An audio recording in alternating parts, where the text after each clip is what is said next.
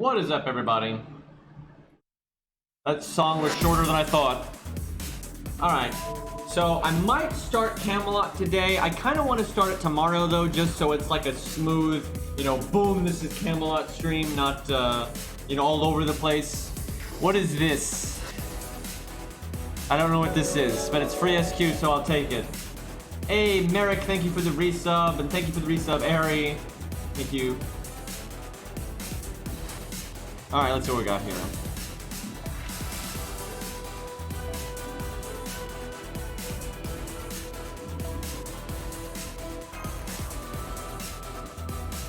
And we got the anniversary coming up.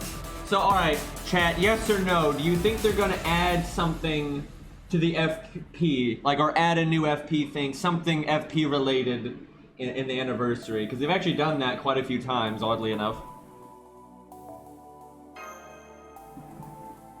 Actually been saving up on my main account just in case. I don't think they'll add a bunch of new bronze again.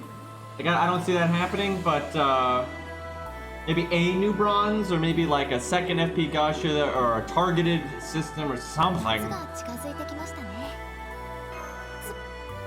Alright, where are we at here?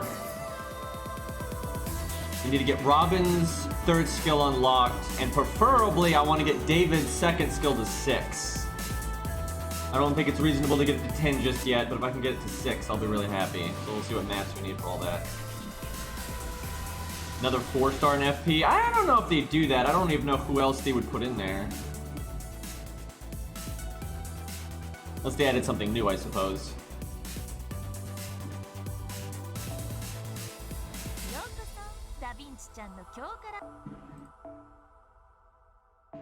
Alright, can I even get him up? No, that's right. We need a freaking archer. That's so annoying, man. That's like all I need is one gold archer statue. So my biggest worry for Camelot, which is only a worry because we're using story supports and I can't like summon a Robin or a David or... Oh, I already have David's to 6. How about that?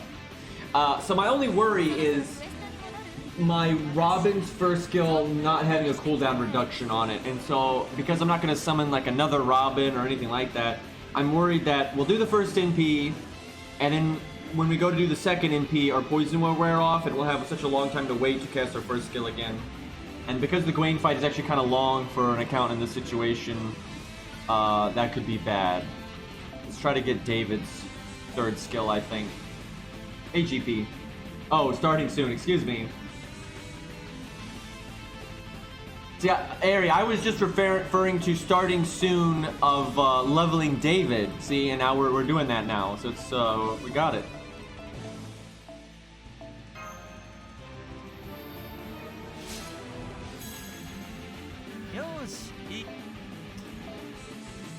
Let me think. What else are we gonna need over here? Honestly, I think we could do it now. I just want to get Robin, that's his name. Robin's third skill because, you know, our poison is on the longer cooldown and everything. I feel like we're gonna need it.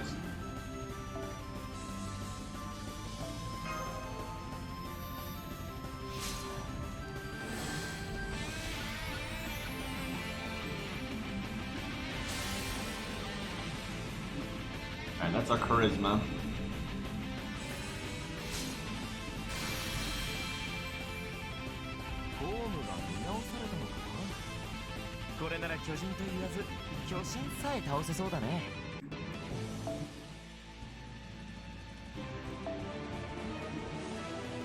The other thing I'm worried about is the Aussie fight.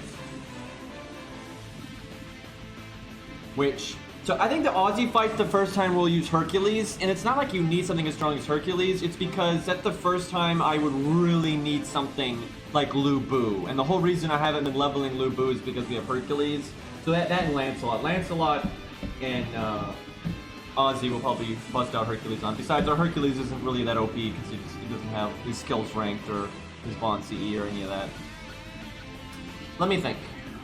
I guess getting George up would be good. At least he has his guts.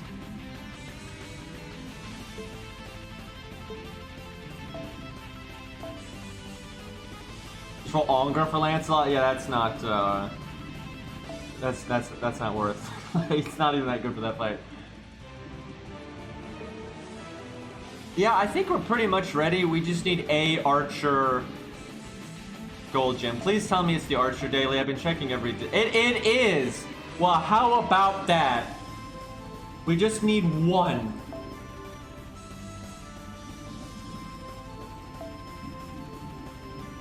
Okay, we might do Camelot today. Like I said, the only reason I kind of am iffy on it is I kind of want to have like a nice, like, boom, this is Camelot stream. How to get 50 red gems, indeed. We might want to do these Archer dailies a little bit and see if we could. Let me look at the mats that Robin needs. If we could get Robin's first skill to 6, that would be super helpful. Obviously, it's best at 10 because then you have like really good uptime on poison, but 6 would be enough. I think would be in good shape. The other option is I just level another Archer, like Billy or something, as backup. But I'd rather not do that yet if I can help it. Sounds a bit messed up. Oh, we don't have the Archer gems. We don't have the gold Archer gems to get Robin's skill up. Man, his mats are actually kind of annoying. He takes from 8 to 9. He takes 32 void dust. That's a yikes.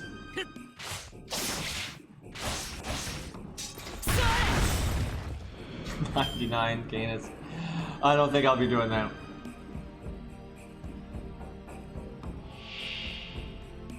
Gabe, how many people do you have at 99, by the way? At least dust is a login thing.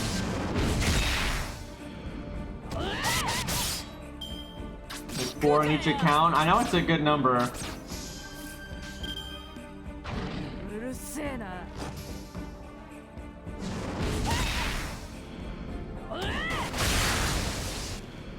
My Murka day was full of a lot of fireworks that woke me up really late at night and pissed me off.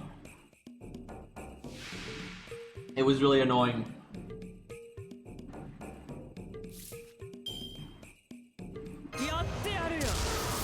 I did eat some hot dog buns.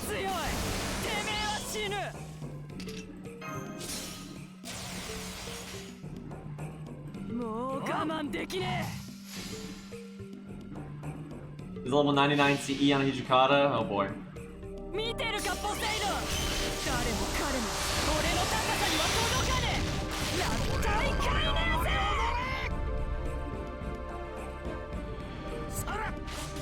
Oh, he's still alive. Probably should have put more effort into that combo. That was some lag.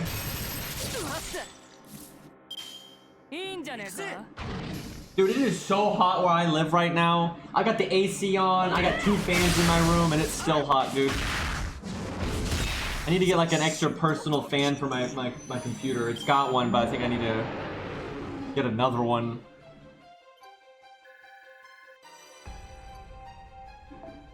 So is this crazy logic? I legitimately have felt this way. So, you know, back when I had a normal job before, you know, virus time, I would always bike to and from work, right? And I enjoy biking, so that aspect of it I didn't mind. But I did very much mind the heat. I did not like biking in the summer at all.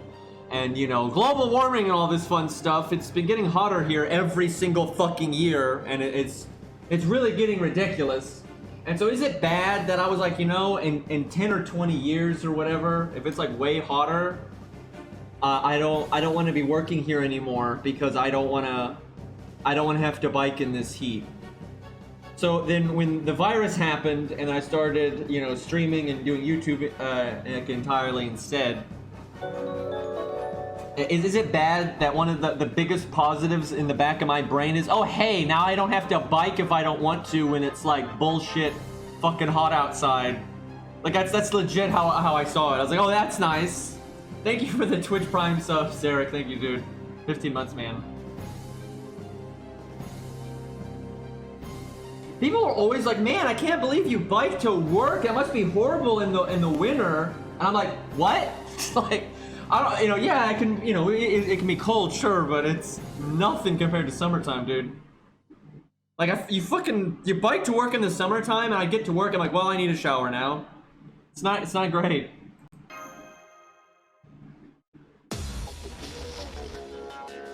Look, I don't like snow, though. Like, it might look nice, but it'll kill you. Wait, did I get a thing? I wasn't Wait, I only have 4? Okay, hold on. Did I only need 4? I thought I needed 8. I'm so confused. What is happening? Oh, fuck! I used them on David! Oh, shit! Yeah, and then chat says it. Thank you. I got that far. Well, I mean, leveling David was good, but now I need 4 of these. Guys, it might be time to use apples. We may finally found a time to use some apples, because these stages give like no XP. I don't have that many though. Shit. You played yourself. I did. Guys, clearly I just want to get FP on my main account. Gotta summon my Canis, you know. Is it bad that I actually would not hate making an ult account where you use your SQ just for AP refills? Like, I wouldn't hate that at all. Because I'm happy enough using the one.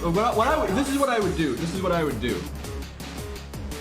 You would re-roll until you got a tutorial summon that you liked. Like not a 5-star, like it's the 4-star in the tutorial pool. I would do that. And then I would use my summon tickets on story. Like all the time. That's all I would use my summon tickets on. And then I would just use my SQ to like be able to farm a lot if I wanted to and always play and stuff. And then I'd mostly do 1 to 3-star like I normally do, but then whatever random golds I got through summon tickets and stuff, I would use those. I would have no problem with an account like that. Like none. Like it's actually pretty similar to what this account is like, because I'm mostly doing 1 to 3-star than just the random golds I get. The difference is I'm actually using my SQ and stuff. But yeah, that wouldn't bother me in the slightest.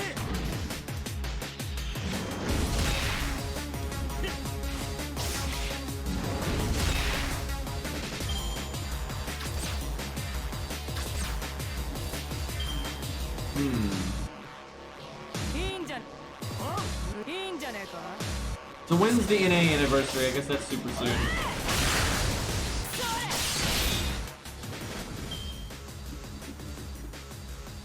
Yeah, no, I'm not doing that right now. I'm not doing that right now. It would be a lot harder to get the 3 stars. It wouldn't be that bad. I mean, the FP alone will get you a lot in the long run. But yeah, it would take longer.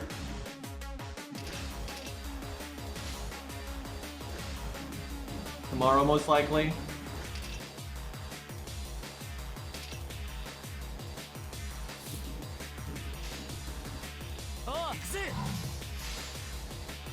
Let's see, how long do we got on JP? I think we got like a little over 3 weeks.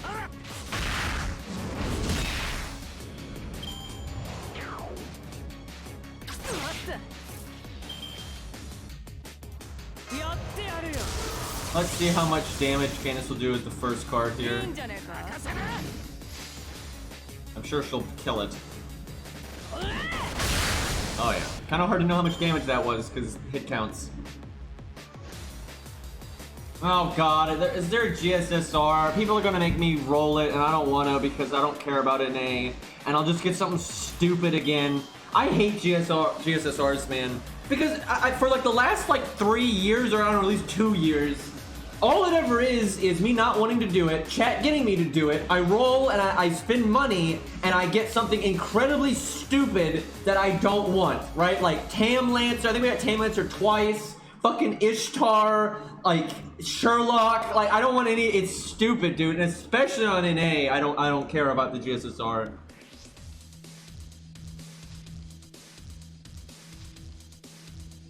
I think I already have NP5 Antonio. Oh shit, I didn't pay enough attention and Canis didn't get our NP. Whoops. Well, big normal card damage.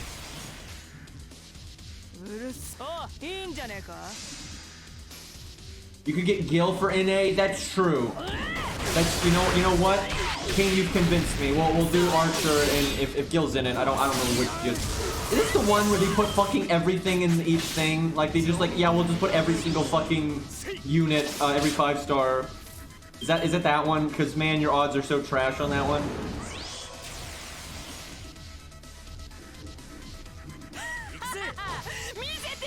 Gonna get Artemis probably, or Ishtar again, dude. I'm so sick of getting Ishtar and Tam Lancer. But I'll do it just if Gil's in it, I'll do it just so we could potentially get the Gil stage for Chad. Like that's worth it.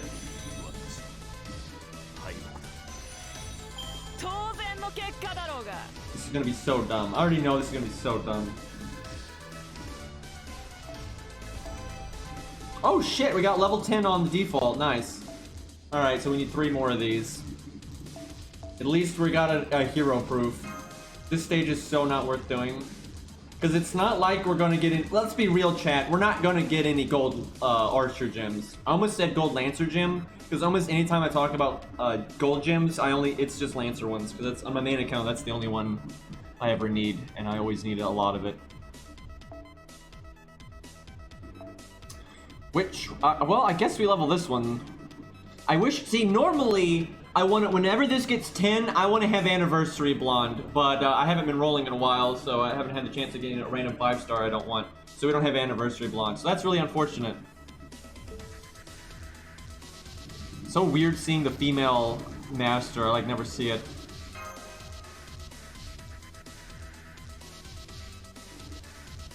I can check my frames here. Yeah, I haven't dropped any frames, 0.0, so it's either on Twitch's end or your end or whatever. So far, so good over here.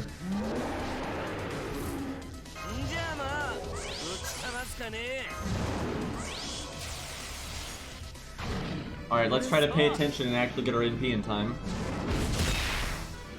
I love this background, though. This is such a nice background. The only thing I don't like about this background is the trees directly behind you are kind of noticeably 2D cutouts, right?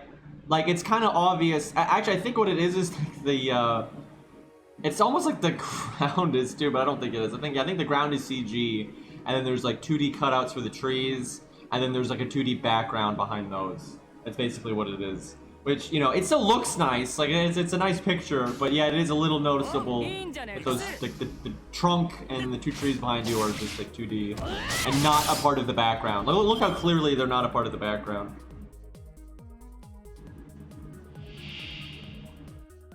I have 25 gold prisms on event reruns. Should I get MC in special? What do you mean in special? I mean, do you just... Like, if you have a bunch of rare prisms and you haven't gotten anything, the stuff I recommend is Anniversary Blonde #1. That's super good. And then, like, Melty Sweetheart. That's a bit more niche, but that's still really good to have. And then after that, it kind of depends, I guess, on your account and that kind of thing. But those are 2 things I really do recommend. Oh, and probably the Anti-Divinity one. At least get 1 copy of it. You don't... By the way, you do not need to MLB Melty Sweetheart, and you do not need to MLB the Anti-Divinity one. So you only need to get 1 copy of them. It's not bad to have 2 copies of them, but I wouldn't worry too much about getting an MLB or not. Actually, in Melty Sweetheart's case, it's probably worse to MLB it.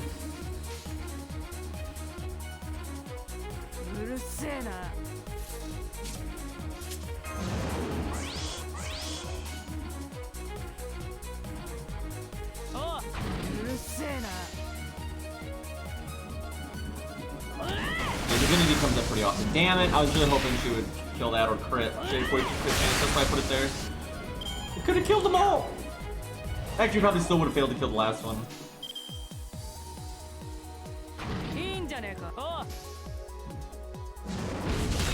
I have so many mana prisms on my main account. I have a lot of rare prisms too, so hopefully they update those in the anniversary.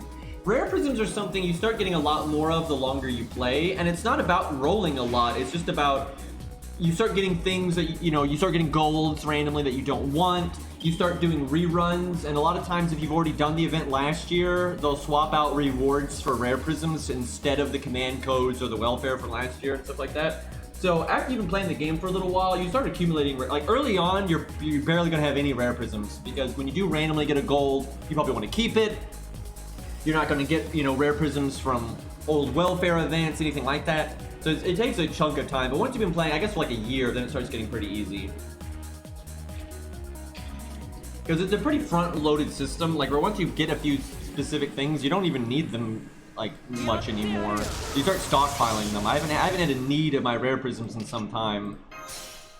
So I've kind of just been saving them up in case they ever do add something that I want.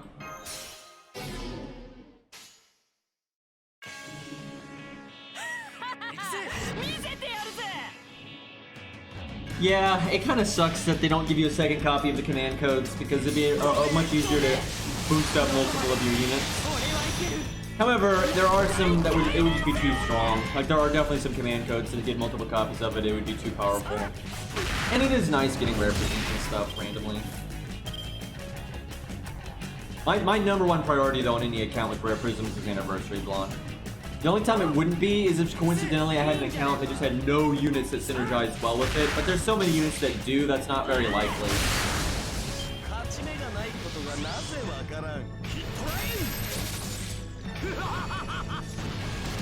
I'm actually pretty sad that we don't have it yet. Style points.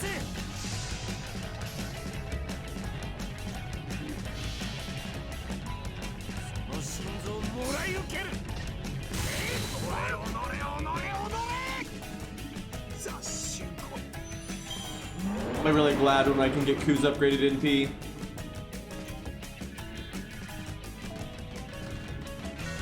It's fun. Oh, hey, I needed a horseshoe. That's good. Hey, we got a gold lancer. I see. I always say it. I always say gold lancer. Dude, it's so ingrained now. Gold archer. We got one. But if let's say I lost my main account, maybe I got banned, or I just lost the code, or what, for whatever reason, my phone exploded and I didn't have a transfer code for some reason. So if I lost my main account for whatever reason, and I was making a new account, you know, I would still play a lot like this. You know, I'm still not going to get carried by Waver and Merlin. I wouldn't do anything like that. The one big difference is I would be putting all of my resources into Q. Q would probably already be like level 80 or 90 by now. You know, I'd be doing literally everything possible to get him as strong as possible. Because, you know, I'm pulling some of my units back, right? Like, because I don't need to level them, or I don't want to over-level the content and stuff. That would not apply to Q. That would apply to everyone but Q. I'd probably use my free max ascension on him, actually. I'd do that and then instantly start grailing him. So yeah, he'd already be pretty high level by now. Okay, so we need two more gold statues. Hopefully we'll get like another horseshoe. I think I needed like 3 or 4 horseshoes for something. What was it? I want to say Mozart was part of the reason. No? What was it? I know there was something that needed it. Okay, I really want to do that, but I need those for Robin. Oh yeah! I have her! I keep forgetting. Whoops! That would have been handy. I literally just keep forgetting about my golds. Because like this is really good. Oh yeah, we got Fion MP. I cannot believe we have him in P3. That is ridiculous. We're absolutely. He's going to be our next Lancer for sure. That would have been kind of cool to see how Atalante would have done against Gwen, because she's AoE, but she got the crit thing. I could have leveled her and Billy instead of Robin. That would have been a unique way. Like when you get to Gwen, you have Billy and Atalante, and she can feed crits to him and stuff. That'd be kind of cool. Too late now, but we will level her though. We will level her definitely. And we'll level Martha eventually, too.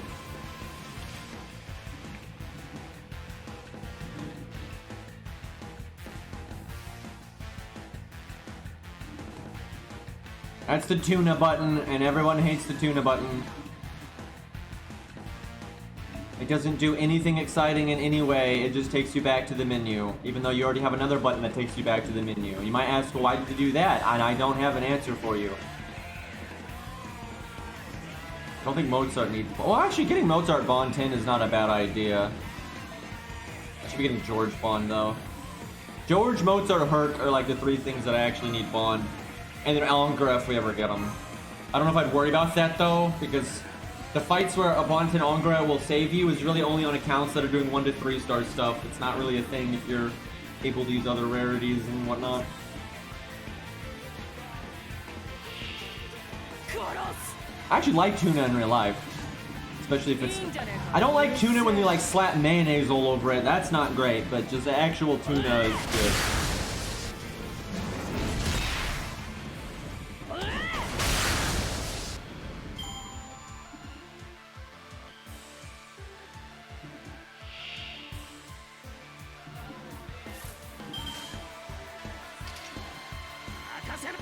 Salmon.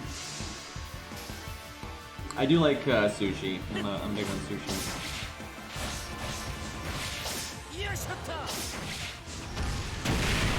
And I really like sushi and wasabi. What really sucks is wasabi is so bad for me. This is some interesting trivia. So most spicy food will clear out your sinuses, right? It'll kind of make you, blow your nose and all that. And so, but what you're blowing was already in there. So it's actually useful to you, right? Like hot food is actually a useful decongestant. It really can be.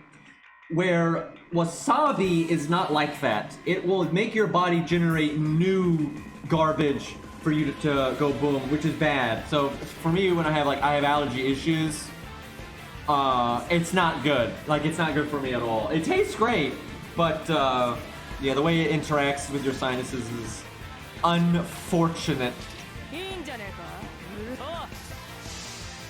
Or like hot peppers and stuff like that, it doesn't do it, it's making you just blow out stuff that was already there.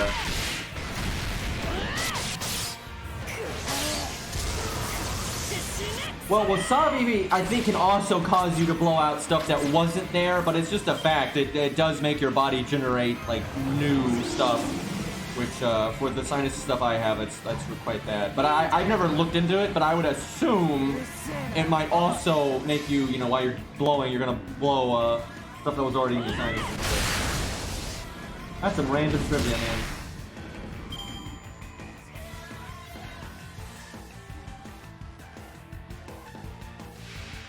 Alright, please drop gold gems and gold statues. That's why I'm actually here, but gold gems would be nice. If we get lucky, we could actually get enough gems to get Robin's skill to 6. Really, though, I should use all gold gems I get to get David's skill to 10. Because getting getting Robin's first skill to 10 or even 6 is really only a big deal for longer fights. In shorter fights, it doesn't matter, so...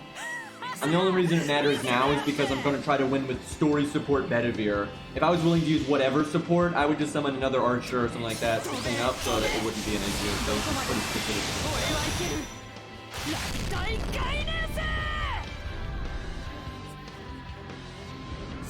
Oh yeah, I'm well aware that actual wasabi is pretty rare.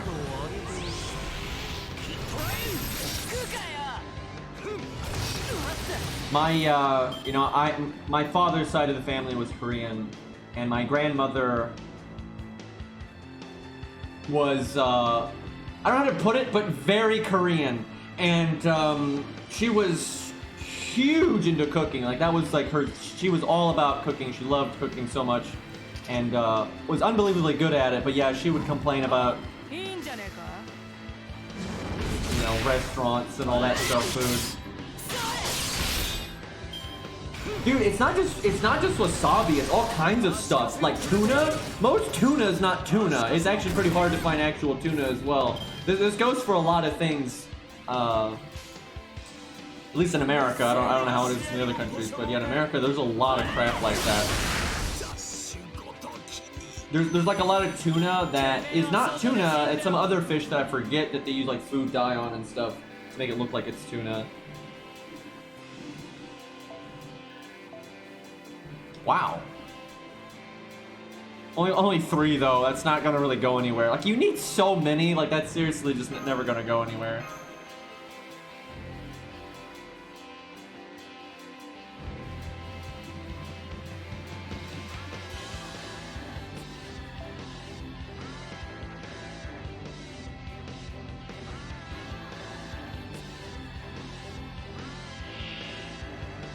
I've always been annoyed by that. It's like, never mind tuna and wasabi and other things like that.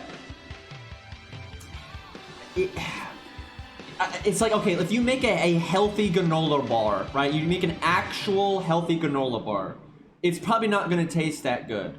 So you market it as a healthy granola bar, and it's truly a healthy granola bar. It's probably going to sell like crap because somebody else is marketing something that seems like it's healthy, but it's not. But they'll put like 0 trans fat on there and all this other marketing bullshit and try to make it seem like it's healthy and you know, jump around the law but it's not actually healthy. But then it still tastes good. So then the customers are like, oh, well, these both are healthy. This one actually tastes good, so I'll buy this one, right? And there's so much of that. There's so much of that in the world. And it's just, it's a fucking travesty because it results in, you know, a lot of like genuine products not even existing because it's not financially viable because the public at large is a bunch of fucking idiots.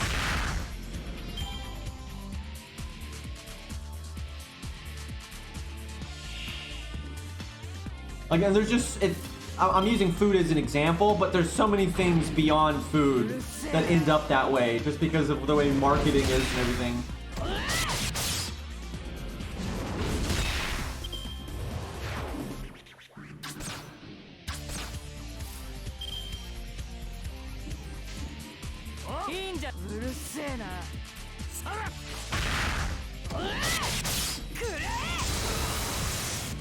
I mean, a lot of people blame the companies, and I guess you can to some extent, but really it's the public's fault. Because it's... markets just cater to what's selling and what works, right? If doing something puts you out of business, you don't do it. So it's like, they do whatever works. And the fact that, you know, we fall for this stuff. And it's not that we fall for it, it's if we want it. People don't actually want a healthy granola bar.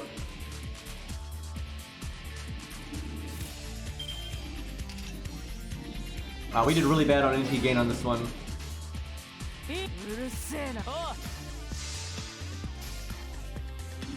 I had a friend that is in marketing, and it's just horrifying. Like the stuff he tells me, like what they learn and what they do and why they do it. It's not even like a lot of this like sleazy shit they do. I'm not surprised by. It's the reason they do it. I'm just like, this is so fucked.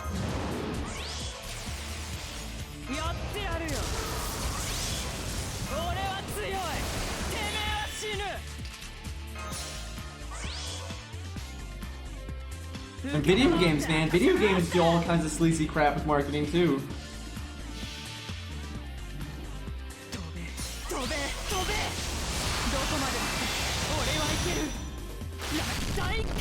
Well, a lot of times it's because if they don't, they'll go out of business. And then also sometimes you just have like weird regulations and stuff they have to work around. Like it's messed up, man.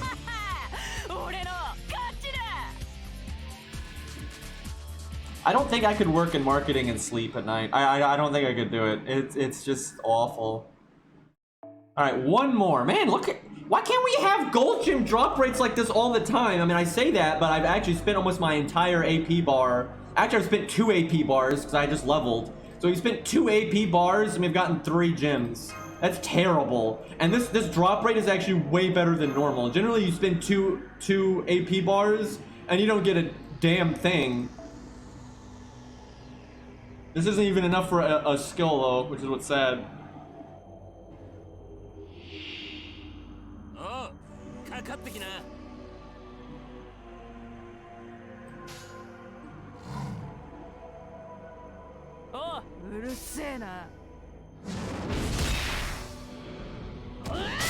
I can work on marketing and some good.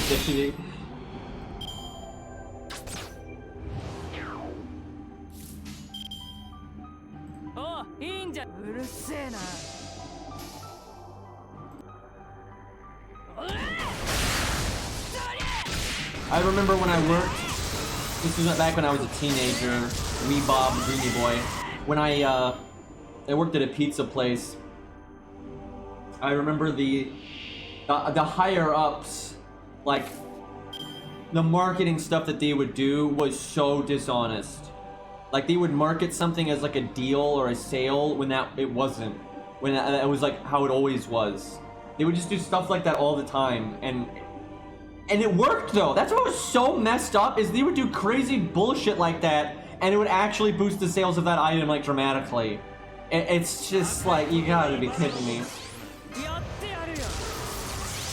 They would even do like quote-unquote specials that were worse, where we'd have like default ways that you could order the same kind of stuff, just like independently or whatever, and it would actually be cheaper. But they would market, they'd make up some horse shit and act like it's a deal, and instead of like ordering the items individually, and people would do it. And I just like, what is wrong with people? And what's wrong with us? Like, it's just, it was awful. Dude, that job, on the one hand, I liked it. I enjoyed actually making the pizzas and doing the dough, and I really liked working the oven. And it's like, that was like my first job, right? I was like, you know, 15, 16 or something. I really enjoyed it, and I had a really good, like, direct boss. My direct boss was awesome, very fair, but hardworking, and he was also very good at hiring. And because this is so rare, by the way, in a job like that, he was so good at hiring people. The whole staff was great. Everyone was dependable, worked hard, and did a good job. And so it was actually like a really good environment. That's not typically what you're going to see for your first job at all. It'll be the complete opposite of that. So yeah, that side of it I liked, but just seeing what it was like interacting with the public and everything, that made me so much more cynical for the rest of my life. It just, that part, you leave some of your soul behind when you work in that kind of environment. And yeah, then the higher ups were a nightmare. Yeah, that's a big thing where you like raise the price on something and then you put it on sale.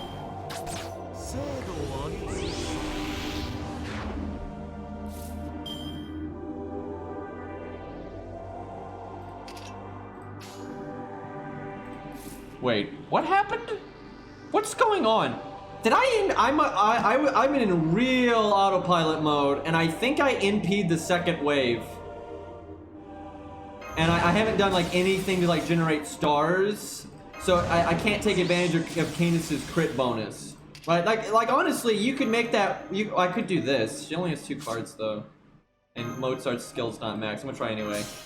So yeah, if you could like take advantage of the crits and stuff, you could make this work. I feel like what I did was I already used her first skill too, so I don't think she doesn't have her massive attack up, so this isn't gonna really work out so good. Like, I'm sure it'll do good damage, but yeah, I could have killed Gil there, I think, if I had done this better. Whoops! Autopilot's a hell of a thing, man. It's kind of like waking up in the middle of a field and you're like, how did I get here? Oh god, don't quick charge. Actually, I think he only gets 1 action per turn if the bitch is alive. What's the name? Amazon, that's the one.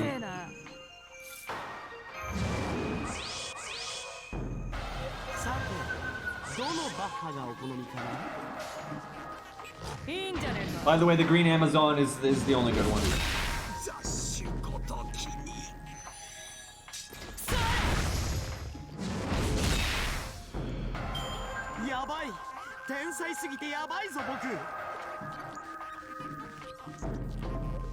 Crap! I will say, if I'm not gonna get a gold archer gem or a statue, getting a proof and a dust is nice. The problem is, I could have done the America free quest like twice for this, or actually maybe 3 times for this AP, and I definitely would have gotten more than that. So like the actual AP to drop ratio is absolutely atrocious here. So because I'm using so much AP on this, we probably will do Camelot next stream, just because I don't want to be blowing my apples. And like I said, I don't want this stream to be a bunch of farming then Camelot. I want this stream to just be Camelot.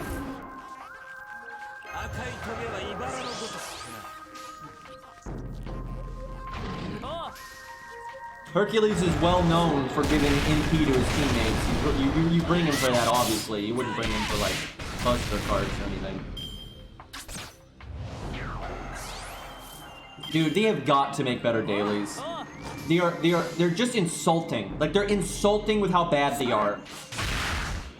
Like, they're 40 AP, they give fuck all XP, they have terrible drop rates. Like, it's nuts. It's so weird, too, when you look at other games and how much better they've done dailies and stuff. They're more interesting content, and they're like, better AP ratios, and they just cost less. Like, I don't understand why it's this dumb. Like, I have no idea. It's a relic of the past, really. That's, like, the only reason for it.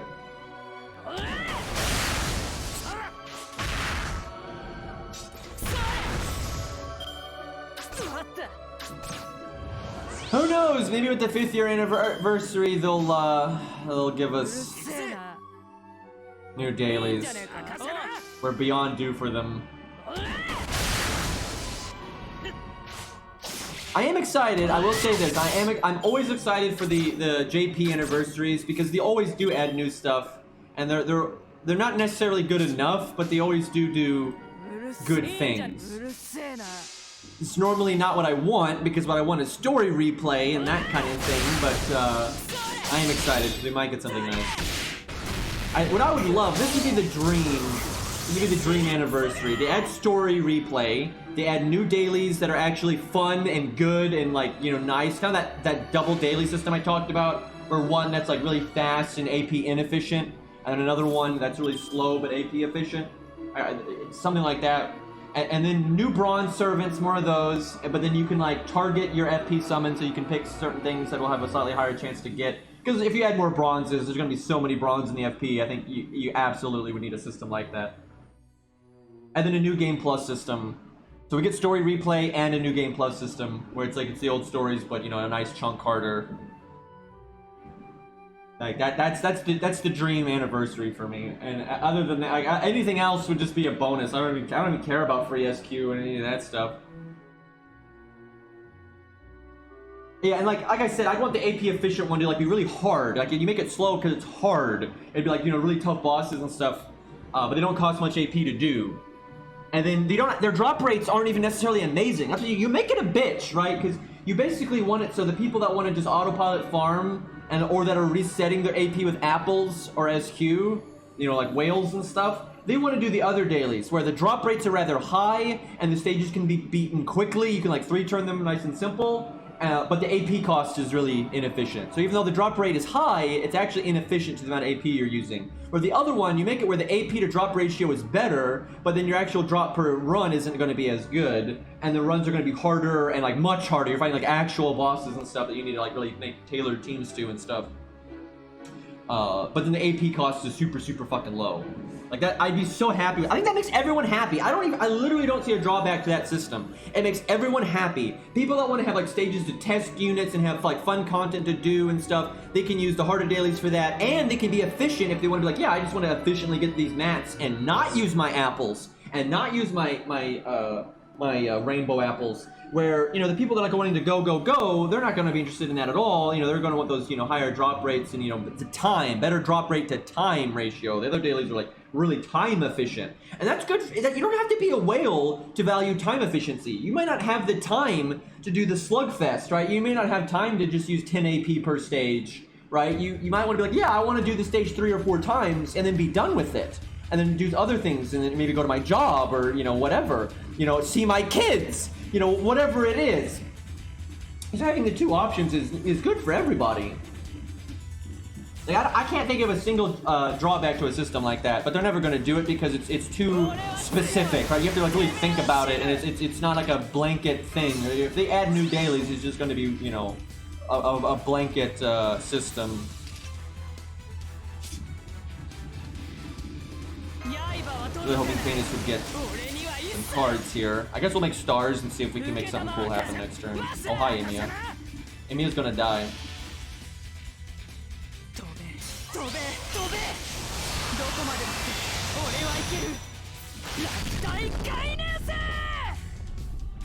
I have so many apples on my main account that I would never be able to use them all in a lottery anyway.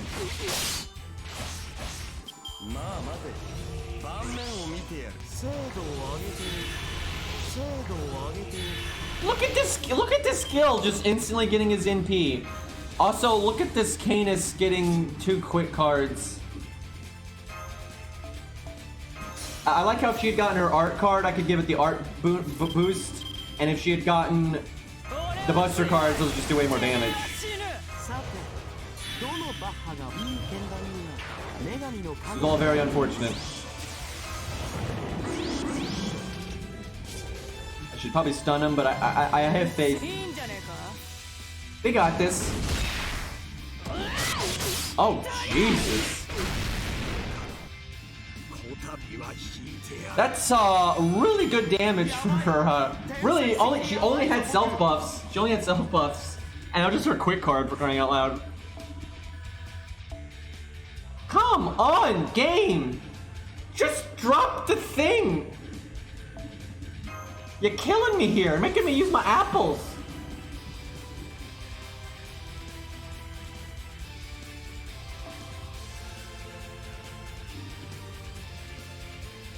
Canis is OP. This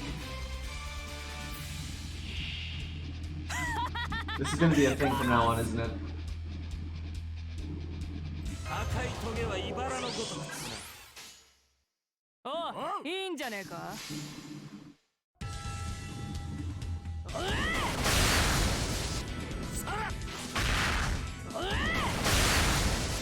That turn did not work out the way I wanted it to.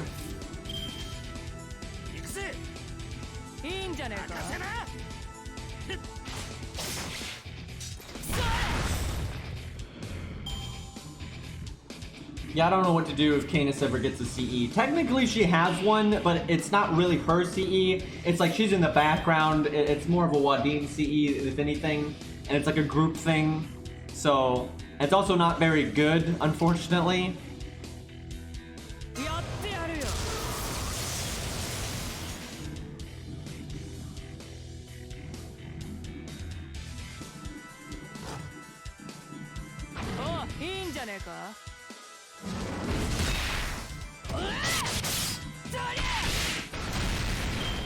And it's story locked, yep. I hate story locked CEs has got to be the dumbest thing they ever came up with. And you know somebody had that idea in like a meeting. And I hate them.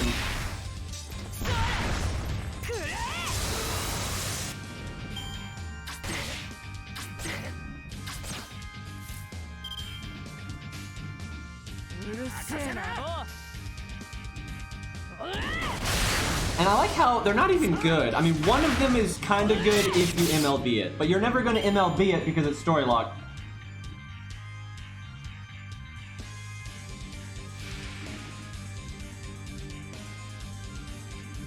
Imagine they put K-Scope in the FP Gasha. Man, I keep wanting to do things like an NP crit turn, but Canis didn't get Jack here. I'll save the attack up for next turn to see how big we can get the crits.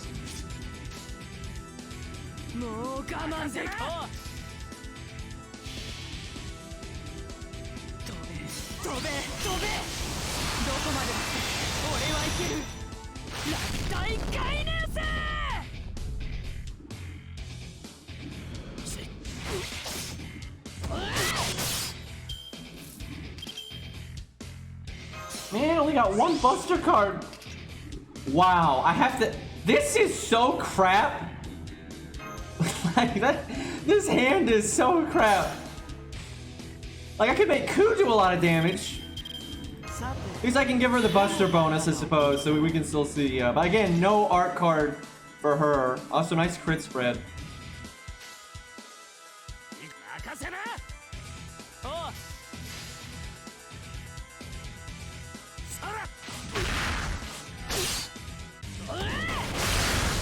Wow. That was plenty of damage. Come on, give me the statue. Just give me the statue. There we go. Alright. Get our boy Robin up. Hey, my Ku from the same account as his Canis actually does really good on the normal card damage department. Because, you know, he's not level 48 or whatever. Canis still wins, though, obviously.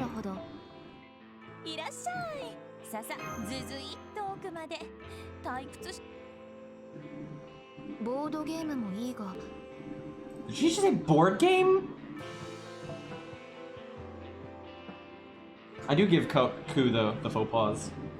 But she just has a higher attack stat because she's a 4-star. Although it's actually quite close because of all the other stuff going on. But, you know, she has a 40% attack up on her first skill. That's a pretty big deal.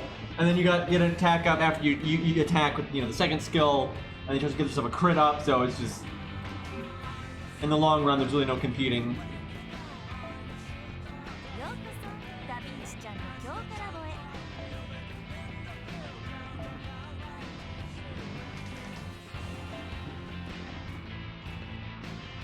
Rip Void Dust. Okay, now we can do his interlude, get our third skill. It's all rainbows and sunshine.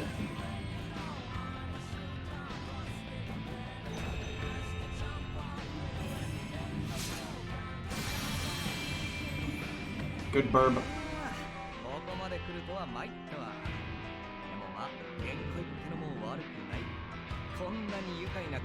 And there's a very small percentage of the Fate community that does not like Robin.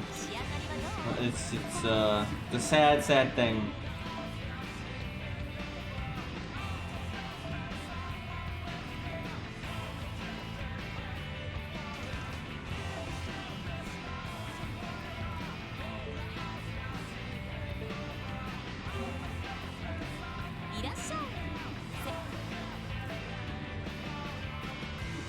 Alright, we'll get him as high as we can. Which is probably not very high.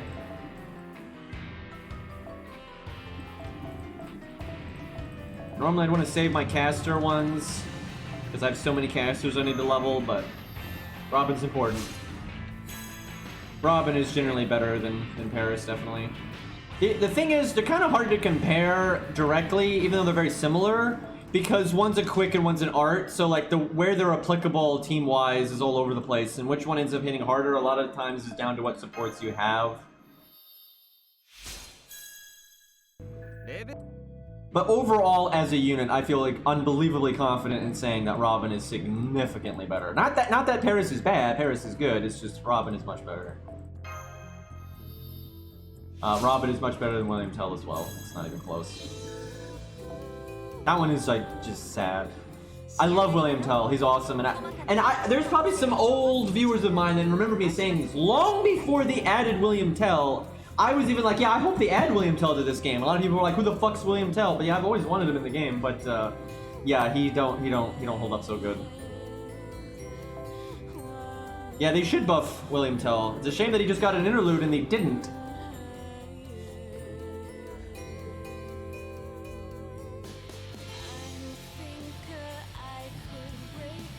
I don't really want to go into why Robin is better than William Tell right now, because I've gone into it so many times. If you doubt me for whatever fucking reason, and you want to hear my reasoning, just go to my tier list video. There's timestamps for William Tell and Robin Hood. Just skip to those, and I go super in detail on it. Why can I not do Robin's third skill unlock? What am I missing here? Is it one of those free quests you have to unlock, where you have to like do like the Ocean's free quest or some crap? It might be one of those. Oh, never mind, it's right there. Okay, we're good.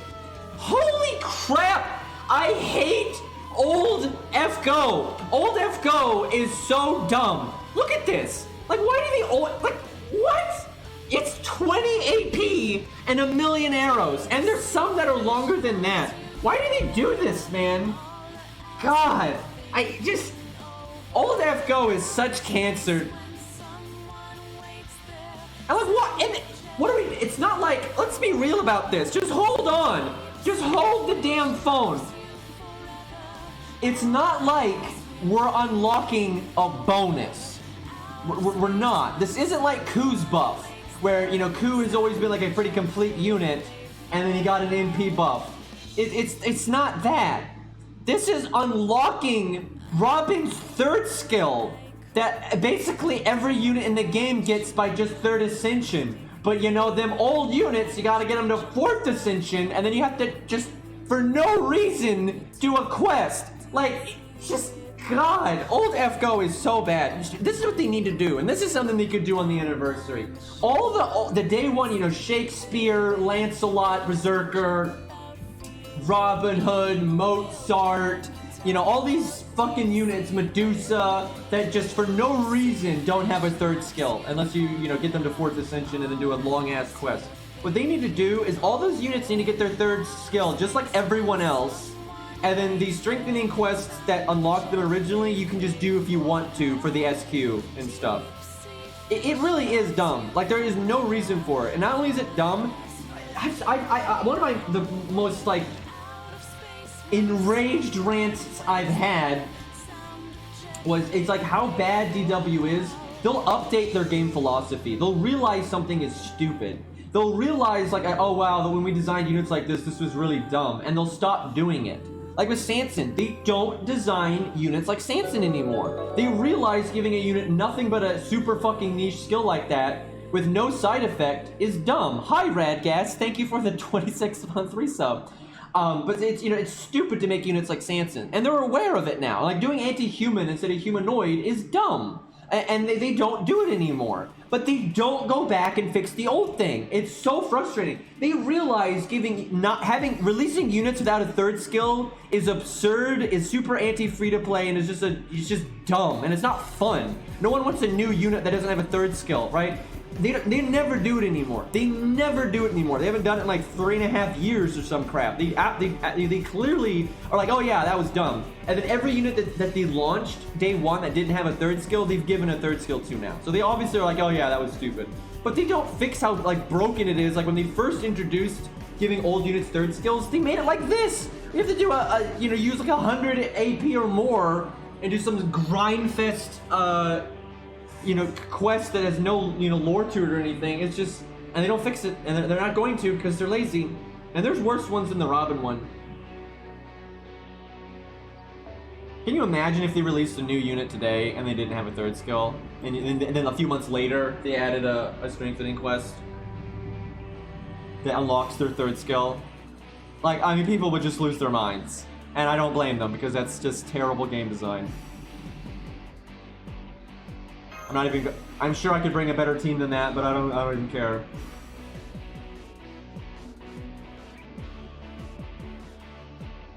I mean, Arash isn't even remotely broken, he's just very good. There's nothing really overpowered about him.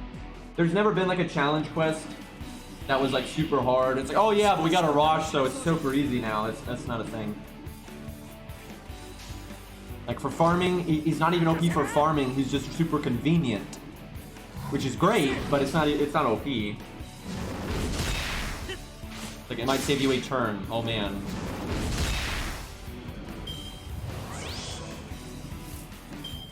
Get the baseball bat, man.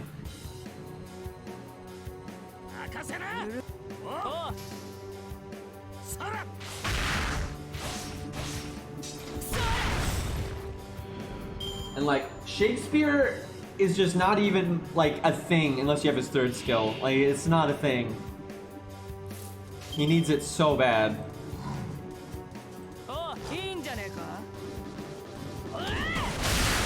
I probably should have just done the brave thing. Yep.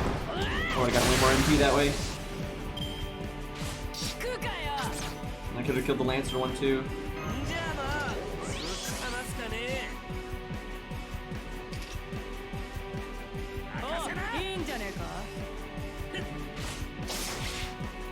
I mean, Hokusai and Yagyu have very different uses, so it just depends on what you're doing.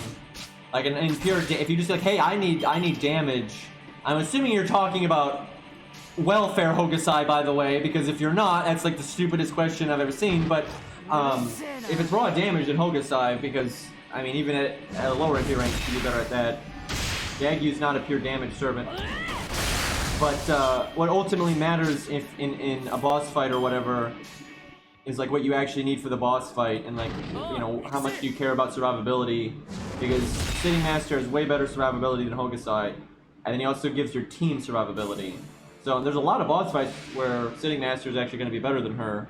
But if you're just like, hey, what this team's got the survivability, we're fine, like our support's got it, you know, or whatever setup I have doesn't need survivability, or whatever the deal is. If that's the situation, you just want damage, then yeah, Hokusai is going to be better. He'll still do fine. It's not like he's like, oh man, Sitting Master's got bad damage. No, his damage is super good, but Hokusai and Lancelot both have better damage than him.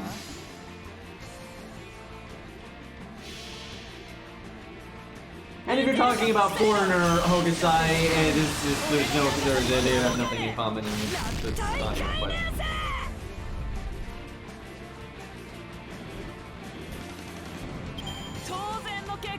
Hopefully the drops here will be good. That's about all I can say.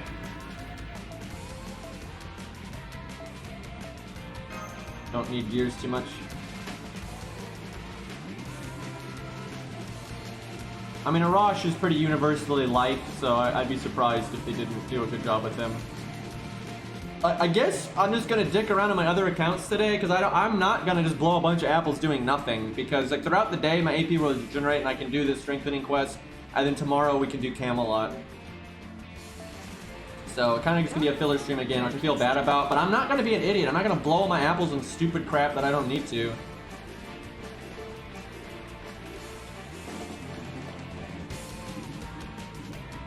Alright,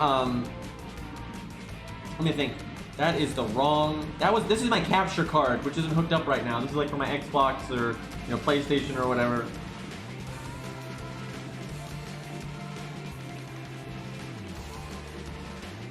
Alright, so yeah, tomorrow, definitely starting Camelot tomorrow, 100%. Unless, like, you know, lightning strikes my house and I lose power or some crap like that. But, yeah, Camelot's the plan for tomorrow.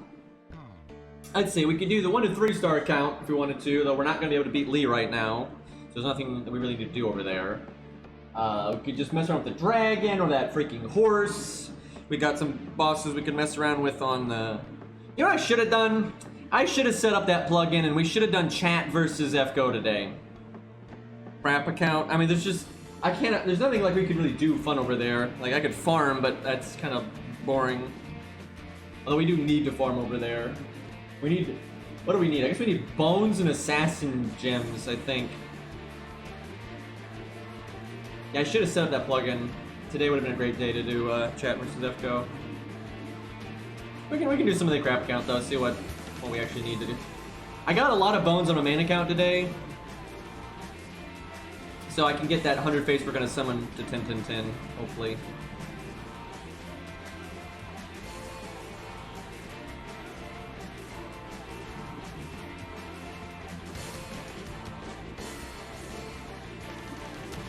I don't actually own Darkest Dungeon, but yeah, whenever I'm not gonna be playing FGO, I'll try to play Darkest Dungeon. I want to try that.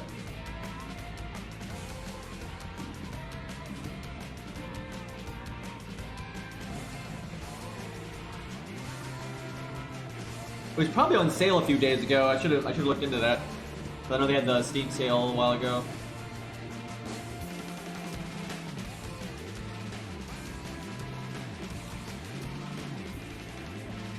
Hold on, I'm messing up my UI here. There we go.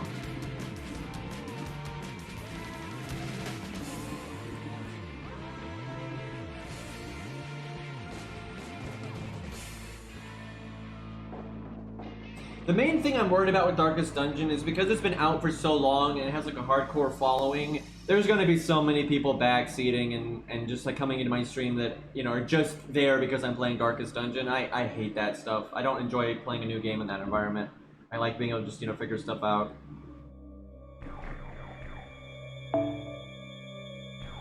Like my favorite part of a video game is figuring it out for myself. That's my favorite part.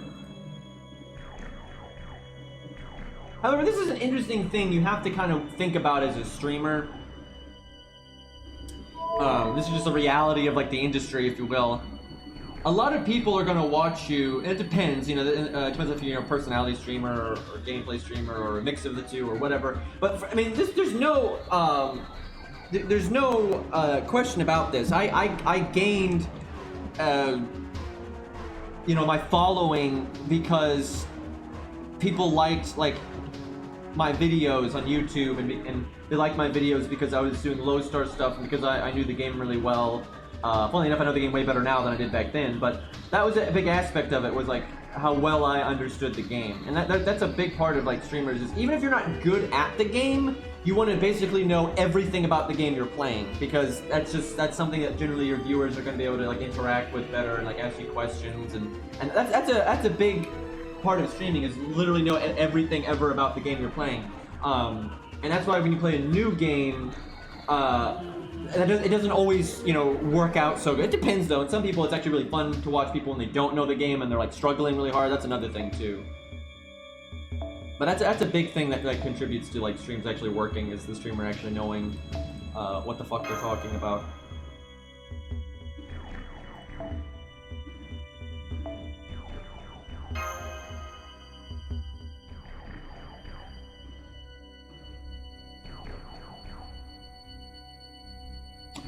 Alright, let's see. I'm guessing that this account already has the bones it needs. So I just need assassin gems, which I did a bunch of the assassin daily when it was the assassin thing, and I don't think I got a single gold gem. I did so many. I mean, I got like one or something. Wait, where's 100 Face? Let me guess, 100 Face is at the bottom because I can't rank up any of her skills because this game's UI is like the stupidest fucking thing. Yep. Yeah, I'm pretty sure we already had 2 gems. I seriously, I did the assassin daily so much, and I'm pretty sure I never got one to drop, and I need a lot. Really, I just don't think if we want to beat Lee's students with this account, and if we don't want to break the rules any, I just have to wait for an event that gives assassin gems. Like I mean, yeah, I could like throw a million apples at the assassin daily, but I cannot be bothered to do that.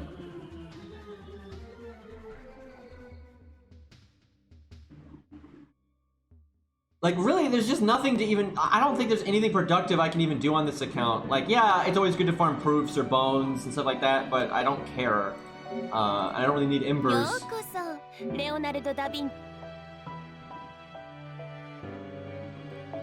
It does kind of suck, because it's not like I don't know how to beat Lee's students. I do, but I don't think I can do it within the rules of this account. And I can do it within the rules of this account, but not for a long time. Like I have to level up so much stuff. And I'm not gonna just sit here grinding super inefficiently on dailies or in free quests. I'm just gonna wait for the events. But it does kind of suck because there's really nothing to do on this account because of that. I can start leveling other things, I guess, that need it, that I'm gonna need for like Shimosa or whatever. I guess we could just do Shimosa. You know what? Fuck it. We'll start doing Shimosa on the 1 to 3-star account because it beats doing nothing, and even if we don't finish it right now, we can at least get all the filler crap out of the way. I probably should have done that sooner anyway.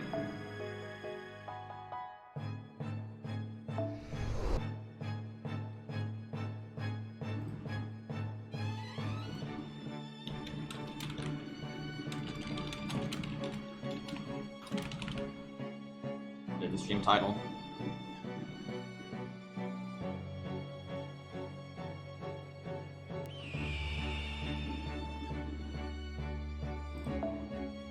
Yeah, if they rerun case files, that would be nice.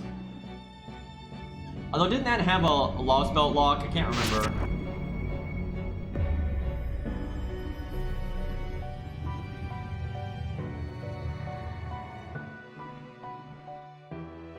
I'll actually mostly skip the case files event on my main account because I already did it on that account, and so I don't need the rewards. And I actually did not complete it on my regular alt account, so I'd probably do it on that account and then this one.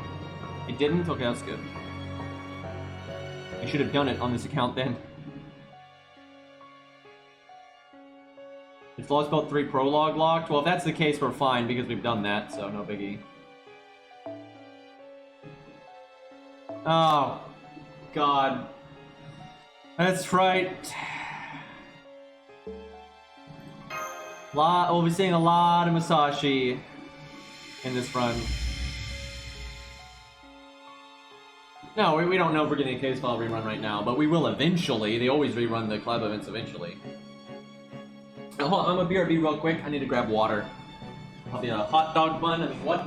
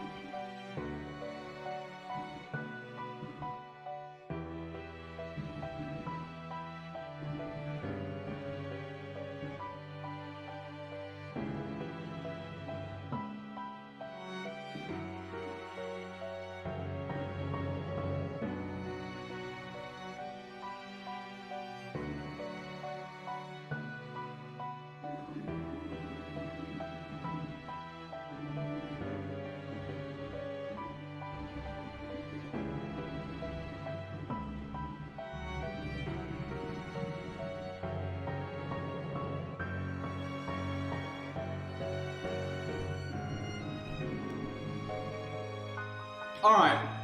Let's do this. Hey Finn, what's up?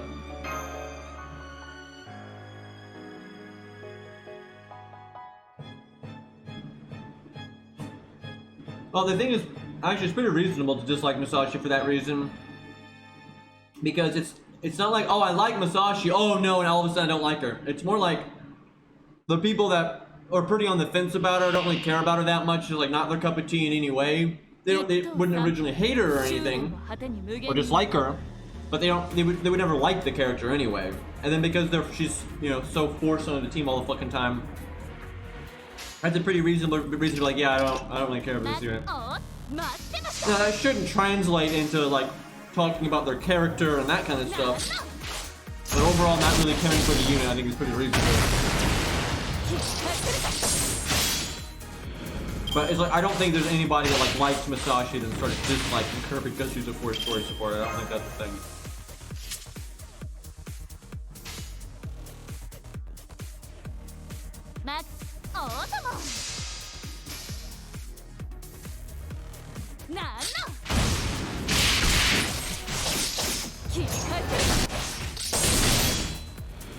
Loud.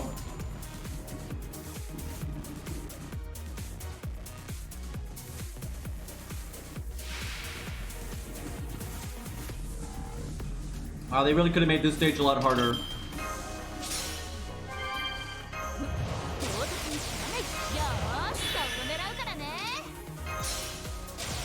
I'm guessing they kind of want you to use this to just know what her two skills are. So I'm not doing a buzzer chain because if I don't kill with my NP, I just want to see how much NP gain I can get back.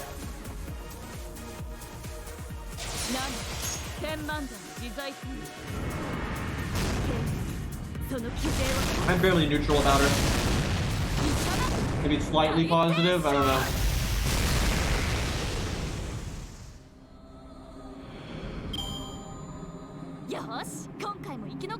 Her old NP is so much better. I do enjoy her gameplay though. Yeah, I'd say she's slightly positive in my book. Not like massively positive, but I think she's positive. And then gameplay wise, I think she's quite fun, so. At least when she has all three of her skills.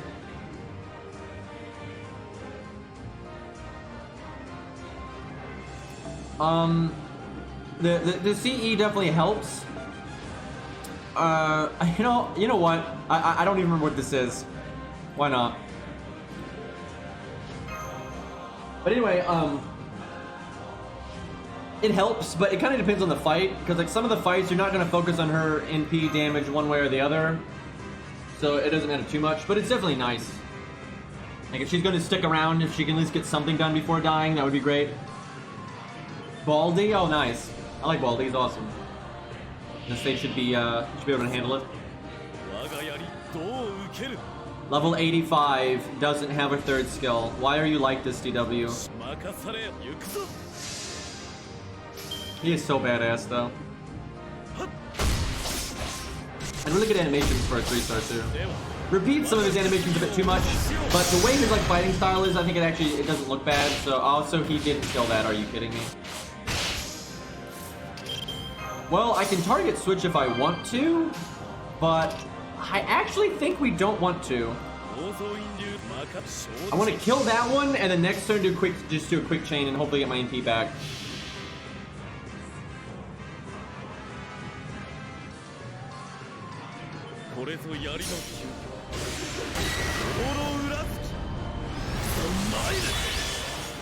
I don't even know what you mean by that, Blitz.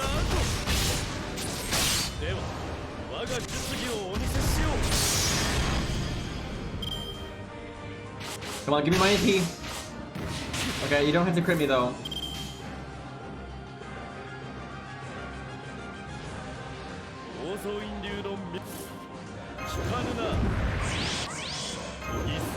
I look weird to do the quick up when we absolutely don't need it, but I want to make as many stars as possible here.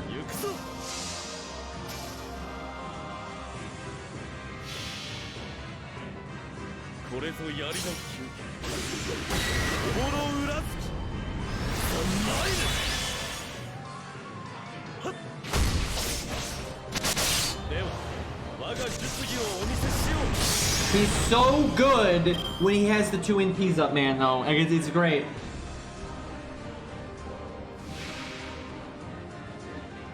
Just you sacrifice a lot to get to this point.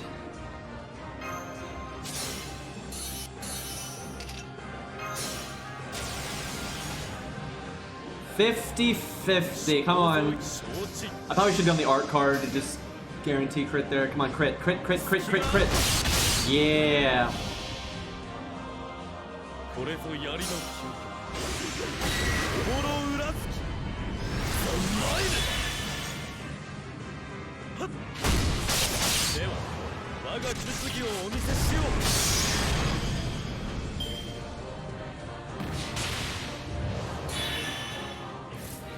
Guys, we got full health. Easy.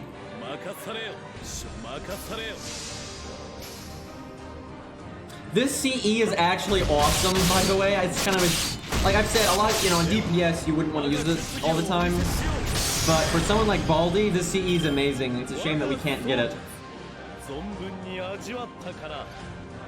It's not necessarily the best thing ever for him, but it's certainly good.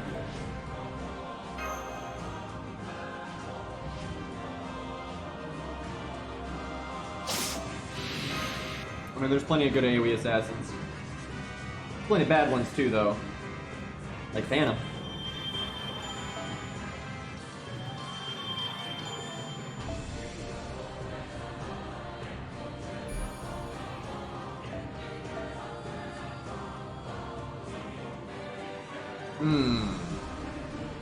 Oh, okay, we don't have to break the rules anymore. It's not breaking the rules though, it's forced. We've always said that, so.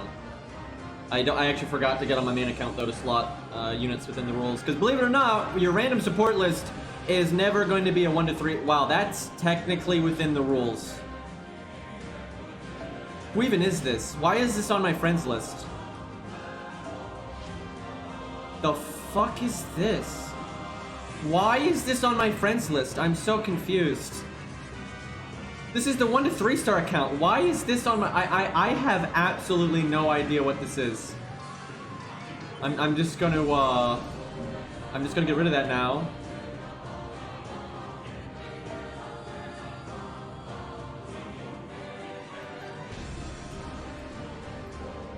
Wait. I'm blind. What? Oh, that was just a random. Well, it's, you know, I was blinded by the no CE. It's a pretty startling thing.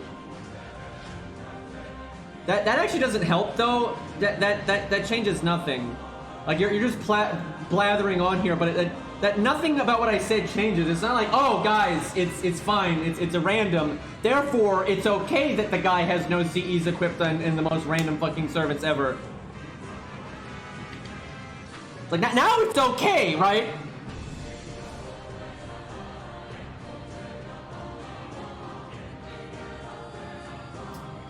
Alright, let's see here. Bust out the amazing 1 to 3 star list.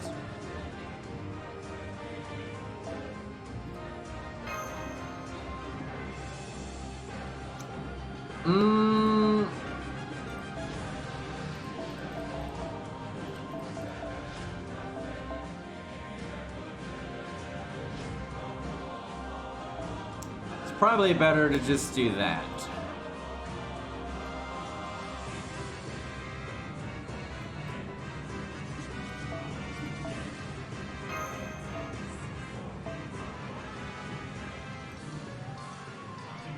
No CE challenge. I mean, fair enough, but I don't. If you do that, there's still no reason to slot your. Well, no, that's not true. I guess if you were slotting them to be used by one of your other accounts, then it would make sense to not give them CEs. However, I feel extremely confident in saying that's not what's happening. I do not think that's what's happening. If it is, and I'm wrong, then you know. Fuck me, but I really don't think that's what's going on there. See, bad is for regular stages. And then fuck is for challenge quests and boss fights, because, you know, it's not going to go very well. Like, bad is because we'll probably win. It's just, you know, bad.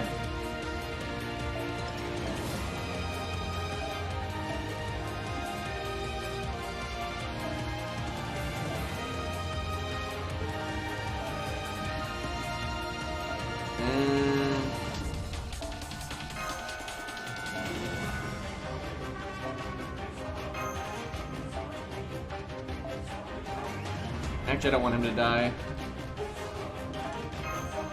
I'm probably way overthinking this, but every once in a while, they bust out something super annoying, so... Like in terms, well, for this account, I should say. Like, high-statted trash is not exactly a cakewalk. Wait, did I not level the glove? Okay, there it is. This is not a good MC to bring, but I kind of want to level it. Is this really the time for that, though? I don't think it is.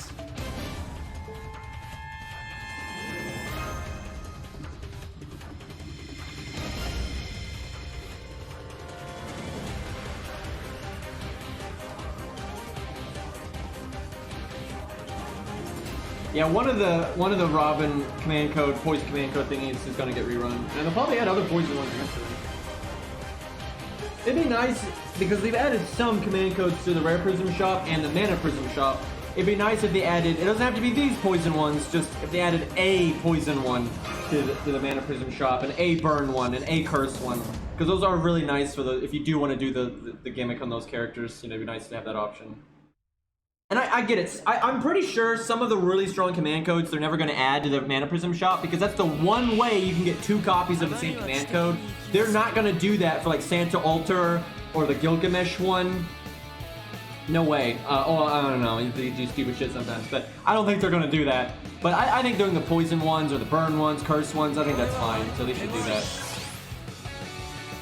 It'd be really nice if they put the Santa Altar one in there, but like they're not gonna do it because the people that already have it then could have 2 of it, and now they can make 8 stars independently of anything. Just 8 stars. Like that's so strong. I mean, I'd be okay with it, but I suspect that they're not gonna do that.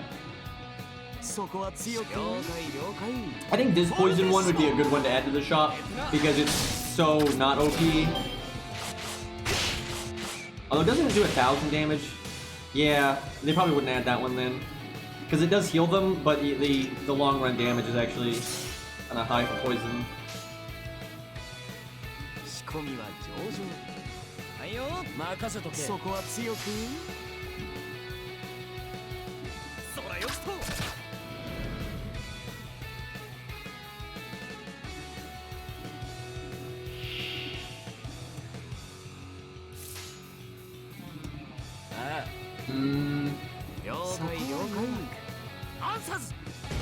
I think if I wanted to NP on this wave or not, probably not. I mean, well, we NP in 3 turns. I'm sorry, 4 turns.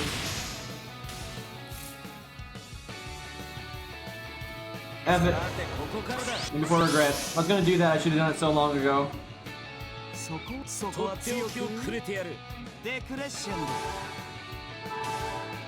Kind of a cool background, though. Yeah, the poison command code heals the enemy, but not by that much. But then it picks for 1,000.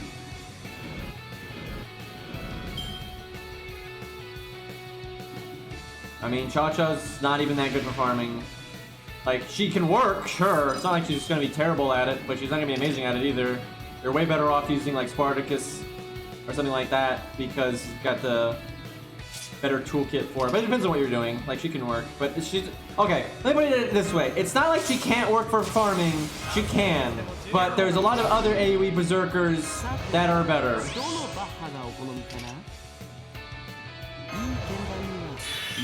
Actually making 50 stars feels good, man.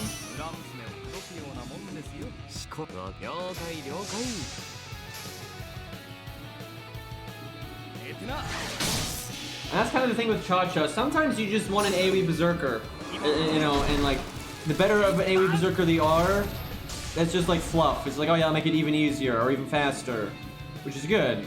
But it's not like it's the end of the world. Like, oh yeah, I can beat this challenge quest if I just have an AoE berserker in this part of the team, or I can do the farming if I just have a AoE berserker in this slot on the team.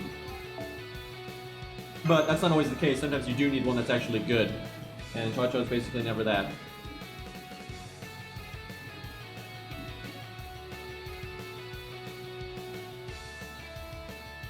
I would actually say Cha-Cha and Kiyohime are the worst AoE Berserkers in the game. They're basically... They're good enough to get the job done a lot of the time, but that's because any AoE Berserker is good enough to get the job done. When it comes to like apples and oranges and like when they're actually better than other Berserkers or when they can actually get things done that other Berserkers can't, they absolutely do the worst. They're at the bottom.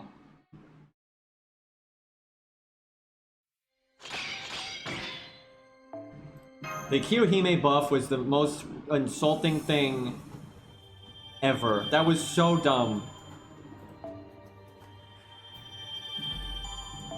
Like, if they had buffed her NP, that would have given her a real niche, where then she's like the really hard-hitting AoE budget Berserker, but doesn't get her NP necessarily quickly, and doesn't have good survivability and all that, and doesn't have good, like, gain. But that's fine. That's like the trade-off, right? Because then she, you know, she'd have this crazy hard-hitting NP, but they're like, nah. We'll give her 6% defense. That'll help.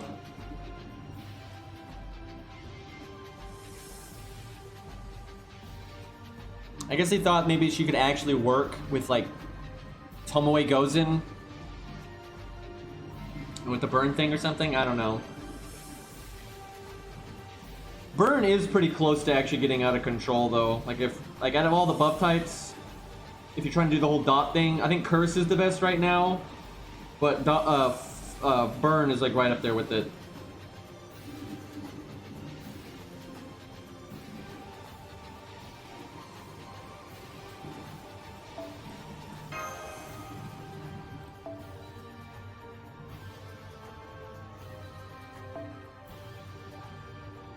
Yeah, I think NP upgrade's really all she needs.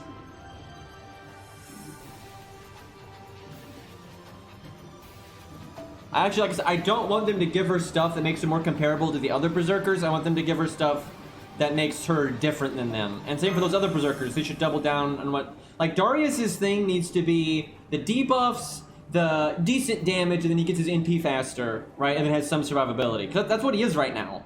And I wish they would double down on that. So give Darius either more NP gain or NP battery or something like that, or more survivability. Like, you go down on that front. And then Kiyohime just focus completely on damage.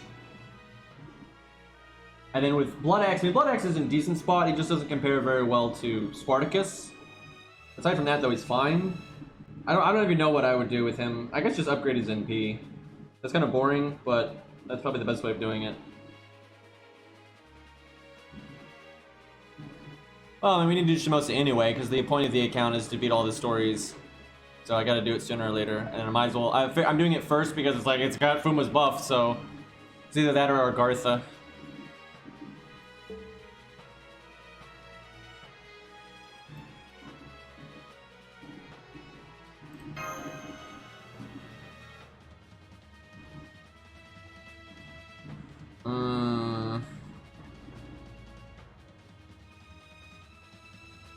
Probably should have given Bedivere Ryoto Temple, but I'm too lazy.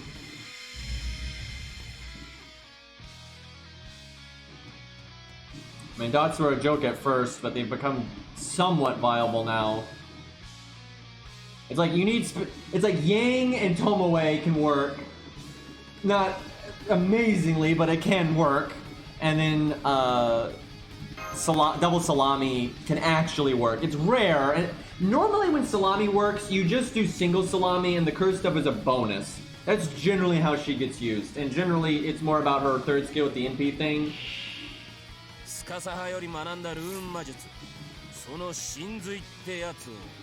Yeah, Fuma's really, really, really, really good.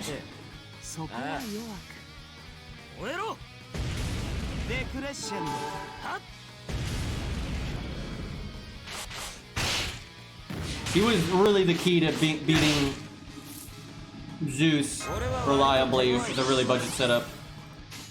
Like, I tried a lot of other things, and a lot of those other things did work. They did work, but they were way more RNG. There's some, you know, no matter what you do, the Zeus fight's gonna have RNG in it. That's just, it is what it is. But the Fuma setup was definitely the least RNG out of any of the setups that I got to work. And That's not like that's the only fight. I mean, there's loads of fight. I mean, but it's like, okay. I mean, I don't know how else to say this. It's like buff block is good, crit down is good, attack down is good, having another defense down is good. His defense down lasts a long time. He makes a huge amount of stars. He has really good personal survivability, or if you don't need him to survive, you can give that survivability to somebody else, which gives you options. That's really good. And then his NP's upgraded as like the bow on top. It's like that's all really, really good things, and that's all very applicable to hard boss fights. And he's actually decent for farming too, because he does, for a budget assassin, he does hit decently hard for like an AoE unit. It's like, yeah, he's not the hardest hitting AoE assassin, but he's also a 3-star, so you wouldn't really expect that. And then, you know what? And what's really nice is while you're... Ugh, I did not, don't really like what I have here. But while you're, and while you're doing all the utility stuff Fuma does, he can make somebody else hit really hard because he has 2 defense downs. And those defense downs last a while. So it's like, if you need someone else to hit like really hard on the 3rd wave, you know, he can give them a really large defense. Like, that's what I think people really overlook when they're looking at Fuma. It's like, oh yeah, by the way, he also gives the team a massive damage buff, like a massive one. And then he can take advantage of it as well.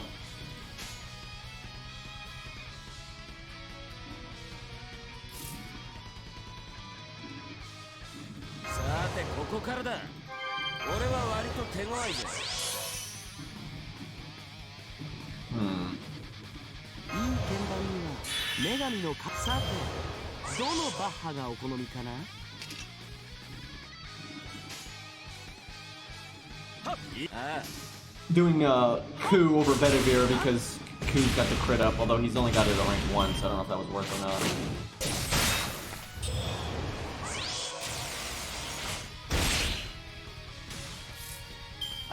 I honestly, there's just nothing really bad to say about Fuma other than he's not going to be super strong out of the box, right? You don't bust like, hey, I got Fuma, and he's instantly super good, right? You gotta get him to 4th Ascension to get, or 3rd Ascension. I don't remember 3rd or 4th. You gotta ascend him to something to buff it. Really? Anyway, you gotta ascend him a lot to upgrade his 3rd skill, so it's got the buff block and the defense down on it, and then you have to beat Shimosa to get the NP upgrade, right? You know, those things are noteworthy. Well, Mozart, that guy didn't like Mozart's music, man. He did not care for that.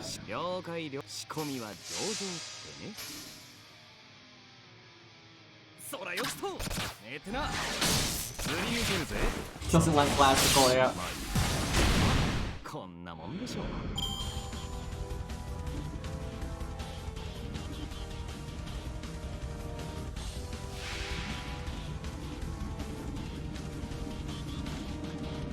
Oh.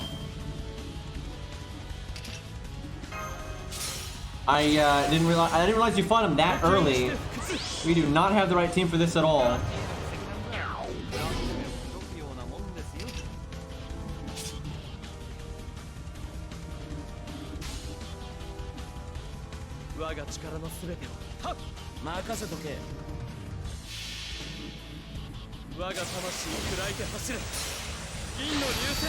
I don't remember if this is one of those dumb fights where it just ends randomly, or if we have to actually kill him. If we have to actually kill him, we're in trouble.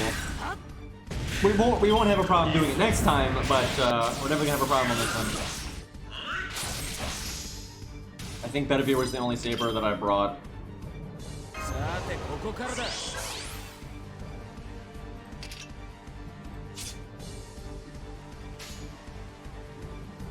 As much as I want to do Proto Ku's NP, I think we take advantage of this while we've got it.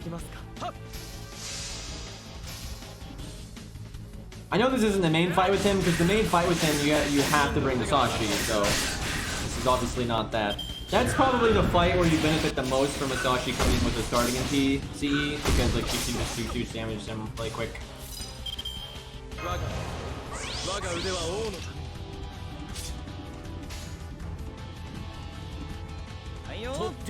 Could have done way more damage this turn, but I gotta get that NP gain. If we're ever gonna win this, Bedivere's got NP again. Wait, what about Proto Ku? I mean, I'm down for just random Proto Ku stuff, but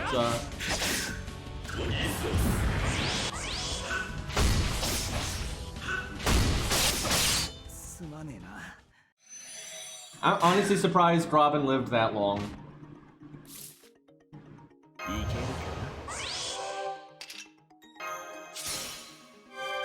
Nice little shot in the arm for Bedivere. You called Castaku Protoku? Oh yeah, I do that all the time. I've done that. Not that many times.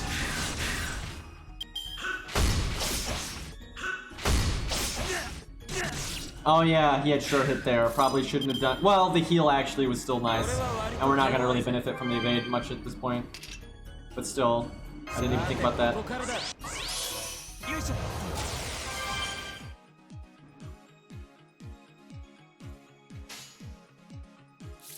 Well, there's such a good chance that he'll die. I'll do the attack up now.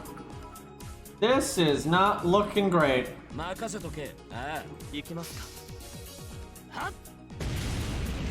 Shit streamer, dude. Doesn't even know his own servants. Yep. Hey, looking class. Thank you for the 50 bits.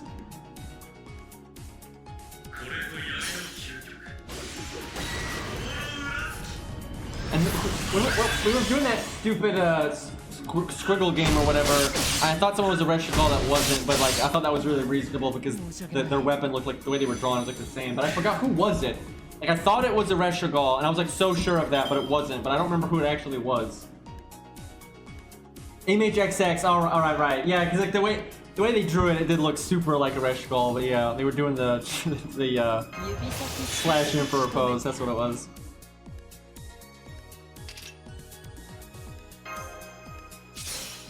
Man, I did not bring Medea for any particular reason. I just had a whatever back row. I wasn't thinking about it in the slightest.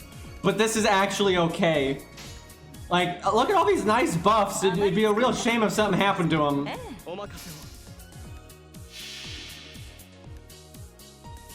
Yeah, I never look at that though, Bull. I never look at the name. Like I always just look at the pictures. So.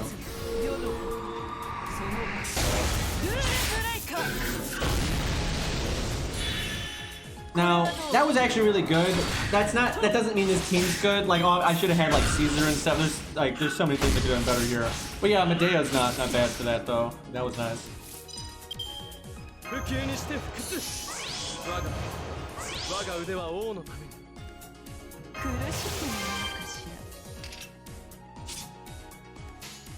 Pretty sure he's dead. I'm kind of surprised we won with just how bad this team was, but like, we had 2 archers and a guy that gives evade, and the enemy has sure hit. That was all like bad.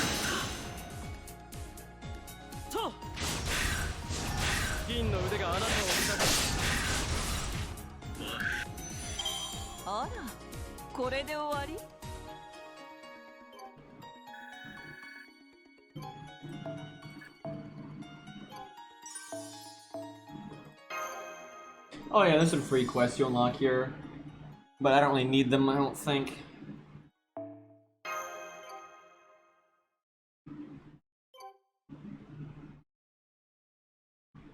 Waldy is dead. He's fine. We'll see him again in a second. Looks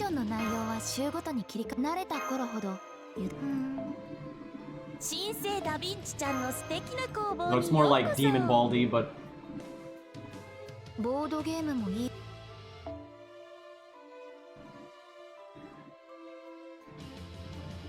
I'm really liking this Assassin Saber combo. Now that I think about it, I think you actually do see this a lot here.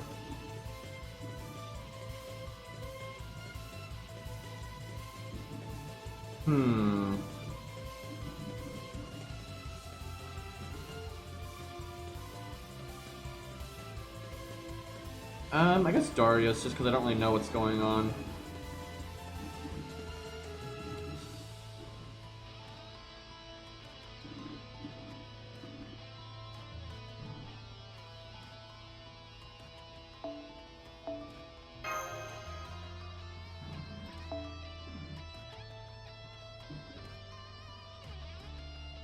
MP2 Kiara. Did you get spooked by her? Because there's no world where I think you actually rolled on Kiara.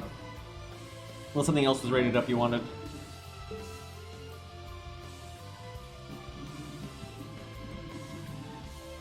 Okay, I actually want Mozart to die on this one.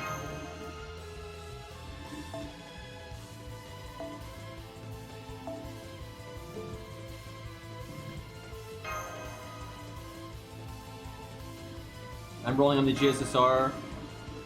Well, I know, but like if you NP2, I thought we were implying that you already had NP1, but I you know, I have no idea.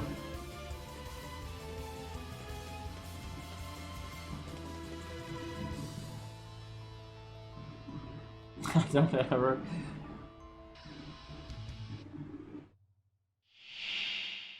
さあ、楽しい音楽の時間だよ。いい鍵盤には女神の加護が宿るものさ。Give me that NP gain. どのバッハがお好みかな。村娘を口説くようなもんですよ。So it's tempting to do the Buster card. I could basically get everyone's NP right now, but 了解了解。 agreed.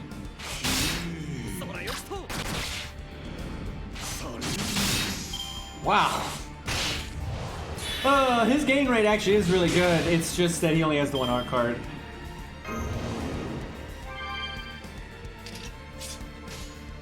そこは強く。仕込みは上々。フォルテッシモ。すり抜けるぜ。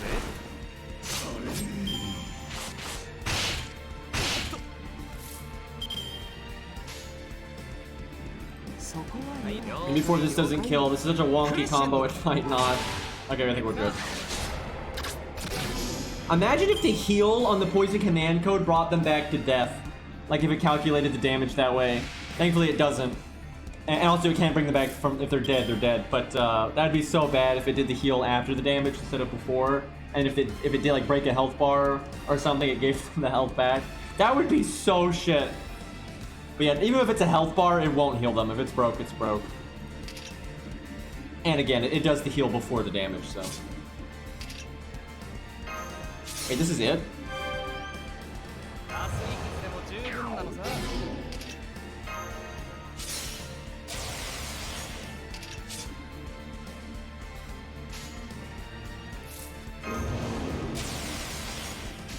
I expected more.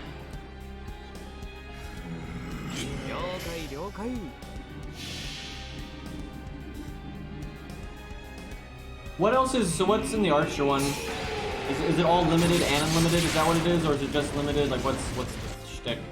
If I could, like I said earlier, if I could just get Gil, just to have the dragon node for chat. Both? Oh god. I hate this GSSR, I remember this one from JP. It's too many things in one spot, so the odds of getting anything even remotely specific is really bad. It's not as bad as that one though that was literally every 5-star in the entire game in the same pool. Like they weren't even divided by class. That was super dumb. Oh, Darius special. Crit order's wrong, but that obviously doesn't matter. I could get Moriarty. Although if I got, I would be so enraged if I got Moriarty on my NA account. Like there's 2 accounts that I do not want Moriarty on, and that's the crap account, which we have Moriarty on.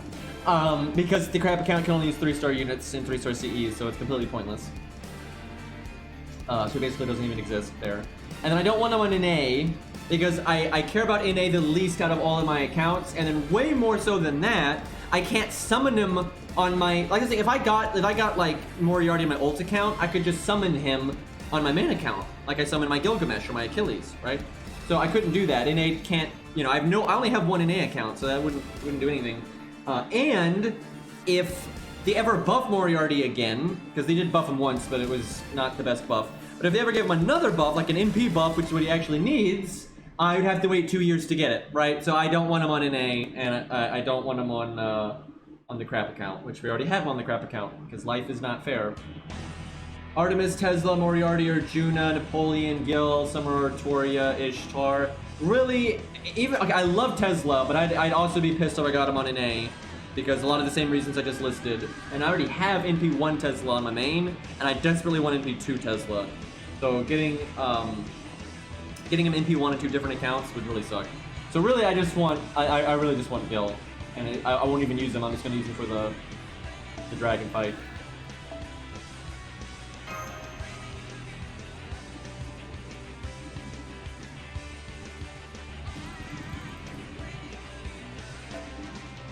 Do we fight Baldy for real?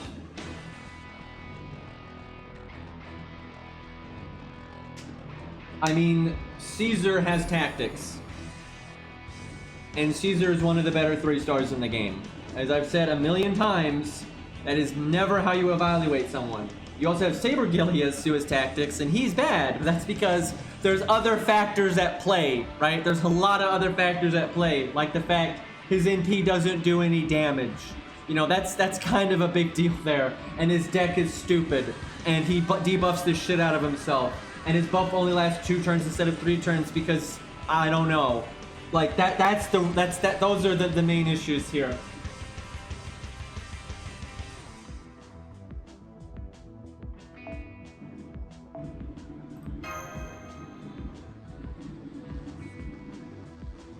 Two years to save for Romulus? That's plenty of time. So I started saving ever since Summer 3. And NA is about to get Summer 3, so that shows how long I was saving.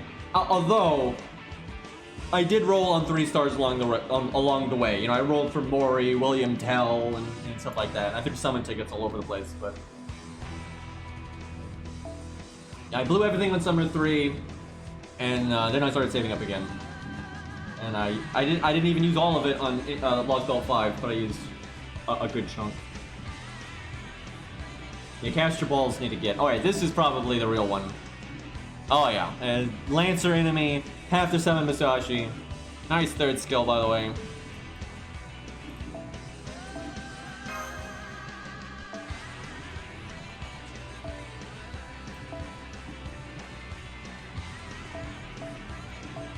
So the reason I'm putting Caesar in front of Bedivere is because Caesar struggles to get his MP more, and so he'll benefit from having the taunt wall buy him time, and from the taunt wall dying and giving MP to the team. Where Bedivere has a battery skill, so he doesn't need it as much. Now I could do this for Big Damn, but I don't think I do that. I think I do this. I don't think I have any other sabers. That's kind of that.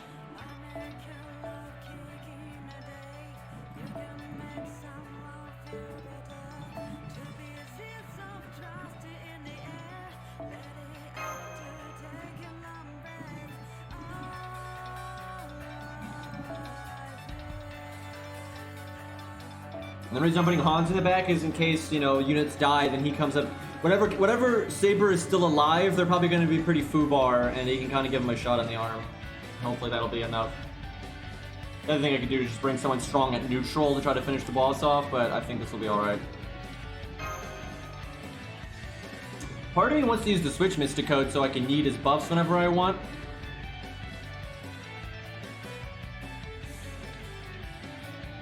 The evade's not going to be that good. The attack up is fine, the heal is fine. Yeah, I'm going to do Switch Mysticode. I think losing the heal could be really bad. It's either that or Atlas, I think. But I'm going to go Switch because I think stun is actually kind of good here. Oh my god. This is only level 2 though. Well, I'm still going with it, but that's not great.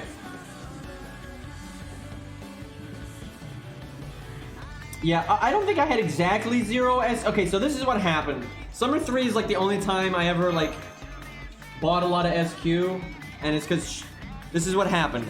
I had rolled on Edmund several times in the past and I didn't get him, but I never rolled a lot on him. I just had like, you know, random summon tickets and a chunk of SQ that I'd throw at him, and I just never got him. And I had saved up to 800-ish, 850 or something like that SQ for Summer 3. And I did not get Edmund. And then chat felt bad for me, and I felt bad for me. And he threw a bunch of money at my face, and I still feel terrible about that. But hopefully that doesn't ever happen again. But I do appreciate it still, though. But anyway, and so chat threw a bunch of bits at my face, and I used those bits to roll again, and then we got him. And I can't remember if we rolled until 0. Or if we stopped rolling when we got him in P3. I think we rolled until 0, because I think I asked chat what they wanted me to do, and they were just like, fuck it, go YOLO. And I remember we actually got Punch Monk, Plot Monk, if you will. That was kind of cool, and we got some other like, spooks and stuff that actually were pretty awesome. Yeah, I think it went down to 0. So yeah, I'm pretty sure I went to straight 0. And then yeah, I started saving up from there. and then I only rolled on like the new 3 stars that they added, like Maury and William Tell, blah blah blah. There's actually quite a few of them, and then I threw summon tickets around willy-nilly. But yeah, other than that, I didn't really use any SQ. I ended up using a bit more SQ than I should have though on some of those 3 stars. Like I ended up throwing a lot of, like I threw like 200 at William Tell, which I should not have because he was an FP. And I ended up not using him much because although I like him, he's not that good. I mean, he's good, he's just so inferior to Robin. And okay, if I hated Robin, right? Let's say I really didn't like Robin's character or his design or whatever, and I just did not like Robin, I would use William Tell instead. But I super freaking like Robin, he's awesome, and then he's better, so it's really hard to work in William Tell ever. Because I would have gotten William Tell I've gotten William Tell 5 times from FP by now, so I could have just gone with that. I don't know if anyone guts here or not. I'm gonna say yes.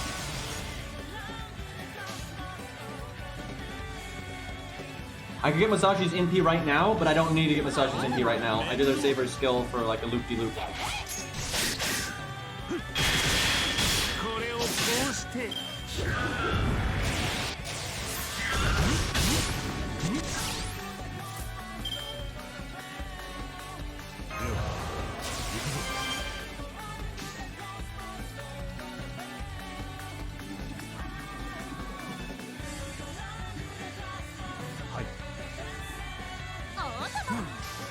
I look weird, but NP game's what we care about.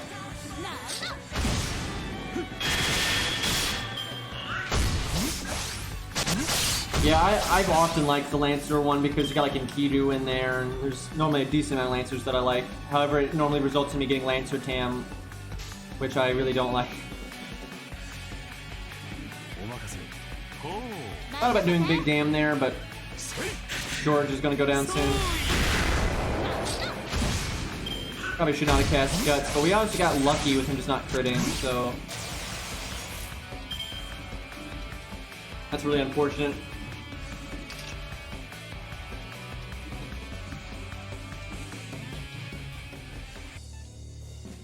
Yeah, that's not great.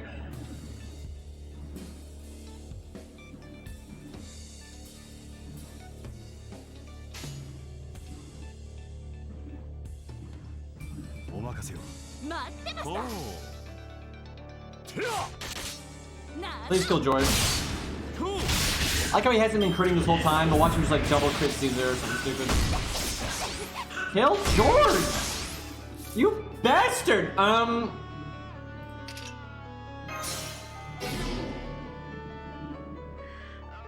This is so awkward, because Caesar's really nice when he MPs with other people, because he, you know, he gives them the tactics buff as well.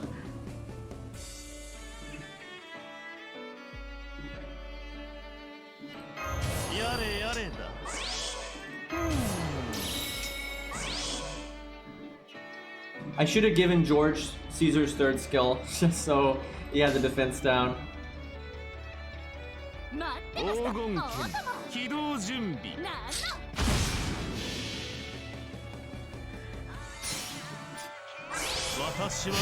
Really, game? It's 80% for God's sakes. It's not like I'm asking for that. I don't need all of them, right? Like I don't need all of them, but you know, get like 2 or 3.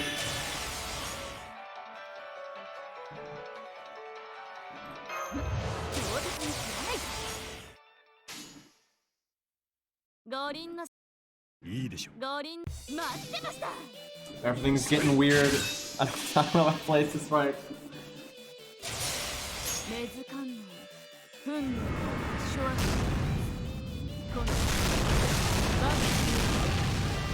I've been undervaluing normal card damage big time, and that sometimes is right. I don't know if it's gonna be right here though.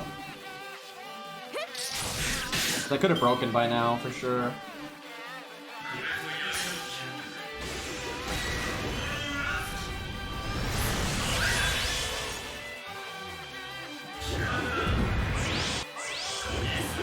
I mean, you could theoretically get 10 Spirit Origins eventually, but that's generally not going to happen.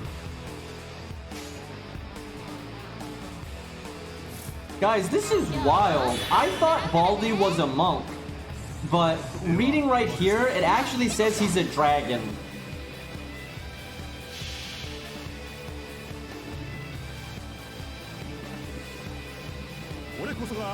Always learning new things.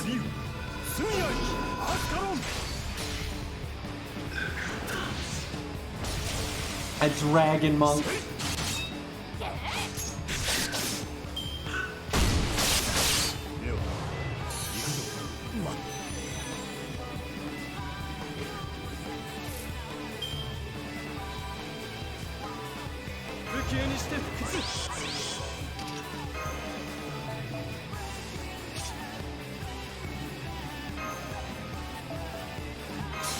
Not sure if I'm doing this too soon or not, but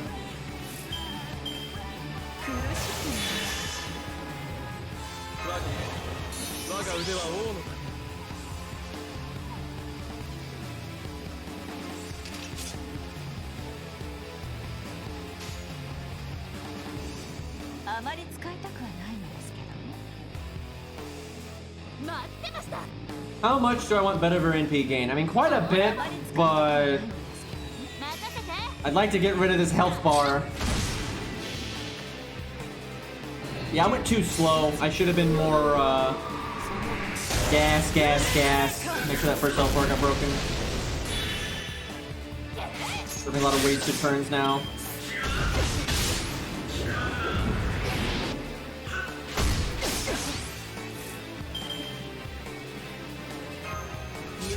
Wait, that's... he needs 5 in P game. Chat, I wonder if he's gonna make 5 in P here. With his art card.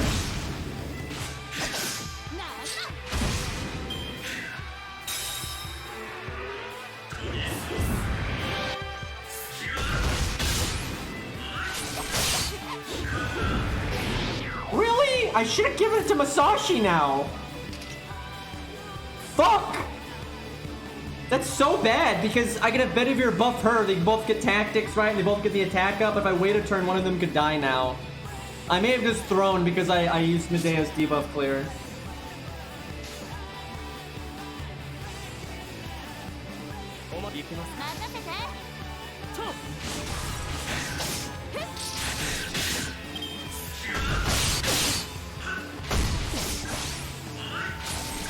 Oof. Okay. I was really hoping Masashi would get her second skill back, but no dice on that one.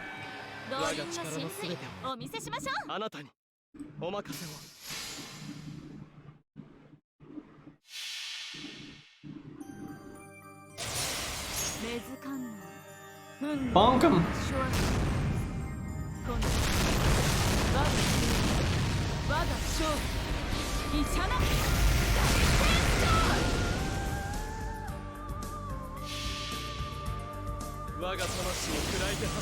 This is where having one more saber would have been nice. Caesar still has high health though.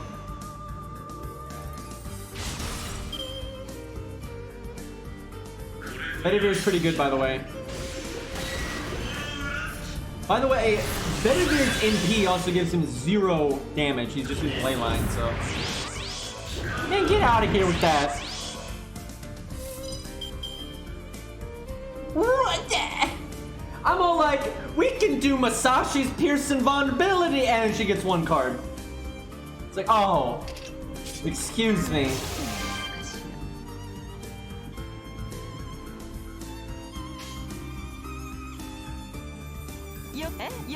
I mean, Caesar, no matter what happens, he could triple crit kill everyone, and we're fine, because we've got Caesar in the back. It's just, that was really not satisfying.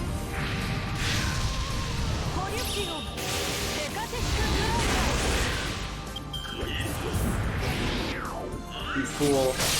Ooh, well, she got yeeted. He got yeeted. It actually would not have mattered though. I mean, Caesar's got that, and Caesar's got the defense up from Bedivere earlier. I actually planned that. I legitimately planned that. I did not want to give the defense up to Medea because I wanted Medea to die pretty quick, and so I could. Caesar is obviously going to be able to clean up like no problem here. So now, if I was in more of an emergency, and like the boss had more health left, I would have Hans NP. And then I could potentially have 2 defense buffs, right? And then we're looking real good, but it's not necessary.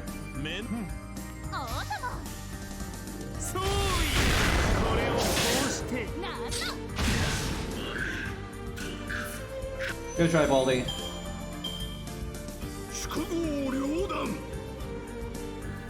80% defense buff, yeah.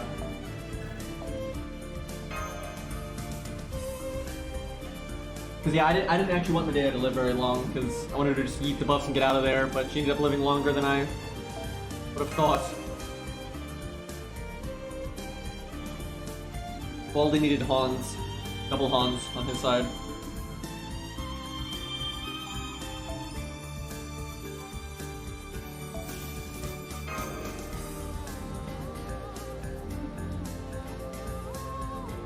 Oh, and Assassin of Inferno is going to be such a problem. I'm not too worried about Amakusa. I'm not too worried about that. You know, all boss fights can be a bit of an issue on this account because it's so handicapped, but like I can handle that. But Assassin of Inferno, Raiko, and Mama, those are the 2 that are going to be hard.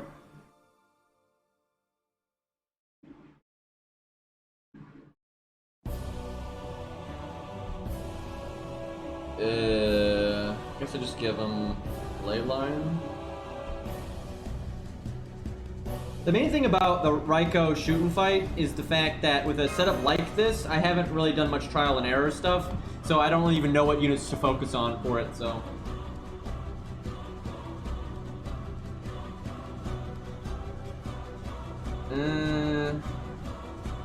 Yeah, we don't need Bedivere. I mean, we don't need George. It'll be fine, just throw a bunch of sabers at it.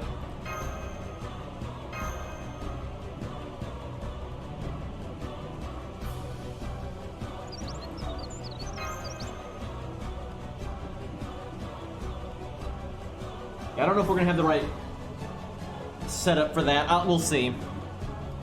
Basically, you need to kill shooting really, really fast. Like, just murder, and then have units that can basically solo Raiko.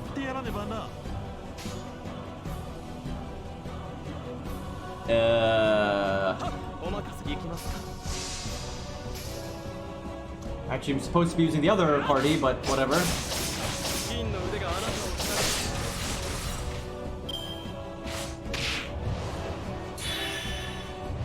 It's kind of a cool looking boar. Normally they're like black with like, you know, red bits. These are just like pretty much straight black or purple black or whatever.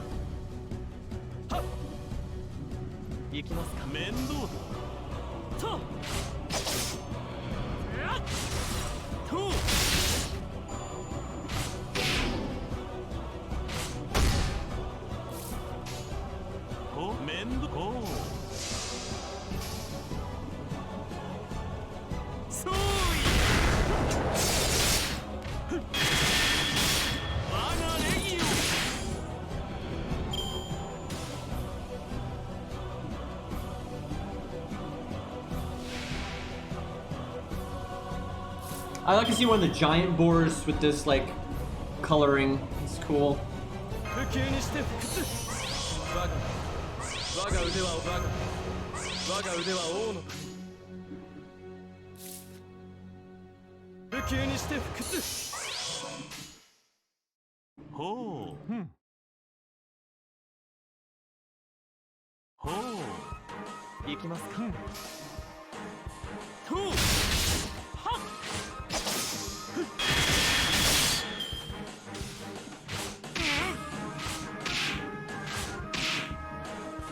Alright, big overkill time.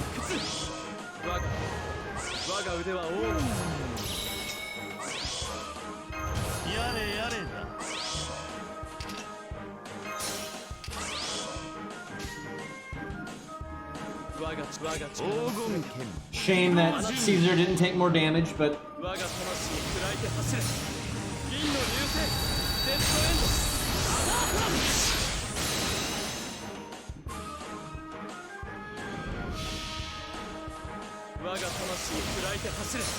the other Epic of Remnant fights that worry me a bit are the Demon Pillar in Argartha, I think could be a problem, and the Demon Pillar in Salem.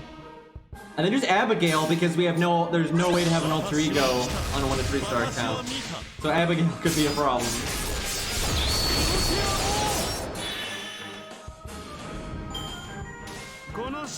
And, oh, and Lobo. Jesus.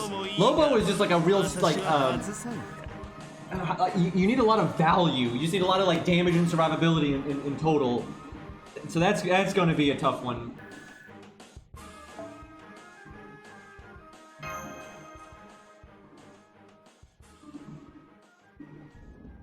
There is no way where Asterios works on a 1 to 3 star account with 3 star CEs. That is not a thing.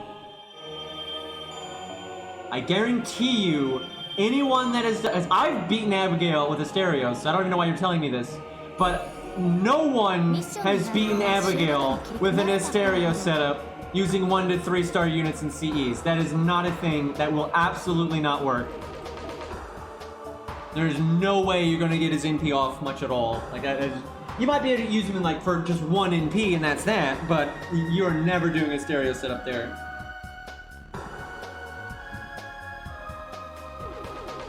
William Tell could be alright for Lobo. I don't know if I would level him though just for that. I don't think people have a very good barometer of what actually works with these restrictions. Like, I don't think people realize, like, how much you have to pick between damage and speed, and, like, how much that changes what actually works.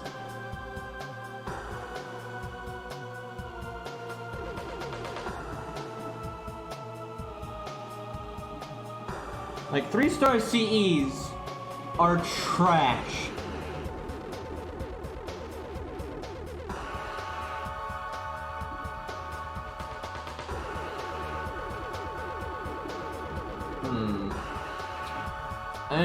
I guess I'll just change Ishi's thing. It's fine.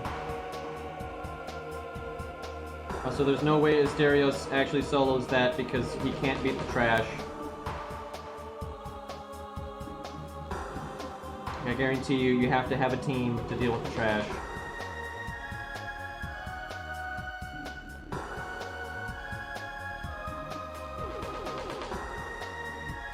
And you probably still need a lot of luck.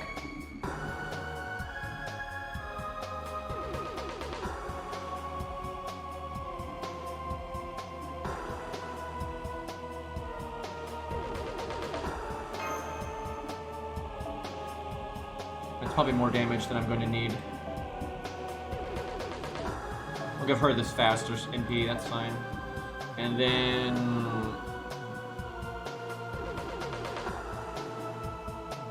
thinking Billy? Because I'm guessing the Berserkers aren't actually going to be that big of a deal. In case things go horribly wrong.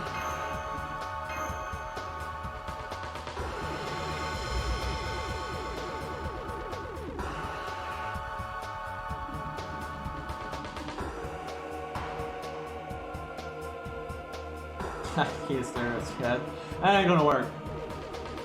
Like, there's just so many simple, practical things that people overlook. Like, oh yeah, the trash will just kill you. And then especially if you're using 3 star CEs, it's not a thing.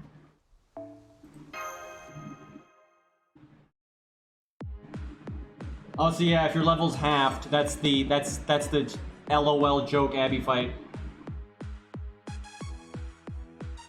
Which actually, for some units, can be difficult to solo, but it's not difficult to beat in a team in any way. That's just... you're just making it challenging for the sake of challenging.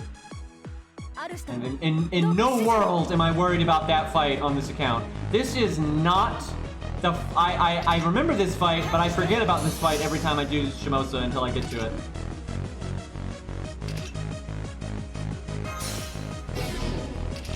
And I do not have the right setup for this. Absolutely not. Something similar to this could work, though.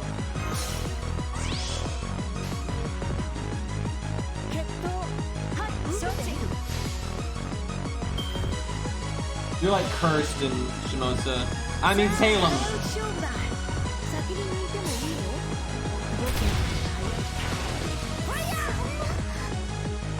But yeah, for the final Abigail fight, you don't have half levels anymore. But the fight before that, where she's still got the fancy background and all that, and that one you do.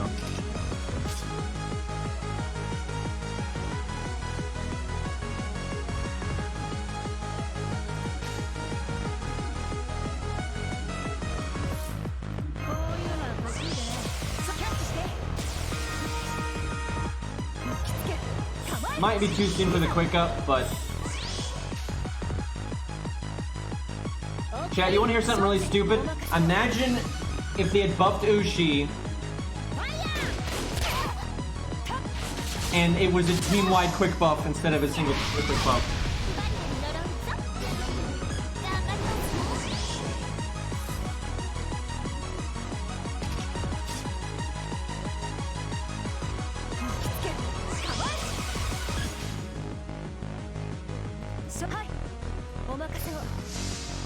Also, Alex would be out of a job, aside from his buff removal.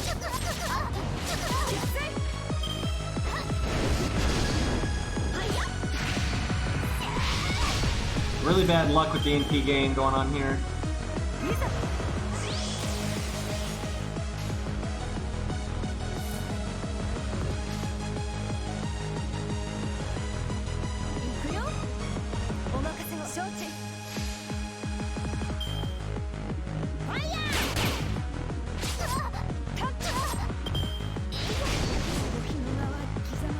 Honestly, how do I not have either of their NPs? What the fuck? What the fuck? And we did both of their NP gain ups, right? Like, and Ushi's NP gain is not that bad.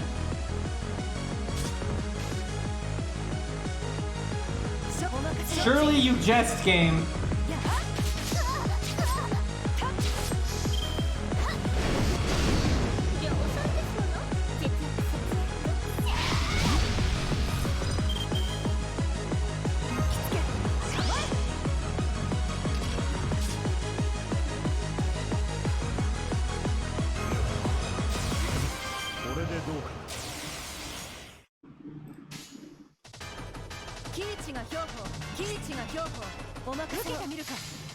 I'm doing the NPs in that order because the middle Ushi has Ryoto Temple and her NP hits harder.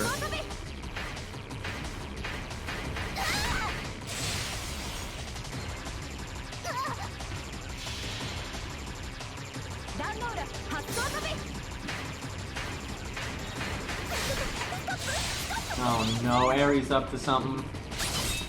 You can sense it.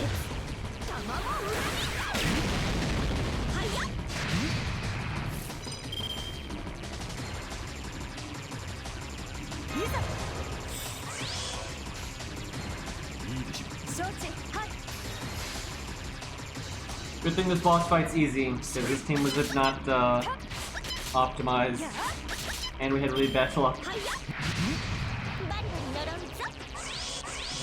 With her stalling.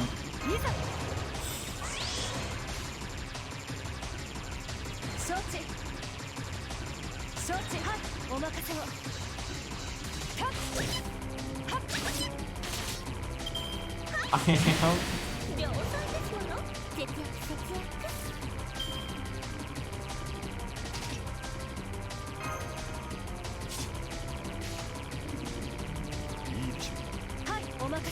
Probably should just focus on NP gain, but whatever. Hit George! Hit George! You bitch! Fuck it. This is like the dumbest switch ever. And if I was gonna do this, I should have done it last turn.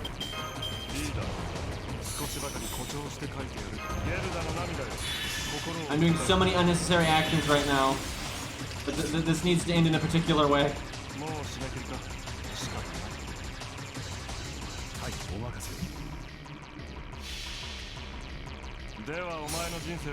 I mean, he's AoE and he's single target, so they're not really in the same league. But for pure nuking, Ushi's better because that's what she does. But I mean, she's quick, he's art, she's single target, he's AoE. Oh yeah, no, he is single target. I forget that all the time. I don't even know why. I know he's single target, but I know you're right. This is like the 4th time I've done this, by the way. Anyway, ironically though, this changes nothing. It's still the same thing. Ushi's still a better draw nuker, but they're not really applicable in the same situations because he's for art teams, she's for quick teams or neutral. Like if you were gonna be like, fuck it. I'm not doing a quick art or buster team. It's just gonna be like generic value, right? For straight boss killing, Ushi's better because she's got, you know, hard survivability. She just does a lot of damage on her own. She can repeat NP pretty well. But that doesn't necessarily mean she's better because he has a lot of unique team stuff. Because he gives the team battery, he gives the team, you know, the art up and everything. So, and he has higher, and his normal cards do more damage, which actually that really adds up. Normal cards doing more damage can really add up. But in terms of just in boss nuking, like with an NP, Ushi's better.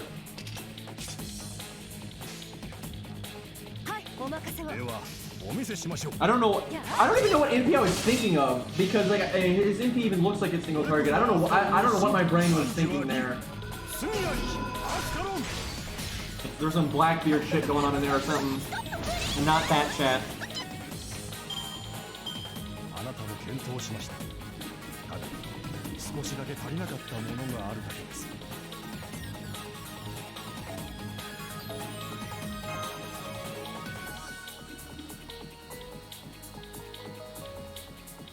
I'm talking about the NP.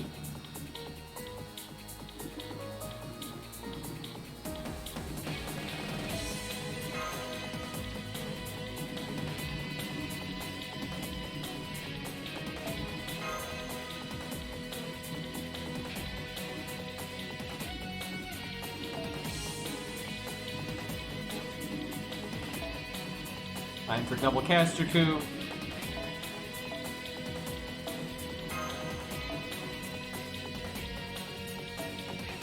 I want George to die, and they're assassins, so that shouldn't be a problem.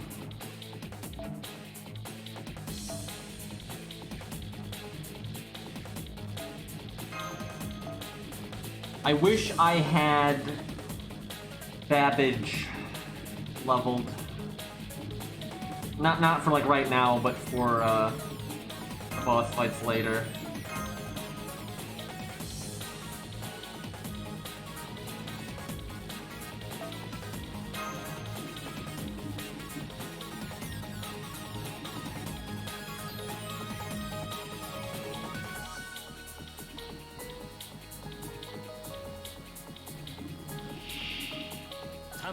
The area's got good taste.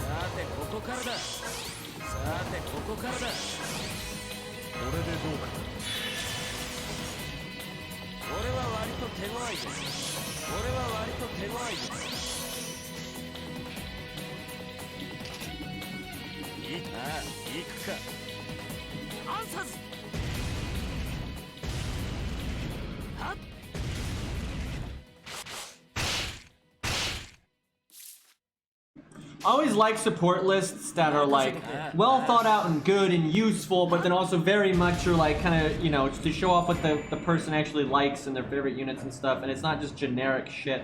There's so many support lists, man, that are just whales trying to show off or something, or just trying to get a lot of FP. It's just boring. I like never want to summon any of that stuff. It's like, you know, they have Drake in the rider slot with the QP boost. They got Scatty in the caster slot with a Bond boost.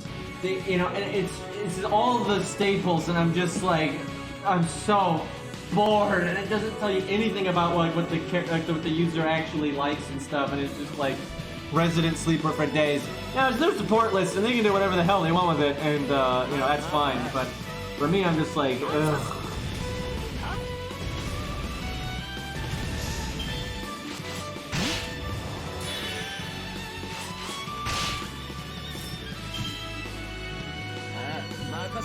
I actually don't know what's in this team's support list.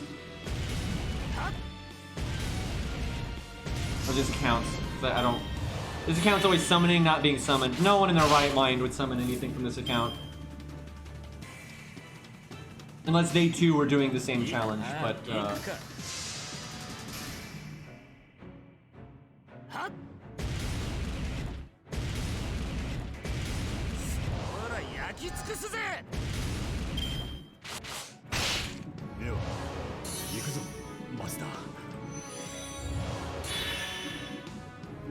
yeah, that's something I like to see is level 1 Georges, although it might get repetitive, but it's really handy to be able to solo whenever you want. And I don't have to worry about it.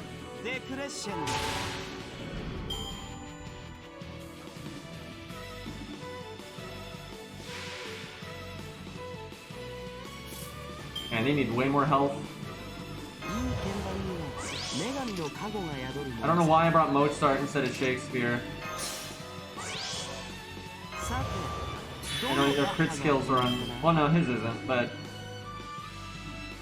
Does he have a card? No. So, fuck it.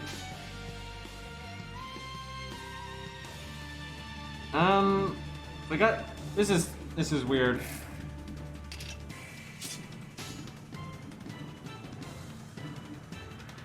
As much as I want to do the art and go for like another NP, I don't need to do that. I'm wasting Mozart's art buff, but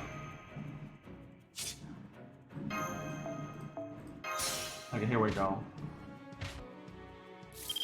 I like how it reshuffles the stars when you have over 50 of them. とっておきをくれてやるああ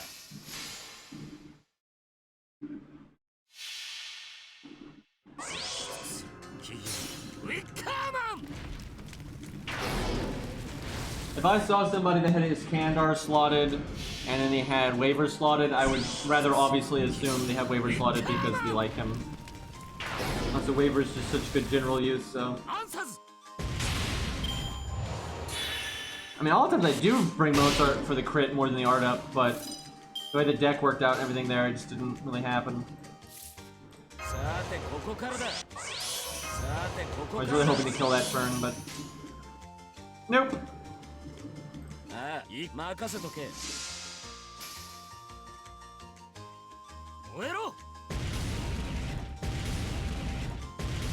When you have Buster up, but no Buster card. お疲れさんいい具合の焼き加減だろ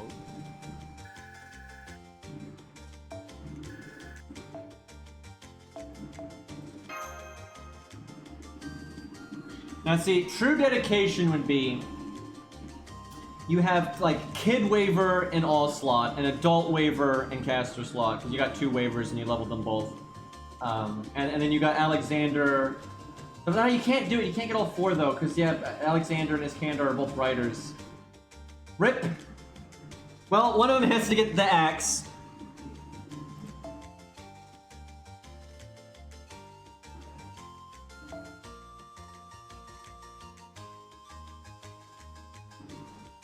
I know, but did you not listen to what I just said?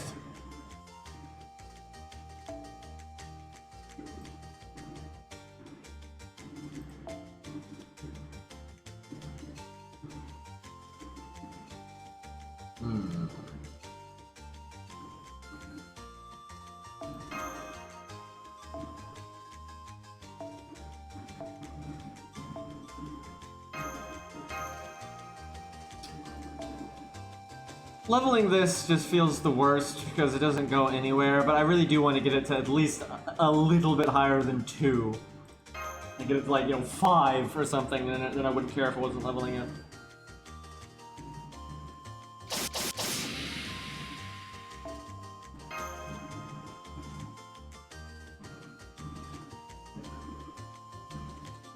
Mozart can be good with Poster Girl, but he is used with it, but he's not like as much of a staple as Shakespeare, and it's because he doesn't have a survival skill. Having a survival skill makes it really good because it gives you control.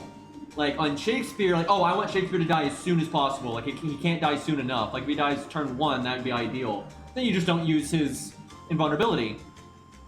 But then if you're like, oh hey, I want Shakespeare to at least protect my team for 2 turns, and this boss hits really hard, then you use invulnerability, and then he won't die. And then you still have 2 more turns of taunt for him to die.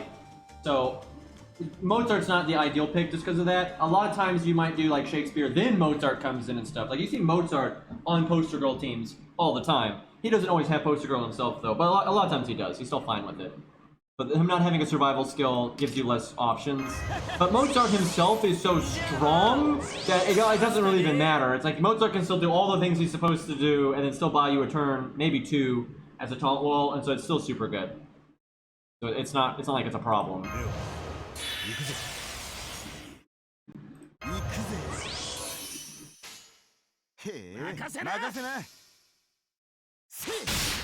I forgot that there were masters here.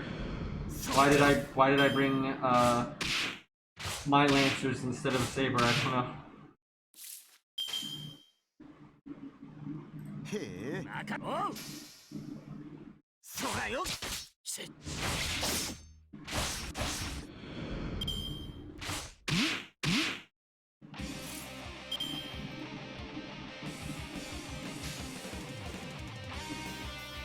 せなへえ任せなそらよ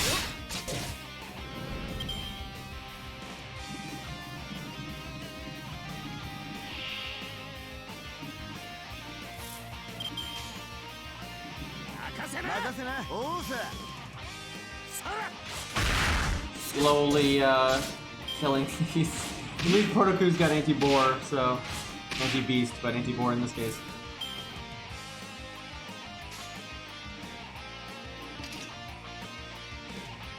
Okay, 任せな。そらよ。左だ。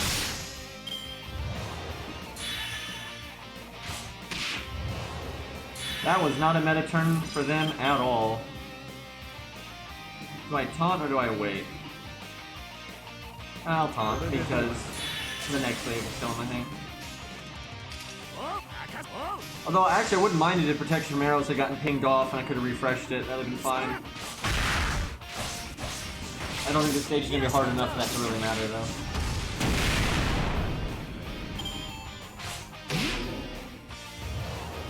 This boar really likes applying the poison thing.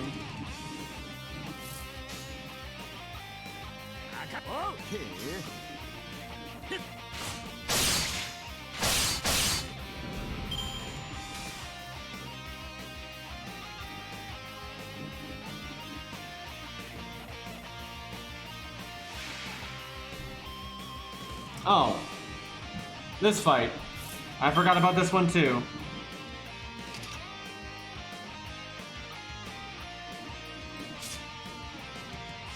Tempted to take the Brave Chain, more total damage, but if I use both their NPs, the battery doesn't go to waste, but the battery may not matter, because who knows if they're going to get their NPs again or not.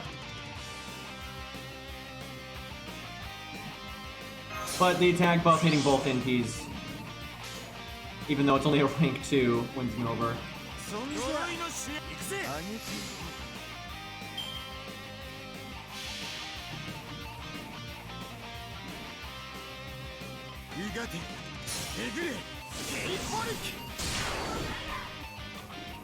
Actually, we don't know if it's a class yet or not. If you read Voyager's bio, he's not supposed to be a foreigner.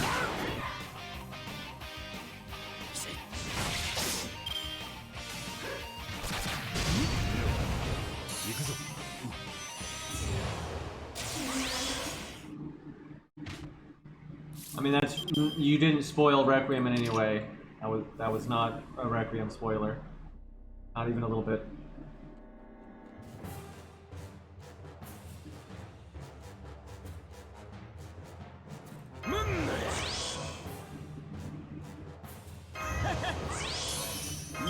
She's a beast, right, chat?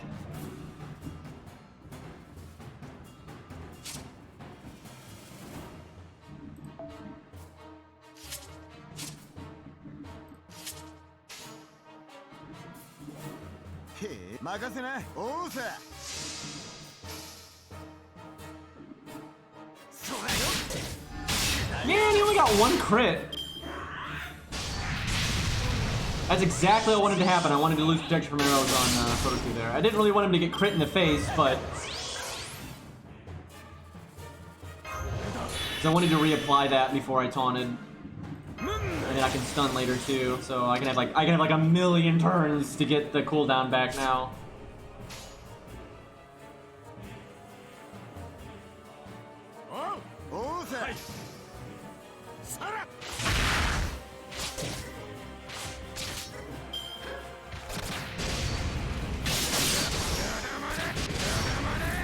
Now, stunning here would be really good, but because Leonidas got his NP, I don't think I bother.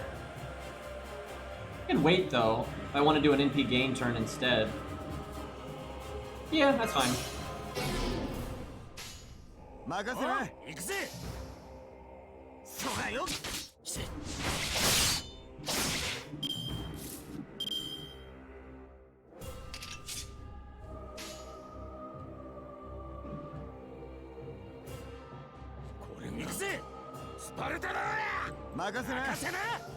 Putting Ku's art card in the back because Ku's NP is more important.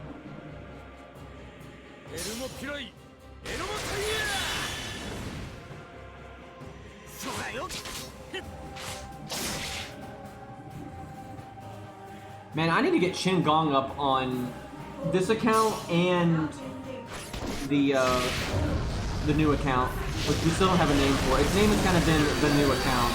I don't know what to call it.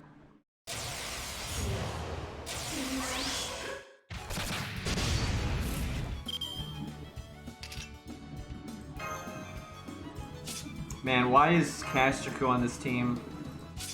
It's really good. Ku and Proto-Ku are so strong because this team, Leonidas is fine, but the rest of it doesn't make much sense.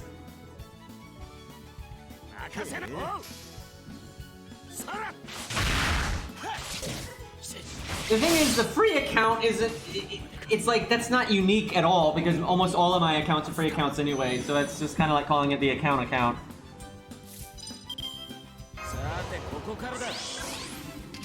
This is so pointless. Like, this is so pointless. This is the worst switch in the history of this game. Because I could have just, like, not brought Castraku and switched something else. Like, this is no value. This is just making up for the fact that Castraku has no business on this team.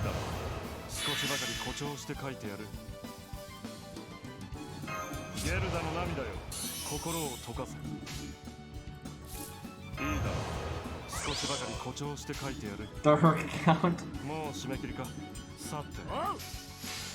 Well, we win.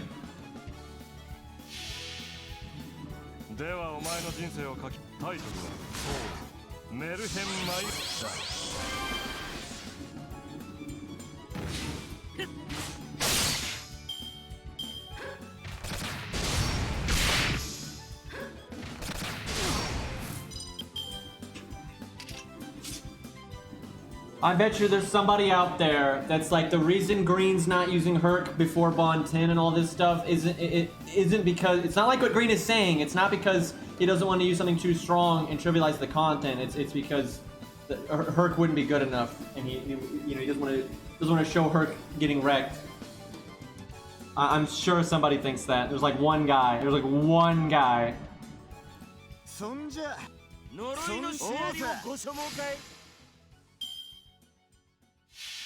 There is a number of people though that think he sucks out of Bond CD. And you know, for real, he's not like some crazy OP servant without it, but he's still super good. I can't help but notice that Ku didn't get the attack buff, Hans.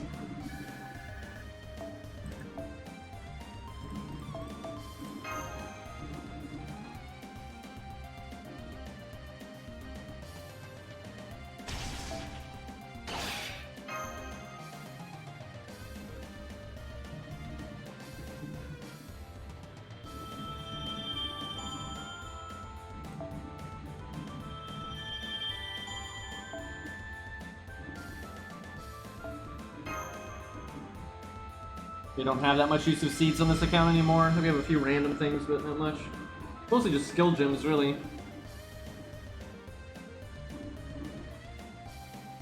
I'm gonna have to... Next time there's a lottery event that has skill gems in it, I'm gonna have to force myself to play this account and then the free account, freebie account, newbie account, piece of shit account, whatever you want to call it.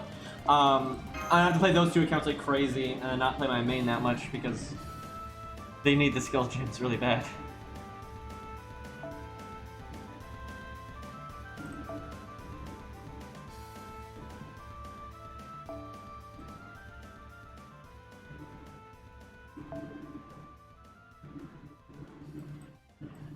Leonidas was actually pretty good in that fight. It was kind of redundant though because Ku and Proto-Ku were so tanky and they never even got close to dying that they didn't really need more survivability. But if the fight had been harder or longer or other gimmicks there, then it would have been good. It was good value, it was just unnecessary value.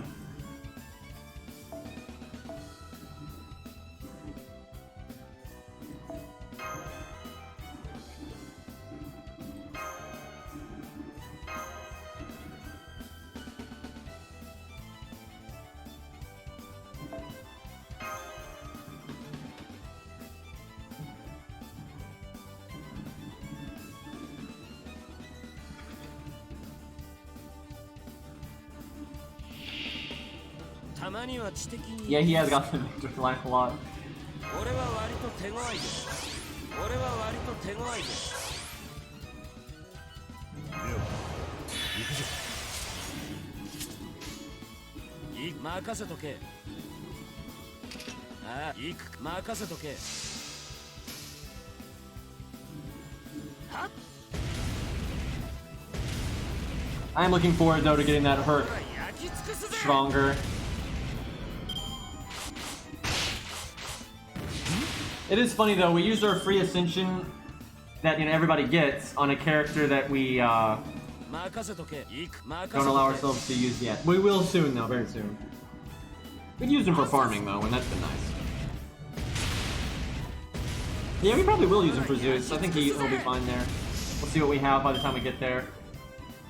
Because it takes a while to get to Lost Belt 5 if you're not cheesing things. Yeah, I'd say Hercules has the best Bon CE. There's a few other good ones, but his is definitely the most impactful. 行くかああ任せとけアンサズアンサズ燃えろ I think a crit there would have been nice. The funny thing is, if I was summoning like OP supports to carry me, and then if there were fights where I couldn't use OP supports to carry me, I use command spells. I could have already beat Lost Belt 5.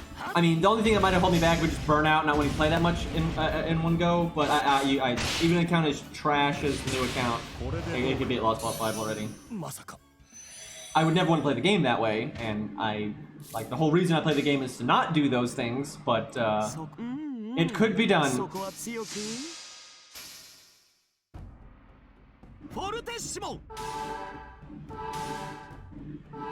この辺りで変調だな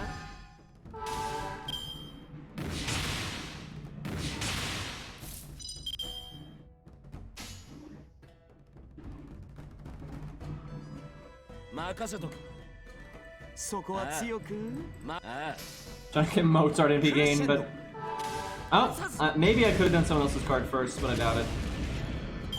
Yeah, no, anyone else's card would have killed there.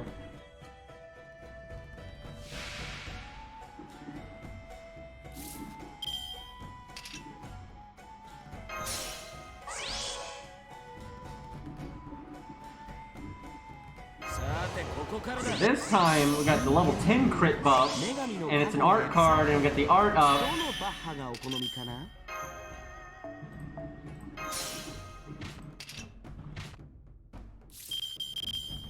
ゲルダの涙よ心を解かいいだろう少しばかり誇張して書いてやる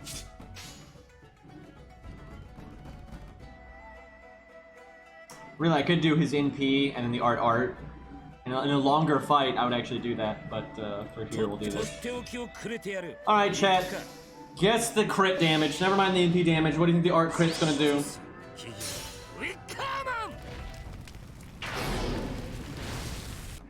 My day's going good, True. It's kind of a slow day. It's pretty gloomy outside and everything, but overall, it's a good time. 10k. I think it'll do better than that. 45! Woo! We had some people that were really close there. We had 40 and 50k, and those are both off by 5k, just in different directions, so. That's so spicy. さてアンサズ仕事納めだな休ませてもらおう Yeah, I know, they need some animation updates. Even regular Ku, I think, kind of needs one, because he's got one of the older ones in the game, and his character model is fine, and is, way better than the day one animations, but his animations aren't really that good. They also don't, match up with the attacks that he ever really did, which is kind of lame.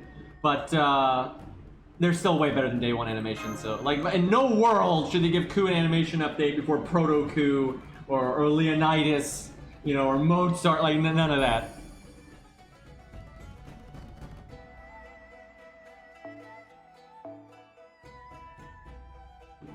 Space Ku would be extra Ku. It was, funnily enough, the strongest Ku, really, but that's because Fate Extra just makes everything way stronger.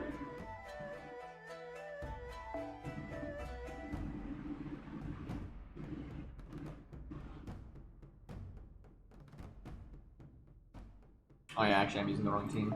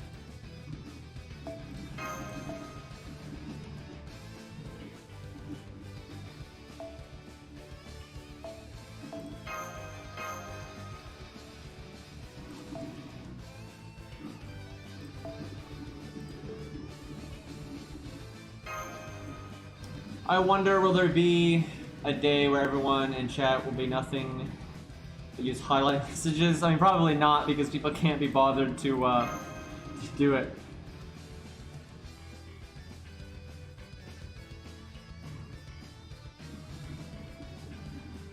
You think Dante's without Scatty is garbage? No. Because he got... Okay, here, this has really diluted people's opinion on Edmund. I feel very firm about this, because I kind of followed the player base, and I kind of followed, you know, how the units worked before and after Scatty. And obviously I play without Scatty a lot. So, this has really warped people's opinion about Edmund, is because they added Scatty and then they buffed Edmund. It's like boom, boom. There was never a period where people just had Edmund's buff and no Scatty. I wish there had been that period, because then people would have seen, oh yeah, wow, his buff really made him good. Because I'd always said this, all Edmund needed to be good was an NP buff, because his whole toolkit was about critting and getting his NP very quick. And so if you have a setup that you can get like double NP really easily, which Edmund can, you don't need Scatty to have Edmund NP twice in a pretty rapid succession, right? You don't need that. You can do it by default. And if his NP is upgraded, you're applying that upgraded NP damage both times, and maybe even a third time. That, in totality, that's a lot better. And then plus, you know, they gave him the side effect and all that, made that better. So, just his NP buff made him like, oh wow, yeah, this is a really nice solid AoE unit now. You know, especially if you're fighting multiple different classes. Because before, he was still kind of before his buff, he was still pretty good in like general AoE. But because he didn't do quite enough damage, it was a little disappointing. It wasn't quite there to like justify his lack of survival, and he's not proper counterclassing and that kind of stuff. But just upgrading his NP made him great. It's like, oh yeah, this is really good. And then Scatty on top of that made him, you know, broken. Like, sure, he is so much better with Scatty than without, of course. But he is still a really nice unit without. I actually really like him without Scatty because he's good but not overpowered. And you can't just slap Edmund. You can't be doing a challenge quest and just slap Edmund on the team. Oh, he's gonna carry. I don't even have to think about it. La, click buttons. No, it's not like that. Edmund can be very impactful for challenge quests or farming, but you need to fucking think about it, right? You can't just slap him on a team and be like, oh yeah, I'm gonna win. Because he has no survivability whatsoever, and he doesn't proper counterclass anything, other than, you know, rulers, but that's pretty rare. So you need to use him, but you have to be mindful of his positives and his negatives, and you know, make a team around that. So I actually think he's really legit without Scatty, and I think he's really fun and cool and good. Unfortunately now he's just like the OP 5-star, so...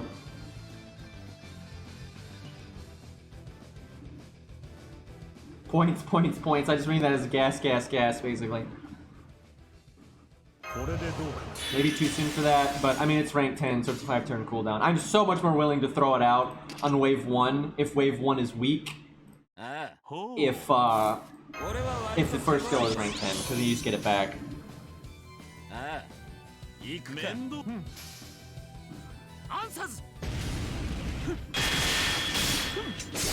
Meanwhile, Merlin, I know. But yeah, almost any unit that gets, it's like OP in a certain context, the player base at large will just view them as OP in general.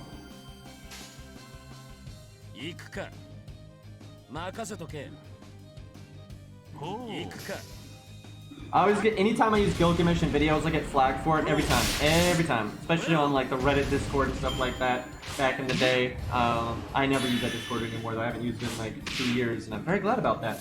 Anyway, I used to always get a lot of flack for anytime I use Gilgamesh.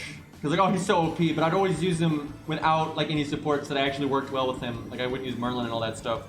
So it wasn't that, he was good, absolutely, but it's not that good. And I just find that happens with anybody. If they're OP in any context, people think they're OP all the time. And some units are OP all the time, but it's not units like Edmund and Gilgamesh. Like no, not at all. They're good still though, definitely, but yeah, I know that hand. 任せとけ。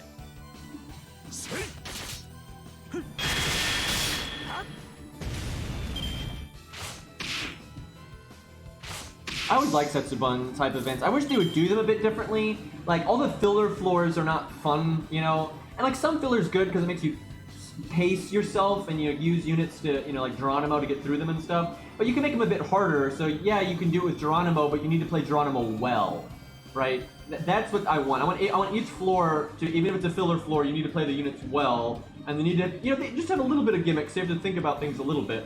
Not you don't want to make the filler floors like super hard or anything, and then make the boss floors a bit more frequent and much harder, but then have less total floors. So it's, you know, you don't have to like do a million filler floors. Like do 100 floors or 120 floors instead of 200 floors. I think 120 is actually a really nice number. It's not a rounded number really, but I think that would be a good number for Setsubun. I think 100 is just a bit too little, and I think 200 is too much. And I think 150 would still be too much. Yeah, Setsubun never gets reran, so it is gone. Maybe they'll add it in the main interlude, but who knows?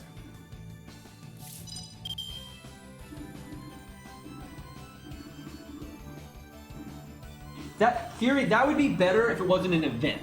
I think that's a good idea, but people would lose their minds because they feel time limited on events because they're only available for a while, and so having to start over would make people really mad. And then if it's not hard enough where you wouldn't really need to actually practically start over, then the whole point of it wouldn't be that fun. So like you need it to be hard and require you to think, and then, you know, having to reset would have to be punishing, but then that works so much better as like a side game mode you can revisit whenever you want and take your time with it. And then if you're like, oh fuck it, I don't have to do this right now, I'll do it later, right? Like that I think it'd be a lot better like that. But I mean, I'd be down for that. I'd be totally down for that. However, I do agree that the problem with that would be most people would just cheese everything. Like that really incentivizes people to just go, you know, a billion% cheese mode. Now you could do the restriction of you're not allowed to use two of the same servant. I always hate that restriction though, because yeah, it limits like double Skadi, double Merlin, double Waver nonsense. But it also wrecks a lot of low star stuff if they want to do like double Bedivere or whatever, right? Which is not OP at all. So that always is kind of annoying, but it is what it is.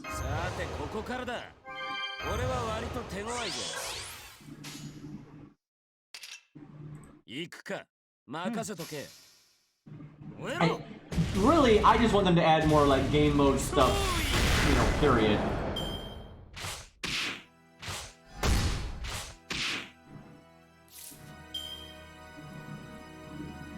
Like, I want more permanent stuff for the game.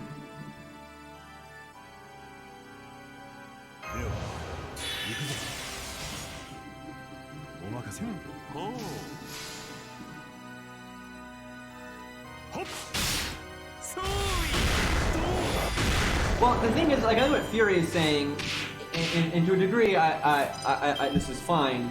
It's like, it's not like it's mutually exclusive. You could have a game mode that incentivizes you to know how to use your whole roster and to spread it out and to mix up what you're using.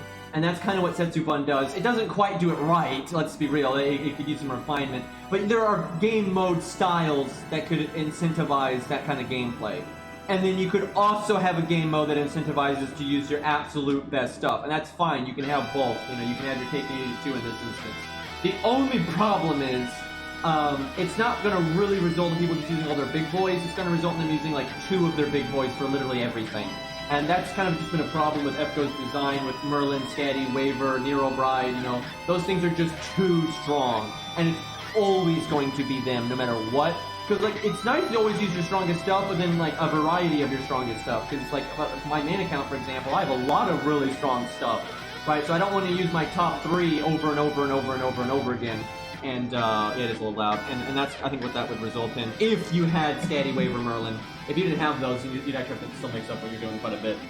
So that's what I would do. If I was playing that game mode, this theoretical game mode, I was like, yeah, I'm not going to use Scatty, Waver, Merlin, but then I'm still going to use all my big boy stuff, right? So that way there's still variety, but I'm still focusing on, hey, look, I actually am going to use my MP5 Mordred or my Jolter, which is not MP5, but or whatever, right? And that would be good.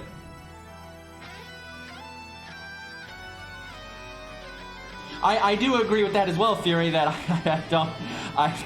have no hope. I want it to happen, so I guess that's hope, but I have no expectation of it whatsoever. I expect us to never get a new game mode. I do think they'll update the dailies eventually, just because you can't get away with this forever. I mean, these dailies are insulting. They are unbelievably bad. So you have to update the dailies at some point. But I don't think they're going to update them into anything all that spicy, right? It is just going to be better dailies, really. So, yeah, my expectations from anytime, and you can see this, anytime they want to try out a new game mode, like Setsubun or the board game thing, or, you know, any kind of, you know, wacky mechanic like that, and it mixes things up, it's always an event! It's always a limited time event. They're always like, yeah, we'll put an effort and do something wacky, and then you can play it for a week, and then never again. This is great, awesome, right? I don't know why, but, you know, that's their philosophy for whatever reason. I think some of it, and I've definitely seen this, and it's because, and I've known this for a long time, because I'm very critical and analytical of things, and I've been playing this game for such a long time that a lot of the gimmicks that they do in events are shallow as fuck and don't mean anything. Now, that's not entirely true. Like, Setsubun did legitimately change the way you played the game. And that was actually different, and so did the CEO event. And there was problems with it, but like it didn't execute it perfectly. But you know, that's legitimately like a different thing. But like the board game doesn't actually change anything. It's fluff. It's an illusion. Like a lot of the events that, like the maze event, you're not actually playing any different. It's still completely ABC and just the same kind of farming and units you would always use. It's just like it's like a skin on a unit. It doesn't change the way the unit plays. It like the board game thing. You're still just doing like free quests. And it's not mixing up what you're using, why you're using it. That's how most events are, where whatever is different about it is completely skin deep, right? Like overwhelmingly, that's how it is. And I think the reason they make it limited time is so that by the time the novelty wears off, and people realize this is literally the same shit with a different coat of paint, the event's over, right? That's very much why I think they always do this stuff in events. But they have, on occasion, I think, made game modes that actually do mix things up. You know, Setsubun, CEO, and I legitimately think Good 3, even though Good 3 doesn't really have any wacky mechanics, I do feel like Good 3 did make you play the game in a different way, and at least give you the option of playing the game in a very different way with all the side bosses and not using the story support and stuff like that, although I guess they kind of want you to, but that event does feel very different to me, but some of that is just because the way I play the game, and it was a good sandbox for me. It didn't necessarily force you to play the game in a different way. But yeah, it's frustrating to me because Epic 7 actually makes innovative game modes all the time. Now, Epic 7 throws a lot of that out the window because of the way gearing is done and there's a lot of execution problems. But like what is it called, Hall of Trials or whatever in Epic 7, that's a legitimately different game mode that is very different from everything else. You have the Abyss mode, which is very different from everything else. You have the monthly challenge tower, which although similar to Abyss mode, is still ultimately very different. Horrible execution, but good idea. And then they got the boss modes, and like, you know, that's kind of what hunts are, and like they legitimately have lots of different game modes that all do play very differently and incentivize different things. You know, their raid mode isn't a gimmick. The map that you have in the labyrinth, and especially in the raid, the labyrinth is kind of a gimmick, but the raids in Epic 7 where you have like the map you gotta traverse, that's not a gimmick. That does affect you dramatically, and like the way you move, and if you decide to go for this thing or that thing, it's actually very different. So those are well done, very well done. I would love to see the raid mode in Epic 7 expanded on, and like that idea, and you could do that kind of stuff in FGO as well. They're not going to, but you could do it.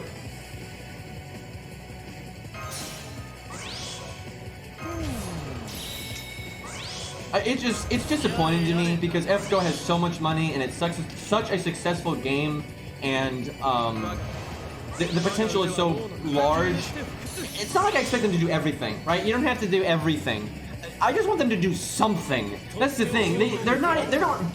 Epic 7 has a lot of faults and problems, but they're at least trying, right? They pretty frequently try things and add stuff and have fun. Where DW feels like they're coasting. DW always feels like they're coasting and trying to get by doing as little work as possible. They just do the work they have to do. And Jesus, some of it is just so lazy because like they're not gonna want to do something that would require them to like, reanimate something, right? They're like, oh, if we have to make like a new game mode and you need like a map sprite for every unit, we don't want to make that for every unit, right? So they're just not gonna, right? Like there's just a lot of stuff like that where they're not gonna go above and beyond. They're not gonna, they're very limited by the day one toolkit that's there. The sprites that they dictate that they need to animate. Oh yeah, you need to have like a jump forward, jump back, attack stuff, skill animation, right? They don't have a lot of like neutral animations that they could use for other things. And if they had to make those animations for every new unit, they might, but they're not going to go back and make them for every old unit. So there's just a lot of stuff like that where they're very limited. Yeah, that's true. You could do like chibi art and stuff like that. There are ways around it, but yeah, I don't see them doing much if it required them to do any more sprite work for like every character, especially because this cast is so big now. Okay, this is Archer of Inferno, I think. Let me think. I guess the gimmick here was she did a lot of flame stuff. Something like that. I really hate the Masashi has to be in the front. And so normally that's fine, you just let her die, because normal accounts have a lot more value than this account does. But this account is so weak, just because of what this account is, 3-star CEs and everything, that you kind of need every slot you have. You don't have a lot of room for, hey, this unit's just here to die and not even give you MP charge on death, right? They're literally just there to die. That's pretty tough on this account. Oh yeah, we won't have Proto Crew now either.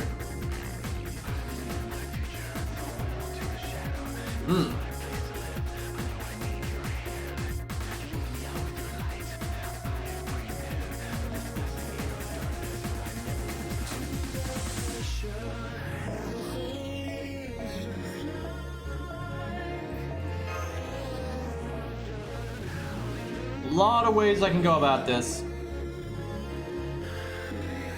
This is weird, and man, if I had Poster Girl, I would do this in a heartbeat. Because then you can get like some quick value out of Masashi, even though she's being counter class, and then he could be taunting for you, just like George and stuff. That would be really good. But without Poster Girl, no way. This has uses.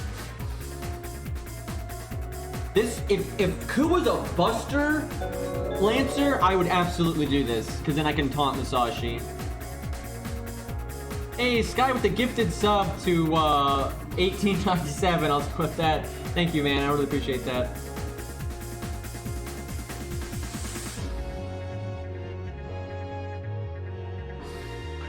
I know I say this a lot, but it really does blow my mind. I cannot believe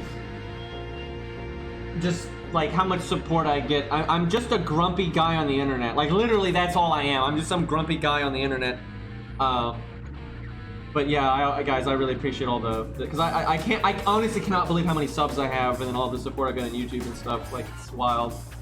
Okay, that's enough wishy-washy bullshit. So I either just go ham on supporting Ku forever, or we try to do some decent neutral stuff.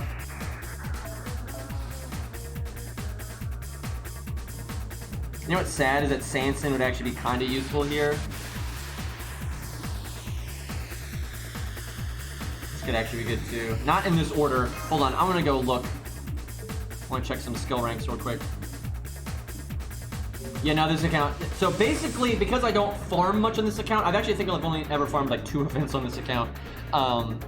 I have to be very picky about what I level, and so if I don't like, if Ku has always worked, then I'm not gonna have leveled another single target Lancer, and Ku does generally work. But yeah, I've had to be very selective about what I've leveled, because this is it. Like that, you know, on this row, we're already of units that aren't max level, right? Like this is a real skeleton crew. Gotta be very picky. But it's worked. It's worked. Because yeah, archer bosses generally aren't like catching us out, right? It's not been a big problem, so.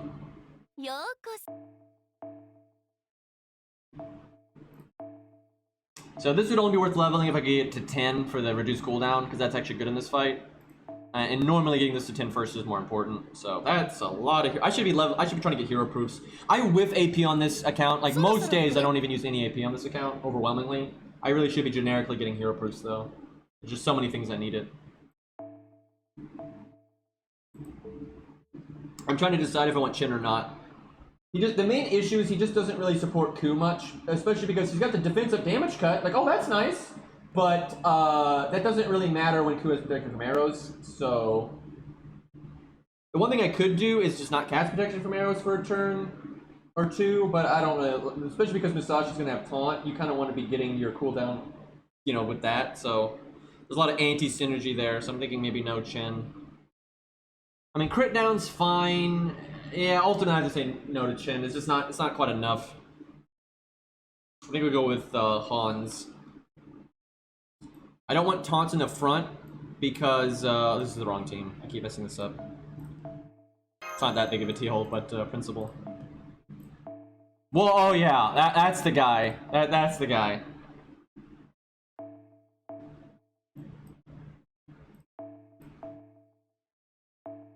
And then last second, what would be our... Let me think. Healing is nice because of the burn and debuff removal, but we have like fuck all debuff removal. Do I have Asclepios in this account? I think I do, I just haven't leveled him yet. Yeah, I do. Man, Asclepios would be good here. I mean, he's good often, I have to say. But he's really good here. That's unfortunate that I haven't leveled him yet. Really, I really should prioritize getting him up. He's just so helpful.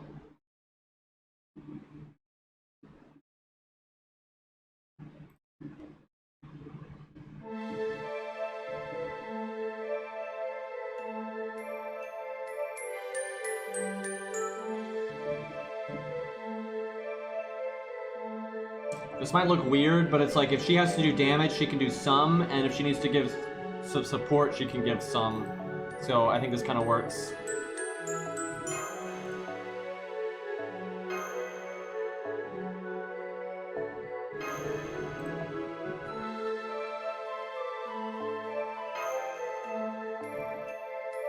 See, the K-Nith CE would be really nice on Hans here.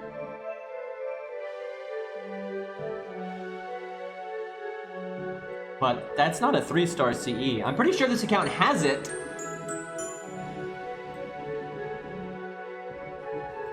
This song is from Tales of Symphonia. I'm pretty sure they reuse it in one of the other Tales of games too, though. You just name it something different.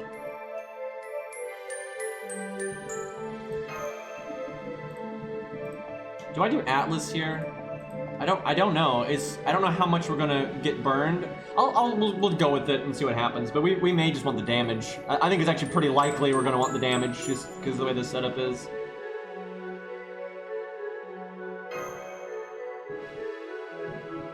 Yeah, I wish I had one more DPS Lancer.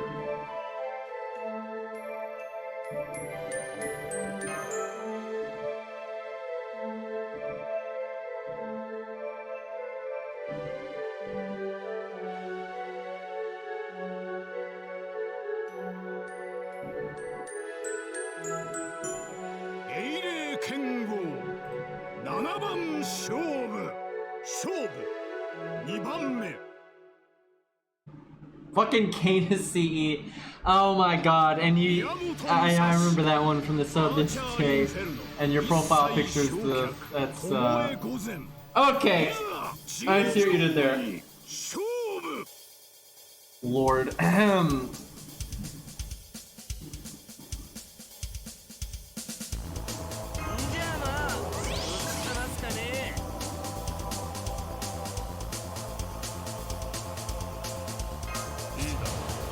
This spooky music though.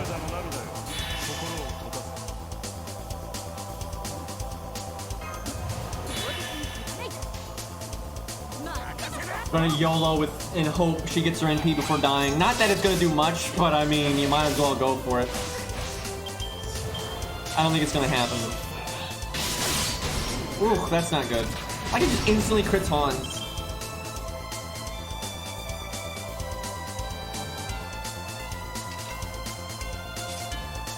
What is this? What is this hand? What is this hand? And she got all the stars. Like she got.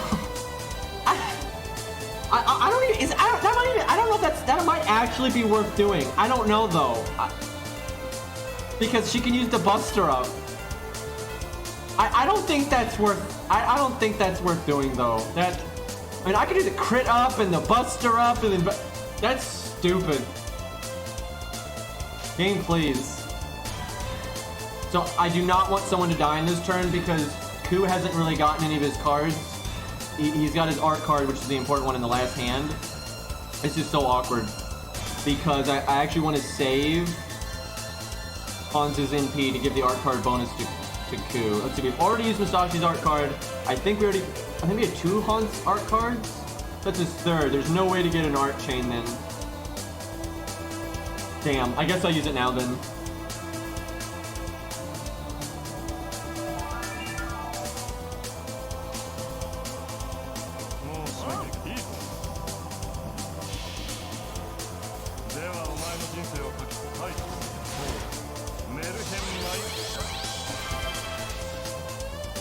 So I really wanted to land the defense buff on Hans and not land it on Masashi. Got half of that right. Really? Ugh. How does he die before Masashi?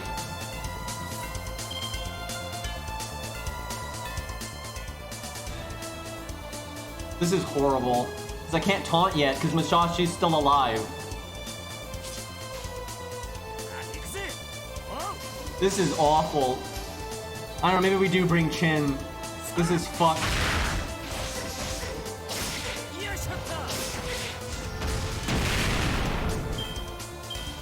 Or we bring the Switch. We might have to bring the Switch Mystico and get rid of her. This is just too slow. Having to wait for her to die. How? How is everyone almost dying except for Masashi? This is so, like, George is in bigger threat of dying. That's so dumb. This is terrible. I don't know if the team's terrible, but that RNG was. I do think the team's going to need some twinks, though. It's mostly Hans doesn't need to show up when Ku's at full health. That doesn't do me any good.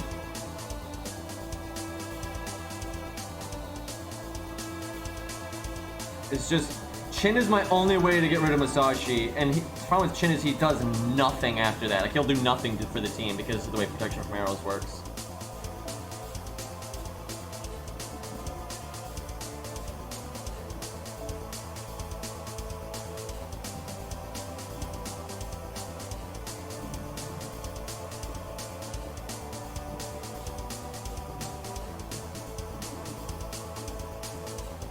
Yeah, I wish I had Proto Ku, honestly.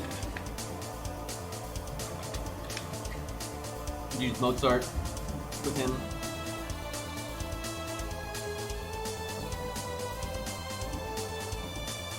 I guess we go with Chin. It's just, I don't think this is all that good. I can give him this on death, though, because he kind of needs to die. I preferably would want him to die after Ku gets his first MP, though.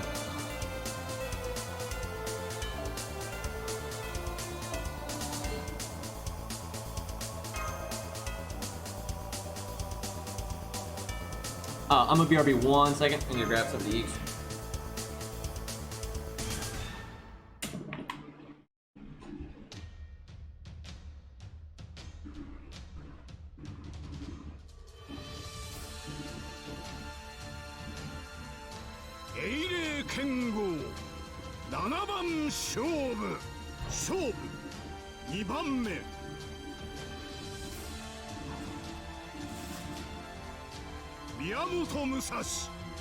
アーチャーインフェルノ一切焼却巴御前いざ尋常に勝負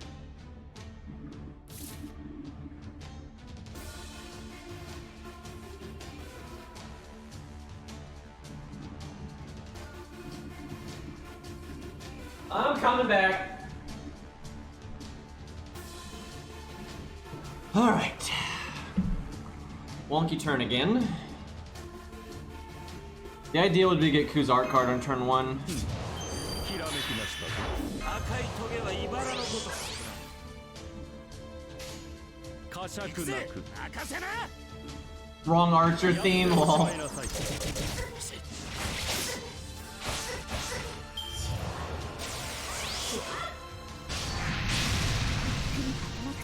Look how much easier that was to get rid of her. See, this doesn't work either though, because I still can't taunt on George because I need Chin to be gone.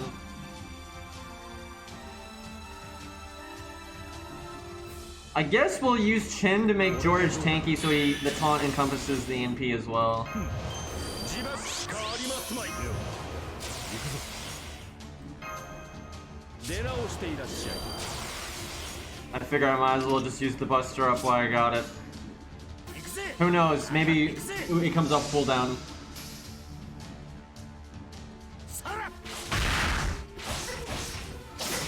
I see that fun.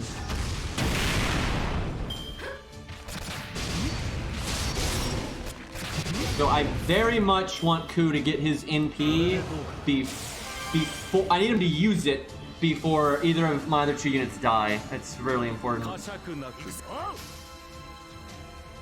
やっておしまいなさい。 Fuck! Fuck! Fuck!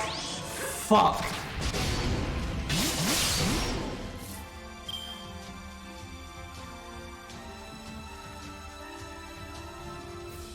Language, young man. I have no.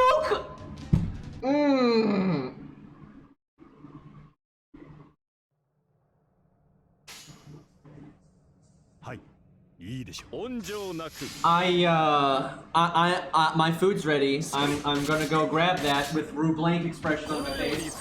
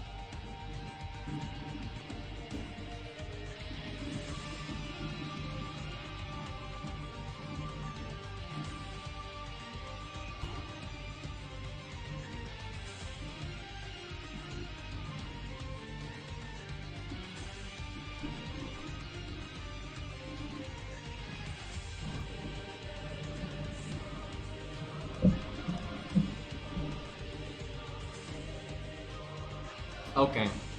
So, George's CE is gonna go to waste here. Wait. No, it's not. Well, no, yeah, it is. Yeah, it is.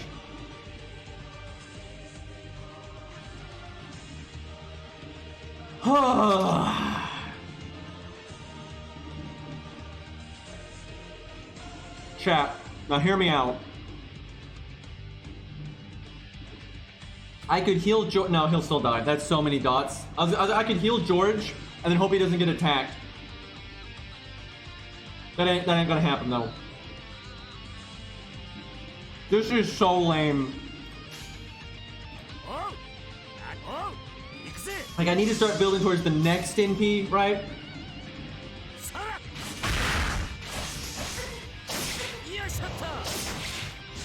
Look at this. All that charge could have been towards the next NP. Look at that. That's 32%. That could be towards the next NP.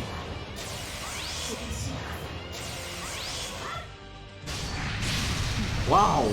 Oh, no, excuse me. It's 47. Dude. That's so bad.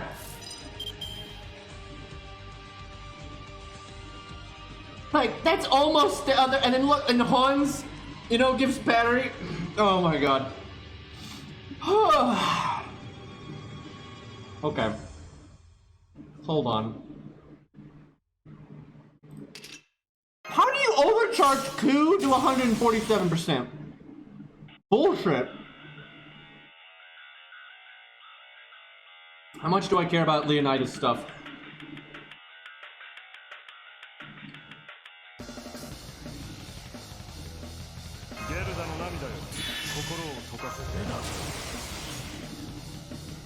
There's a lot of routes we can go here.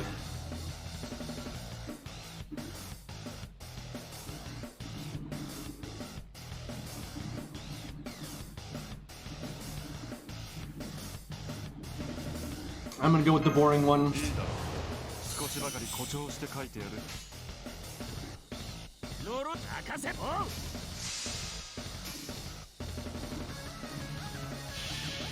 You know, I should have Hansa's NP, then Q NP, then art card. Because if we'd land the attack buff, that would have made up for the damage loss, and then we'd also, you know, well, we don't need to heal. I don't know. You can insta-death her, but the odds are horrible, and it just breaks the health bar. You'd have to insta-death her twice, or break the first health bar, then insta-death her.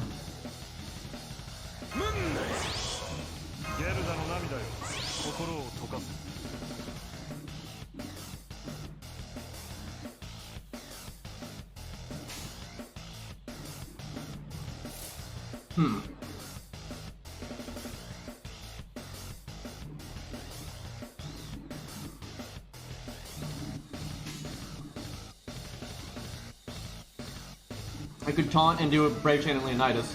I'd get his NP.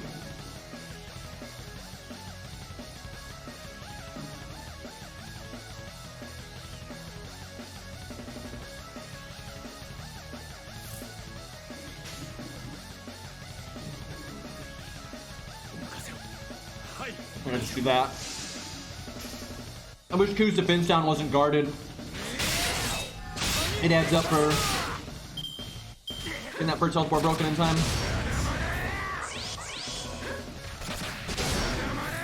Oh, damn.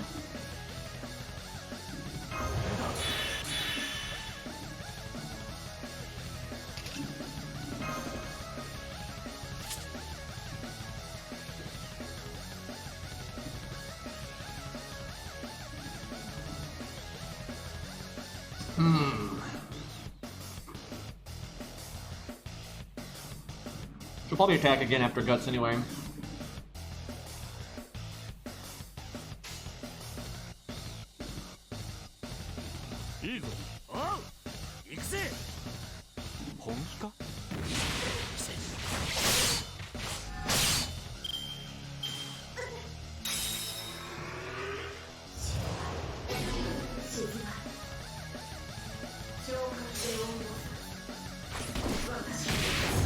Wee!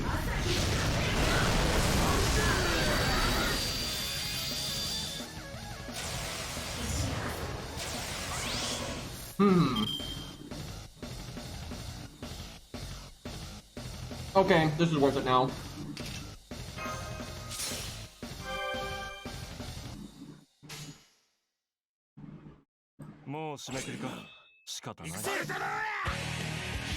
There's some music, there we go.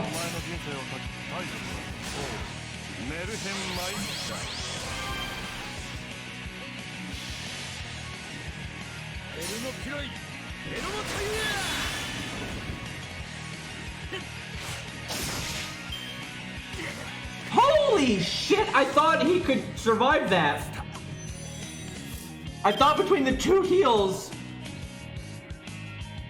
Jesus.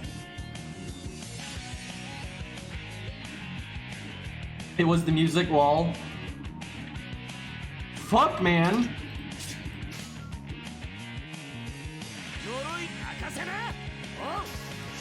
I want to just get like a little bit more time out of him there.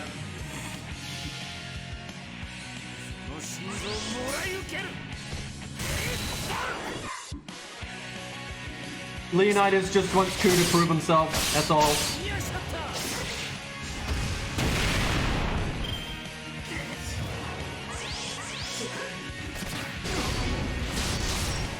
Well, that's kind of unfortunate.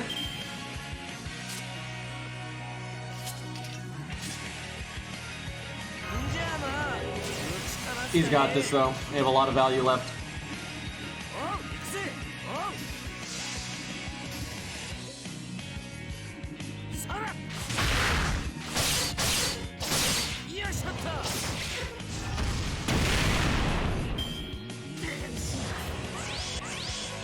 Come at me. I can remove your actually, I think I removed these. Like, that won't remove the multiplier one, but it won't have much to multiply. I think that's fine.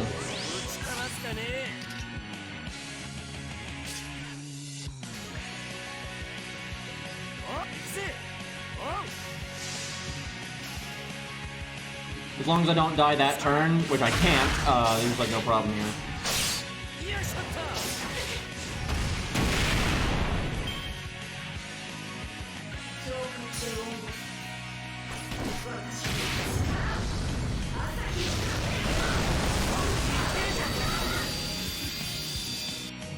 Lol, we guarded the burn, so the burn plus doesn't even matter. Look at you casting guts! And not attacking me any...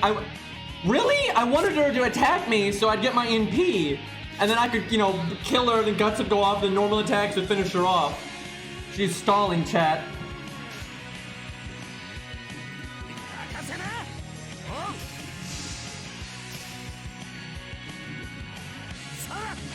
That's my job.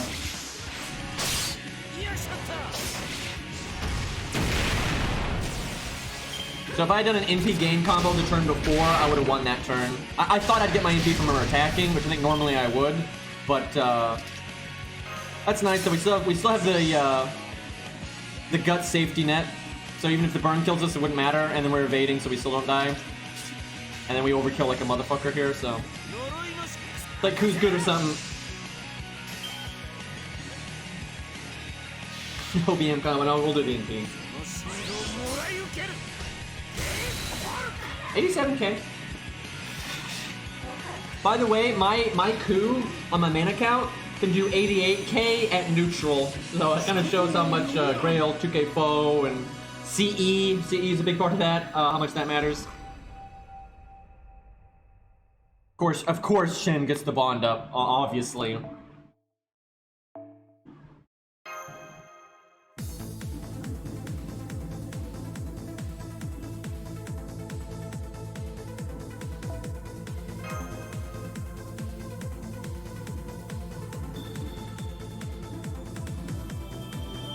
So the Rue easy emote, I'm really seeing that as Chin right now. That's pretty much how I'm seeing that.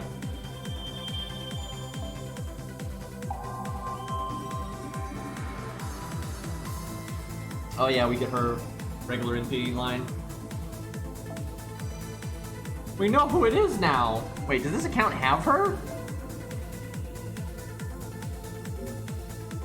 If it did, I feel like I burned her because I burned most of my golds for obvious reasons. God, why do I have Moriarty on this account? Yeah, I think I did get her and I just burned her.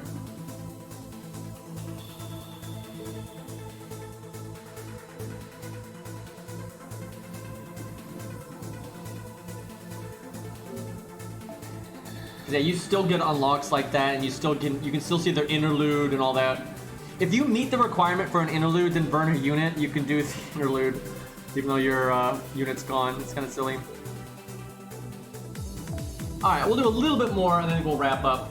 Not too. I don't want to do too much. I want to pace myself because, you know, we gotta kind of catch up a bit. Although we can do Camelot tomorrow. That's right. Forgot about that. We got everything we needed.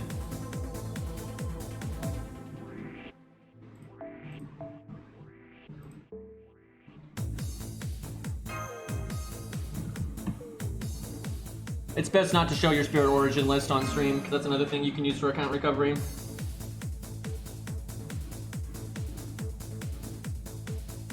Not that it would necessarily amount to anything, but there's just no point in risking that kind of stuff. At least from my perspective. We've thrown a few 2k foes on like a Rosh, but we've barely collected any because we don't really do events on this account. So we don't really have any to So we actually might lose because we brought this CE. I think this CE is going to be a, or MC. See, I think this MC is going to be terrible for this. We have no heart survival whatsoever, and that's not ideal.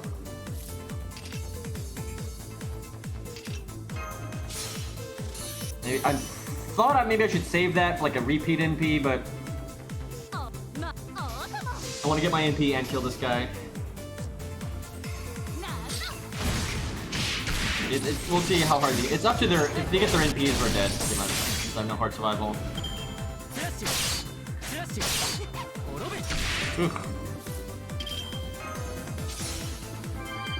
We might be able to kill them both right here. We're fine. Even if we don't kill both, we'll kill the other one next turn, so yeah, no problem.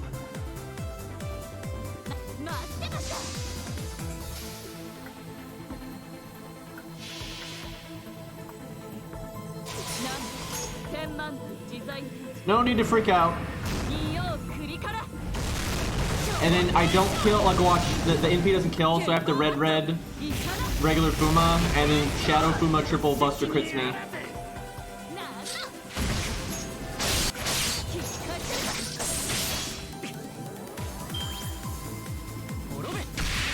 I like how he started the Buster. He was actually he absolutely could have killed me there. If he had even just double Buster crit, I think I would have died there. And if he didn't, his third attack was just like, you know, whatever. But a triple Buster crit absolutely would have killed me there. And he is an assassin, so he's the most likely thing to do that. Thankfully, that didn't happen. She doesn't have a beam combo. Generally, units that have triple Buster decks almost never have a BM combo because they actually have a reason to do Buster 3 times, which means they're gonna have to do it at all ranges. And then they're normally going to have an initiation and a non-initiation, you know, quick and art card that you would actually practically use in both cases sometimes. So they generally don't have one. I can't think of any triple Buster deck that has a BM combo because there's a reason to do her quick or art card first, and there's a reason to do it not first. So there's no, and she only has one, so it's not like you can do both in a combo. Start with the extra attack, yep.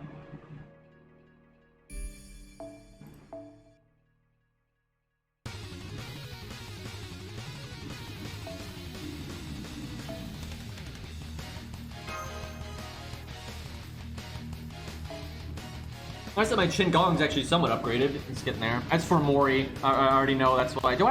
Did we get Mori when he was rated up again? I think we did. Please tell me I did.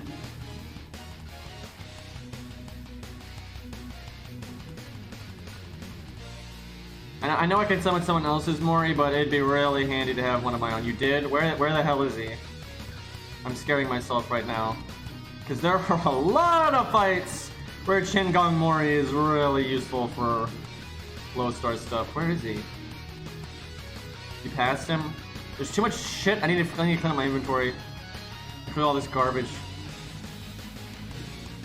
The problem is I don't know if I leveled them or not. That's the issue, so I don't know where I'm even supposed to be looking here. Oh, there he is. It's because I was looking for stage 1. I would never look for stage 2 Mori, because I've never used stage 2 Mori. That's why I didn't see him. Okay. We don't need him right now, but we're definitely going to need him for a variety of things. I wish my new account had Mori. But because it's actually able to use the random golds we happen to get, I'm sure we can get by without him, but it would just be nice.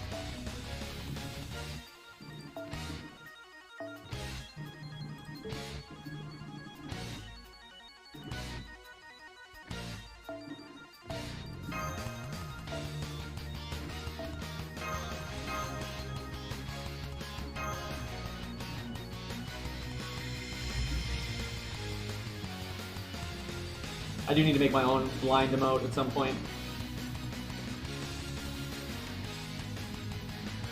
I remember, like, when there weren't that many of those, and those were kind of catching on and stuff, they really didn't get used that much. I think because people didn't really know how to use them in good ways, but I think they get used a bit now, but maybe I'm biased just because they're in my stream. But I see them in other streams too, a good amount.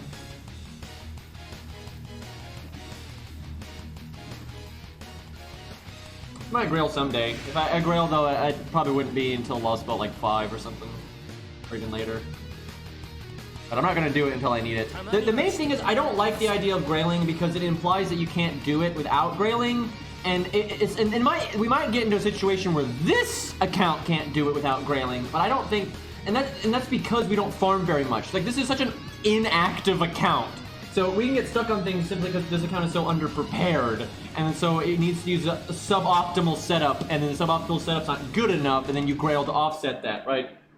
Where if you actually could bring the optimal 1 to 3 star setup with 1 to 3 star CEs, you could probably still do it. This is, why? I don't understand. Every time I bring a setup like this, it's randomly a boss fight.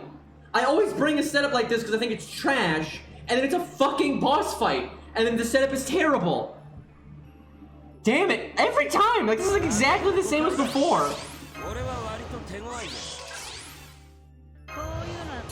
Like, Billy's fine, but I don't need double caster coup. Like, Jesus. Like, you'd really front load the team to kill the Berserker right away. You know, like Billy with like buffs and shit. And then you put casters in the back to clean up. But I never do that because I think, oh yeah, it'll be like assassin trash mobs or something, or Berserker trash mobs and an assassin boss at the end or whatever. Like, that's what I'm thinking. And it's not that.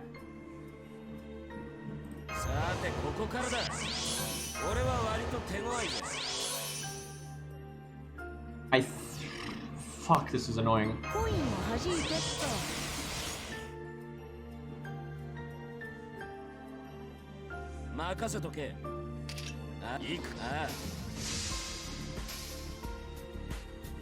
Yeah, and I'm so used. See, that's what I like about Lost Belt 5. There are no trash stages. Even when you fight trash mobs, they're like boss fights. Like, they set them up as boss fights. There are no filler stages, and it's awesome. Because you just take everything seriously.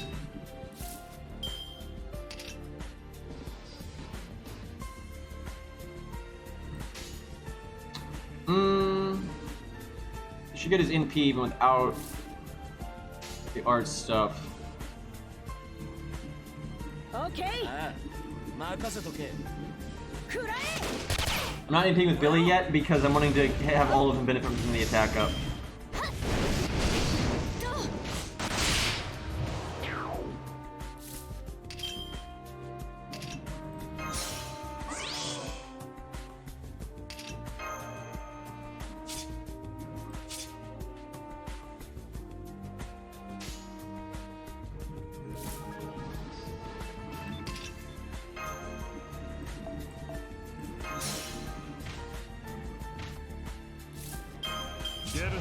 On, land the attack buff. That's the only reason I'm doing this.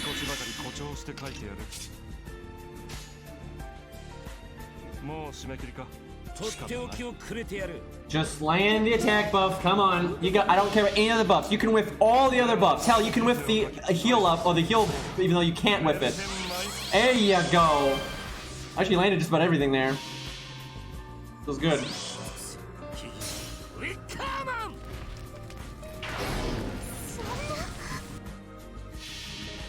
Fuck!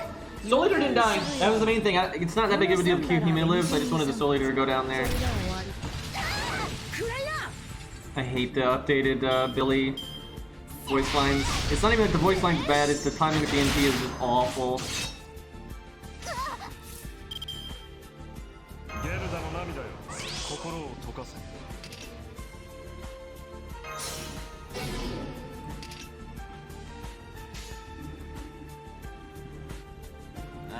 This is kind of risky because no one got a Buster card. I probably shouldn't have tried to kill Kiyohime there, but it's fine.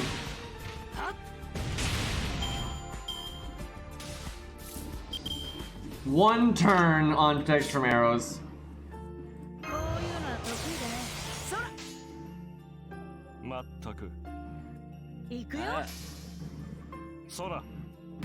You still got the defense up.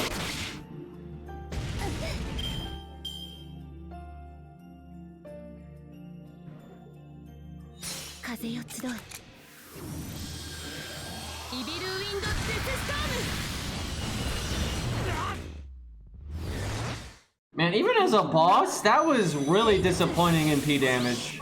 She didn't even kill Hans. Hans didn't have a defense buff. He had less health, like... I really wasn't expecting much from her, and I'm still disappointed. Which is exactly how I feel about the playable version of her. Feels bad, man.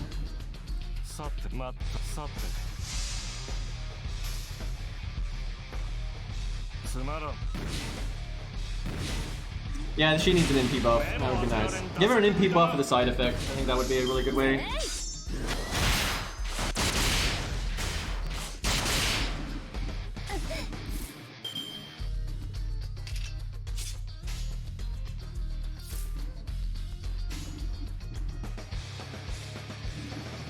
I'd love to do the card first, but what if he lands the attack up? Ah, fuck it. Get the Buster up for our third place Buster card.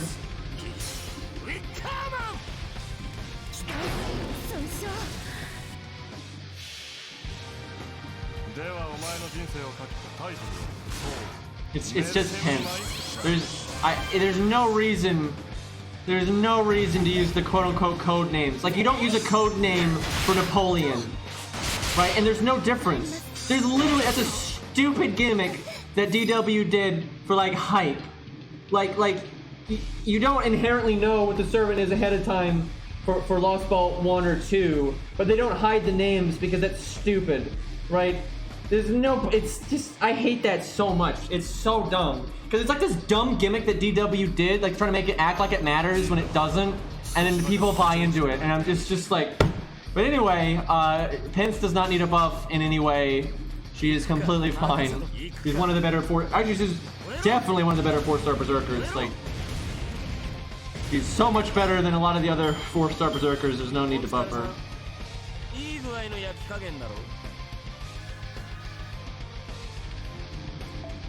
Like, but what if people learn that it's pins ahead of time? Who gives a shit?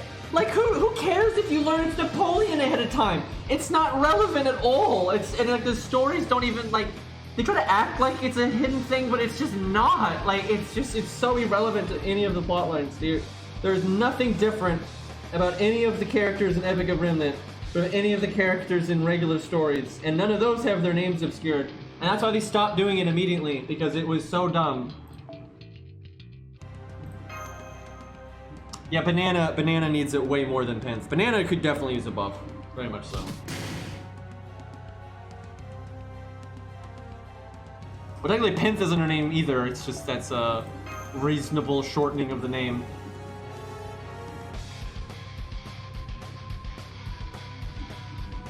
Like, and it's just confusing because no one calls Columbus Rider of the Resistance or whatever the fuck. No one does that. But then once in a blue moon, someone says it, and then I'm like, what the hell is that? And it's just like, oh yeah, it's Columbus. Like, it's just, it's so needlessly confusing.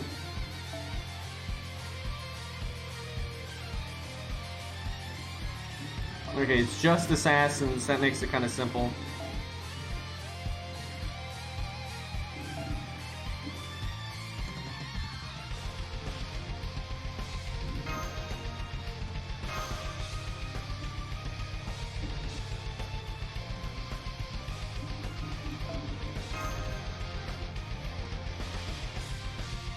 But are we already fighting?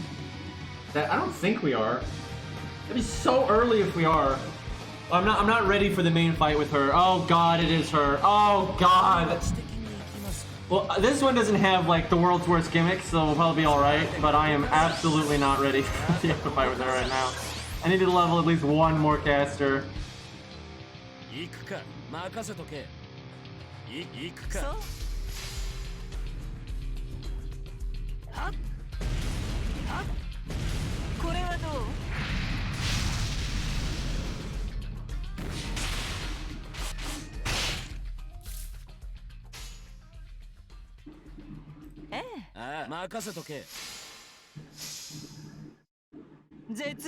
I should have given the coup in the back for MP gain up, I think. Yep.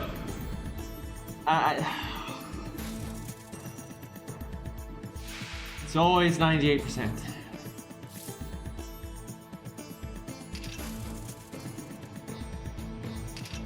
Oh, no, this isn't a fight with her. I thought it was because normally when it's two waves like that, That's how most of the preview bosses are.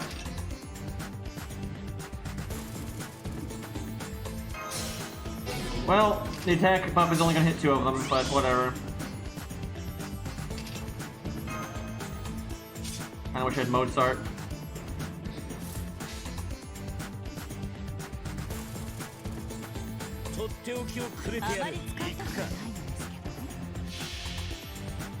That was very disappointing.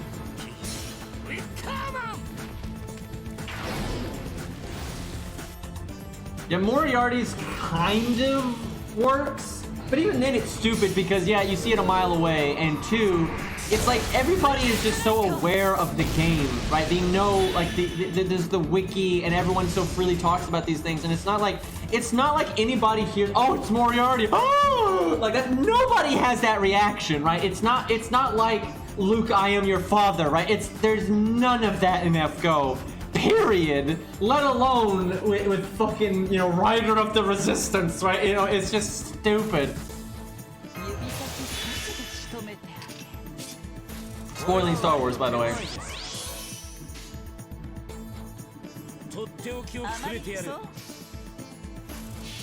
I can't wait to have my own D emote. I'm so looking forward to that.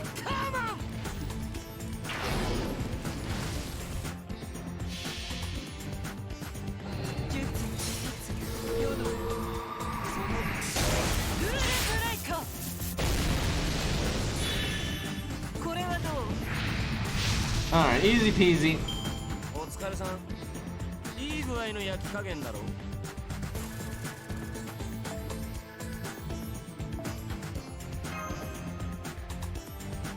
Yeah, I'd say I agree, Walk. That's a decent one. The problem with that one, it's that no one can hide that though, because it's been out, like, that's the one thing I do feel kind of bad about, but I'm not gonna try to not spoil that because it's been out for so long and it's so relevant to like the current story and everything. I think trying to tiptoe around it is just stupid at this point because it's, again, I get it if someone's new into FGO and they're actually enjoying the story, but okay, this is how I feel about it. It is your own personal responsibility to not get spoiled on things for the most part, right? And so I feel like it's fair. Like if I say to my chat, don't spoil things, it's my chat, it's my channel, right? But if I go to someone else's stream, I know I'm taking a risk that I might get spoiled on some random thing. Like, so if there's a game that I really care about, I don't watch streams of it until I play it. That's just, that's how if I care. Now, some games I don't care about being spoiled or not. Like, I really get annoyed at people that get so anal about spoilers because it's their own fucking responsibility. You know, it's one thing if someone, like, you know, bombs you and like a friend of you DMs you in Discord and just like gives you a laundry list of spoilers just to be a dick, right? That sucks. But like, if I'm truly trying to avoid spoilers for something, I don't watch YouTube videos of it. I don't go to Reddit. I don't go to, like, this is not rocket science, right? So if I got into FGO late, like let's say I started playing FGO right now, I'm just, you know, googly-eyed newbie player here. You know, I'm in no world would I randomly go and watch YouTube videos. I'm not going to join a Discord. I'm not going to do that until I've actually gotten far enough in and I kind of feel established and I kind of, you know, I've already, you know, seen what I want to see. Now, I will say with FGO, because if I was reading the stories, because the first, like, 5 stories are so bad, I'd probably stop caring about the story immediately, and then if I ran into spoilers, I'd start joining streams or whatever, and if I got spoiled, I wouldn't care anymore. Even though the stories later do get better, but the stories are such a bad first impression. I think a lot of people get into it, and then they don't care about the stories anymore. But yeah, I hate that when it's your responsibility to not get spoiled, and they want the whole world to cater to them. Like, no, fuck you. If you don't want to be spoiled, that's on you, right? And there's some degree of where it's reasonable. Like if like a Discord, like, yeah, don't say spoilers in this channel. Fair enough. Right? But you don't join someone's Discord and then tell them, oh, you can't, you don't have a spoiler-free channel. You have to make one. Like, no, go fuck yourself. You know, and if you're streaming, you say, hey guys, don't, you know, Lost Belt 6 just came out. Don't spoil it in chat. That's fine. You don't go to someone else's chat and tell them not to spoil Lost Belt 6, right? It's just ridiculous, right? It's just nonsense. Yeah, and that I can kind of understand, but that GP, but I'm not kidding. If I truly care about not getting spoiled on something, which is very rare, but if I'm truly trying to not get spoiled on something, and if it's like a new thing, I kind of just go internet silent for the most part. And you know, I might watch some random stuff on YouTube, but it's normally gonna be very unrelated. And if I get spoiled, it's like, okay, it's not the end of the world. I don't freak out. Like, shit happens, right? I never get mad if I get spoiled on something if it's really old, ever. Because I get it. Let's say a new game comes out, you know, Super Fury 9, right? Super Fury 9 comes out tomorrow, right? And then literally the day after, you watch a Last of Us review or something, and it randomly spoils Super Fury 9, right? That's lame. But like, if it's like been a year or 2 years or 3 years, right? And then like you watch you watch you know, a video on Demon Souls, and it randomly spoils Super Fury 9. That's not a problem, right? It's been over a fucking, you know, if it's been like even like a few months, I feel like it's like, you know, it's not a big deal at that point because you obviously didn't care enough to get into it at the beginning, and yeah, it's fine to wait, but then you kind of have to accept the risk that you might get spoiled, and like the whole, like I said, the whole world, you know, like I slap random references in my videos, you know, I just slap random BlazBlue references in my videos and all kinds of stuff. I'm not worried about spoiling BlazBlue. That's stupid. It's been out for like 5 years, right? I don't care. If someone hasn't played it by now and they get spoiled by it, that's unfortunate, but that's on them. And I'm gonna be, you know, free to do whatever I want with those things, right? I'm not gonna like spoil a new movie like a week after it came out, you know, obviously not, but you know, after a while, it's not reasonable for everyone to be constantly tiptoeing around spoilers.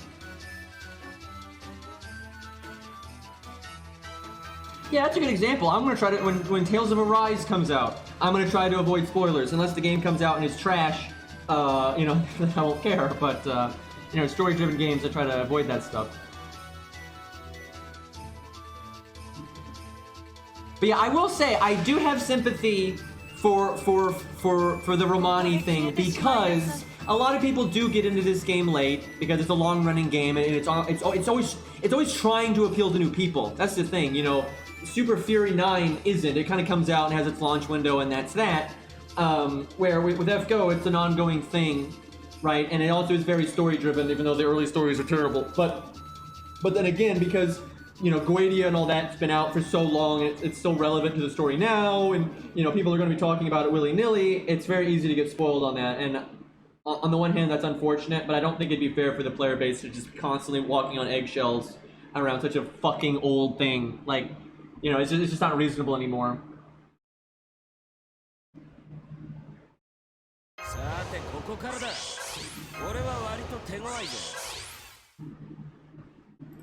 Yeah, that definitely happens. Yeah, something will come out. 600K?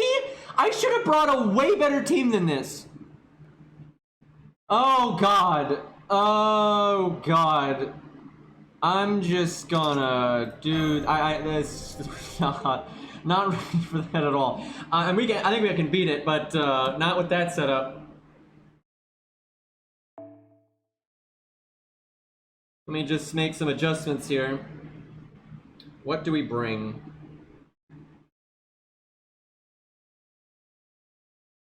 Oh yeah, hold on. I gotta get my login bonus on my main account. Excuse me.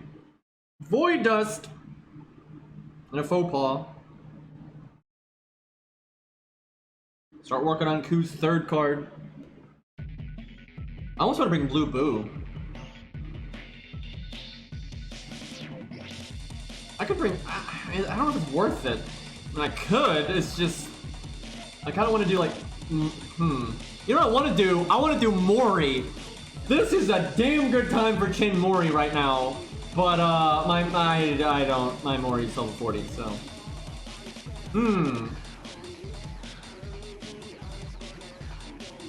There's even Babbage. I think Babbage is an option. Could do Lubu Chin, that's true. I don't know if that's worth it. It would be if Lubu had an upgraded NP. If Lubu had an upgraded NP, I would say absolutely. Which he deserves one. With Mori getting added, I think it's fair to buff Lubu's NP. Babbage actually probably could solo this if he had like a proper CE. But with 3-star, no way. Especially a 70 Babbage, 3-star CE. There's even Clown Boy. It's Castraku, Clown Boy, you know, Berserker, or Medea, or even Double Mozart. A lot of crits with double Mozart. We could get more crit damage than MP damage, really. Mozart is good with Medea, but she doesn't have a crit gimmick like Ku does. This is where I wish we had a normal DPS caster. I really wish we just had a normal DPS caster.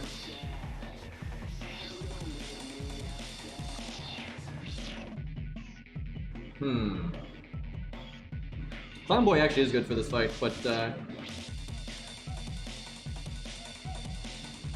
like double Medea is just not enough damage, even though she does do. I think maybe stick with Caster Ku. I just don't know if he's gonna do enough oomph.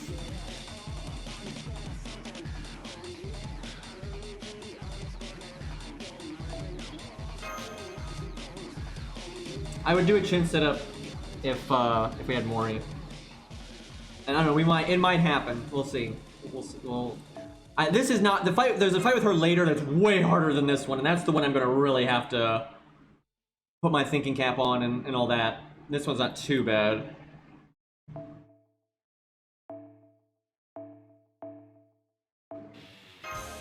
So the tricky part is I want my taunt to live until the first NP. That's hard to do with George because he's being counterclassed. I could wait to taunt, and with Guts, could probably do it.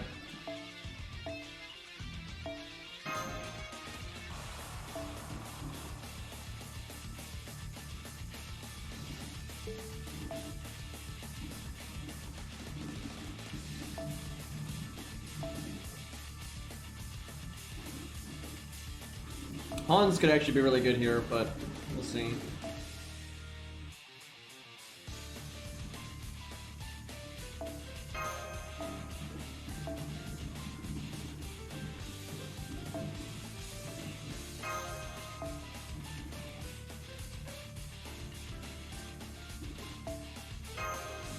Oh boy.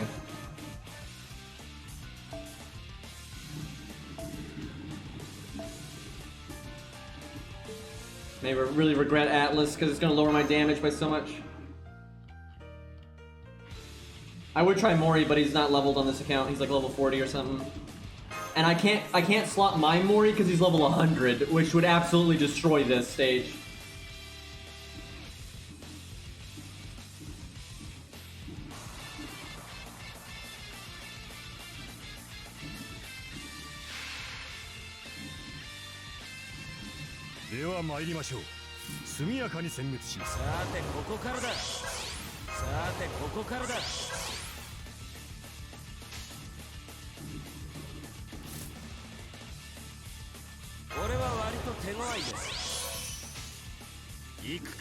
I'm doing his first skill and not the other ones because one, the front or the back Caster Ku doesn't have his first skill upgraded, so the crit up doesn't really matter too much. And the other Caster Ku had 2 cards, so he doesn't need to charge. I guess badly. That's my logic.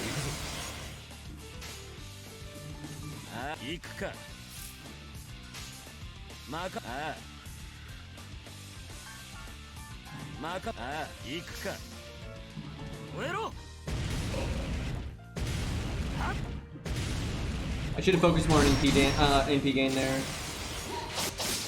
It's really unfortunate that happened to George. Really? Fuck, that's bad. Probably should do Leonidas then. That was so unlikely too.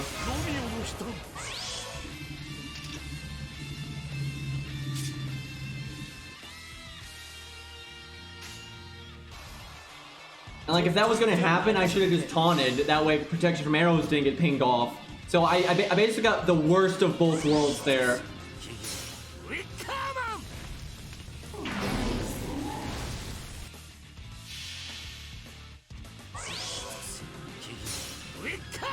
I don't mind this fight, it's the later fight with her that's really tough. This one's not so bad. I mean, it'll be a bit of a bitch, I think, for this account, but the other fight's gonna be the real oof one. Like, this might take a few tries, but...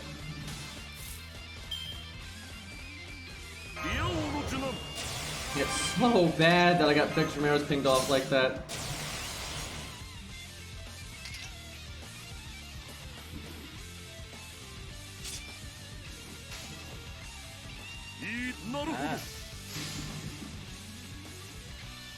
潮を送ろう。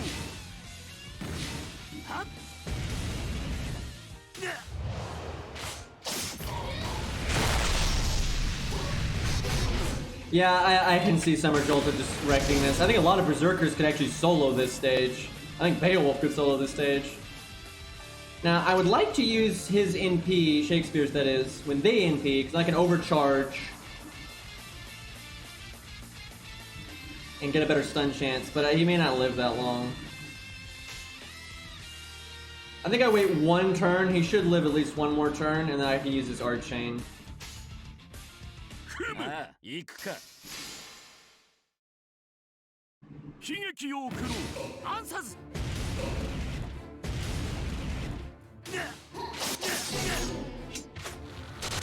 Okay, so only time to use our disengage skill. さてここからだ。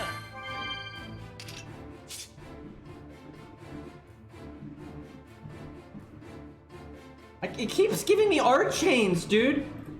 Which, I mean, that's actually incredibly likely, but...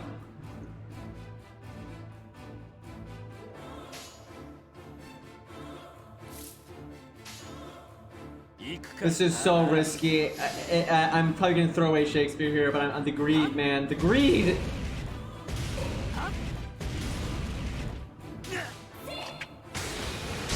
Of course! Just right away, insta-buster crit. Oh, okay. What a bitch.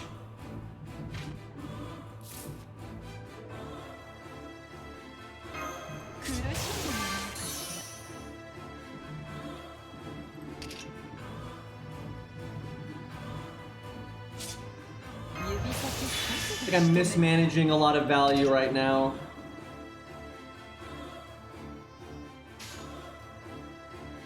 Like, really, I should Medea NP. Because she can art and like instantly NP again, right? But then why did I use the, why did I remove the NP seals? Because you're an idiot, that's why.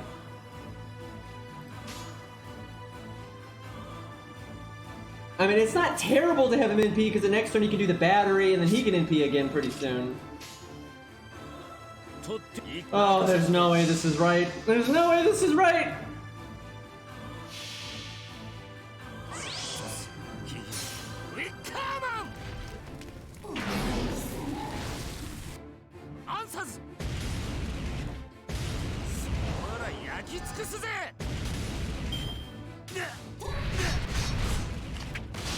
You stop doing that. Really? She knows! She knows! I've been had! So I should have used his first skill forever ago, the middle coups, because I was trying to save it for Mozart, but that's not really happening. Also, Atlas has done basically nothing, and default would have been way better, but you know what? Now's the time.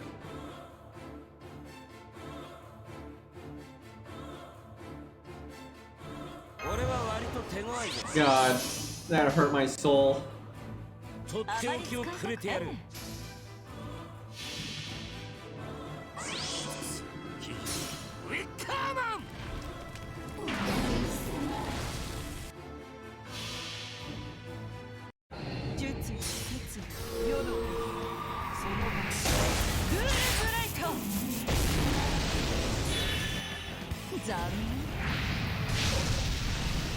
Shame we didn't have Mozart there.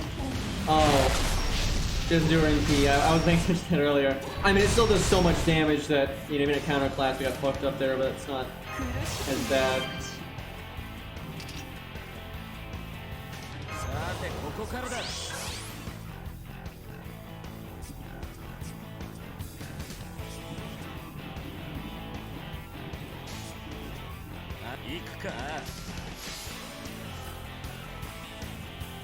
These defense downs have been nice, though.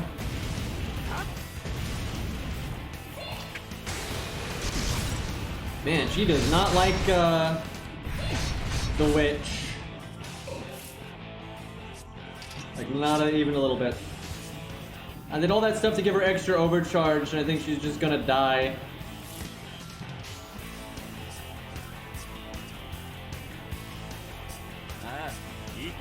Damn. Getting a second NP out of her would have been really big.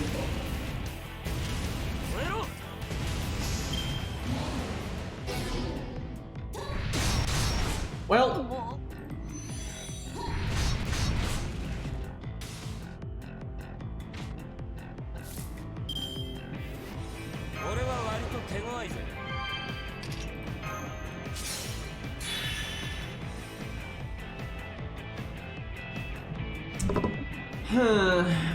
Middle Coup doesn't have his art cards yet, so it's not necessarily the ideal time to use the crits.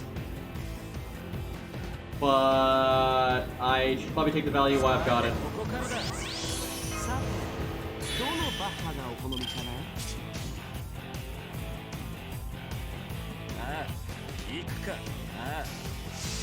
Wait, no, he did have an art card. Why did I? Well, it's still debatable if he's the art card or not, because there's probably gonna be a better time for it, but still, I think I should have done it there.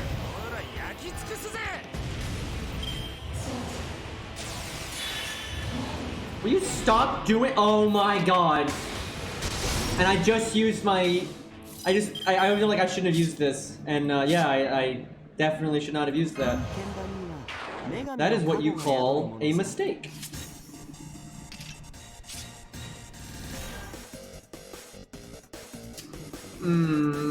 Wait. This is not really a good time to do it. If I could use his NP and then use it for the battery towards the next one, sure, but I can't do that.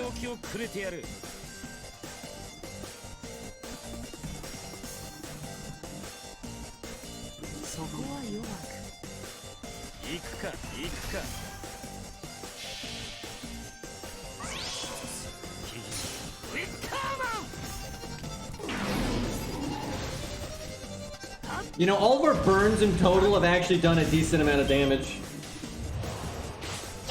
Of course. The one person that can't survive it.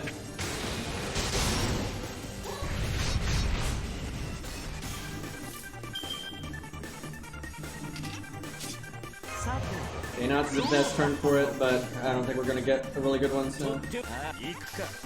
More burn, boys!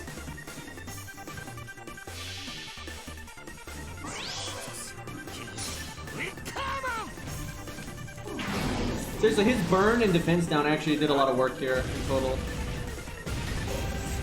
Definitely saved us at least 2 turns, I'd say.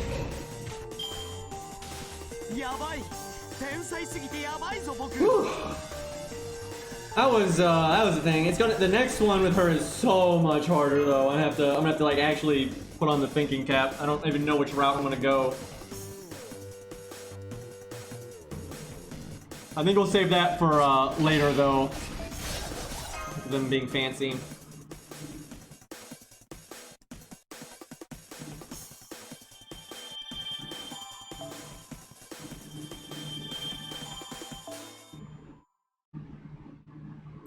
We'll at least get up to the fight though. You could do more. He's even got the 100% debuff resistance, which is actually really good in that fight. But again, I don't have Mori leveled yet. Buff block can be good in that fight too, so Clown's an option. He's still not playable, by the way. Good old Limbo. It looks like there's some filler before the boss. Well, we'll deal with that next time. I need to go get some real life stuff done. That was fun. I had a good time. Tomorrow's Camelot though, which oh that sucks. I guess that means we won't get to do her for a little bit, but I kind of forgot about that. We'll get back to Shimosa though. It's no rush. It's not going anywhere. Besides, I could use some time to prep anyway. All right, let's raid somebody. Yeah, so tomorrow, big Camelot stream. Super looking forward to that. Roof Force Slam. We'll see how we do. I'm kind of worried about Gwen. Normally I'm not, but that account is just not quite ready. I wouldn't even be slightly worried if I could just summon like a Robin or a David or something like that. But because I have to summon Bedivere from the story support, I'm a little worried. I'm a little worried. Let's raid Fino. He's playing some FGO. Oh, he's doing the Lost Belt 2 bosses at the end right now, I think.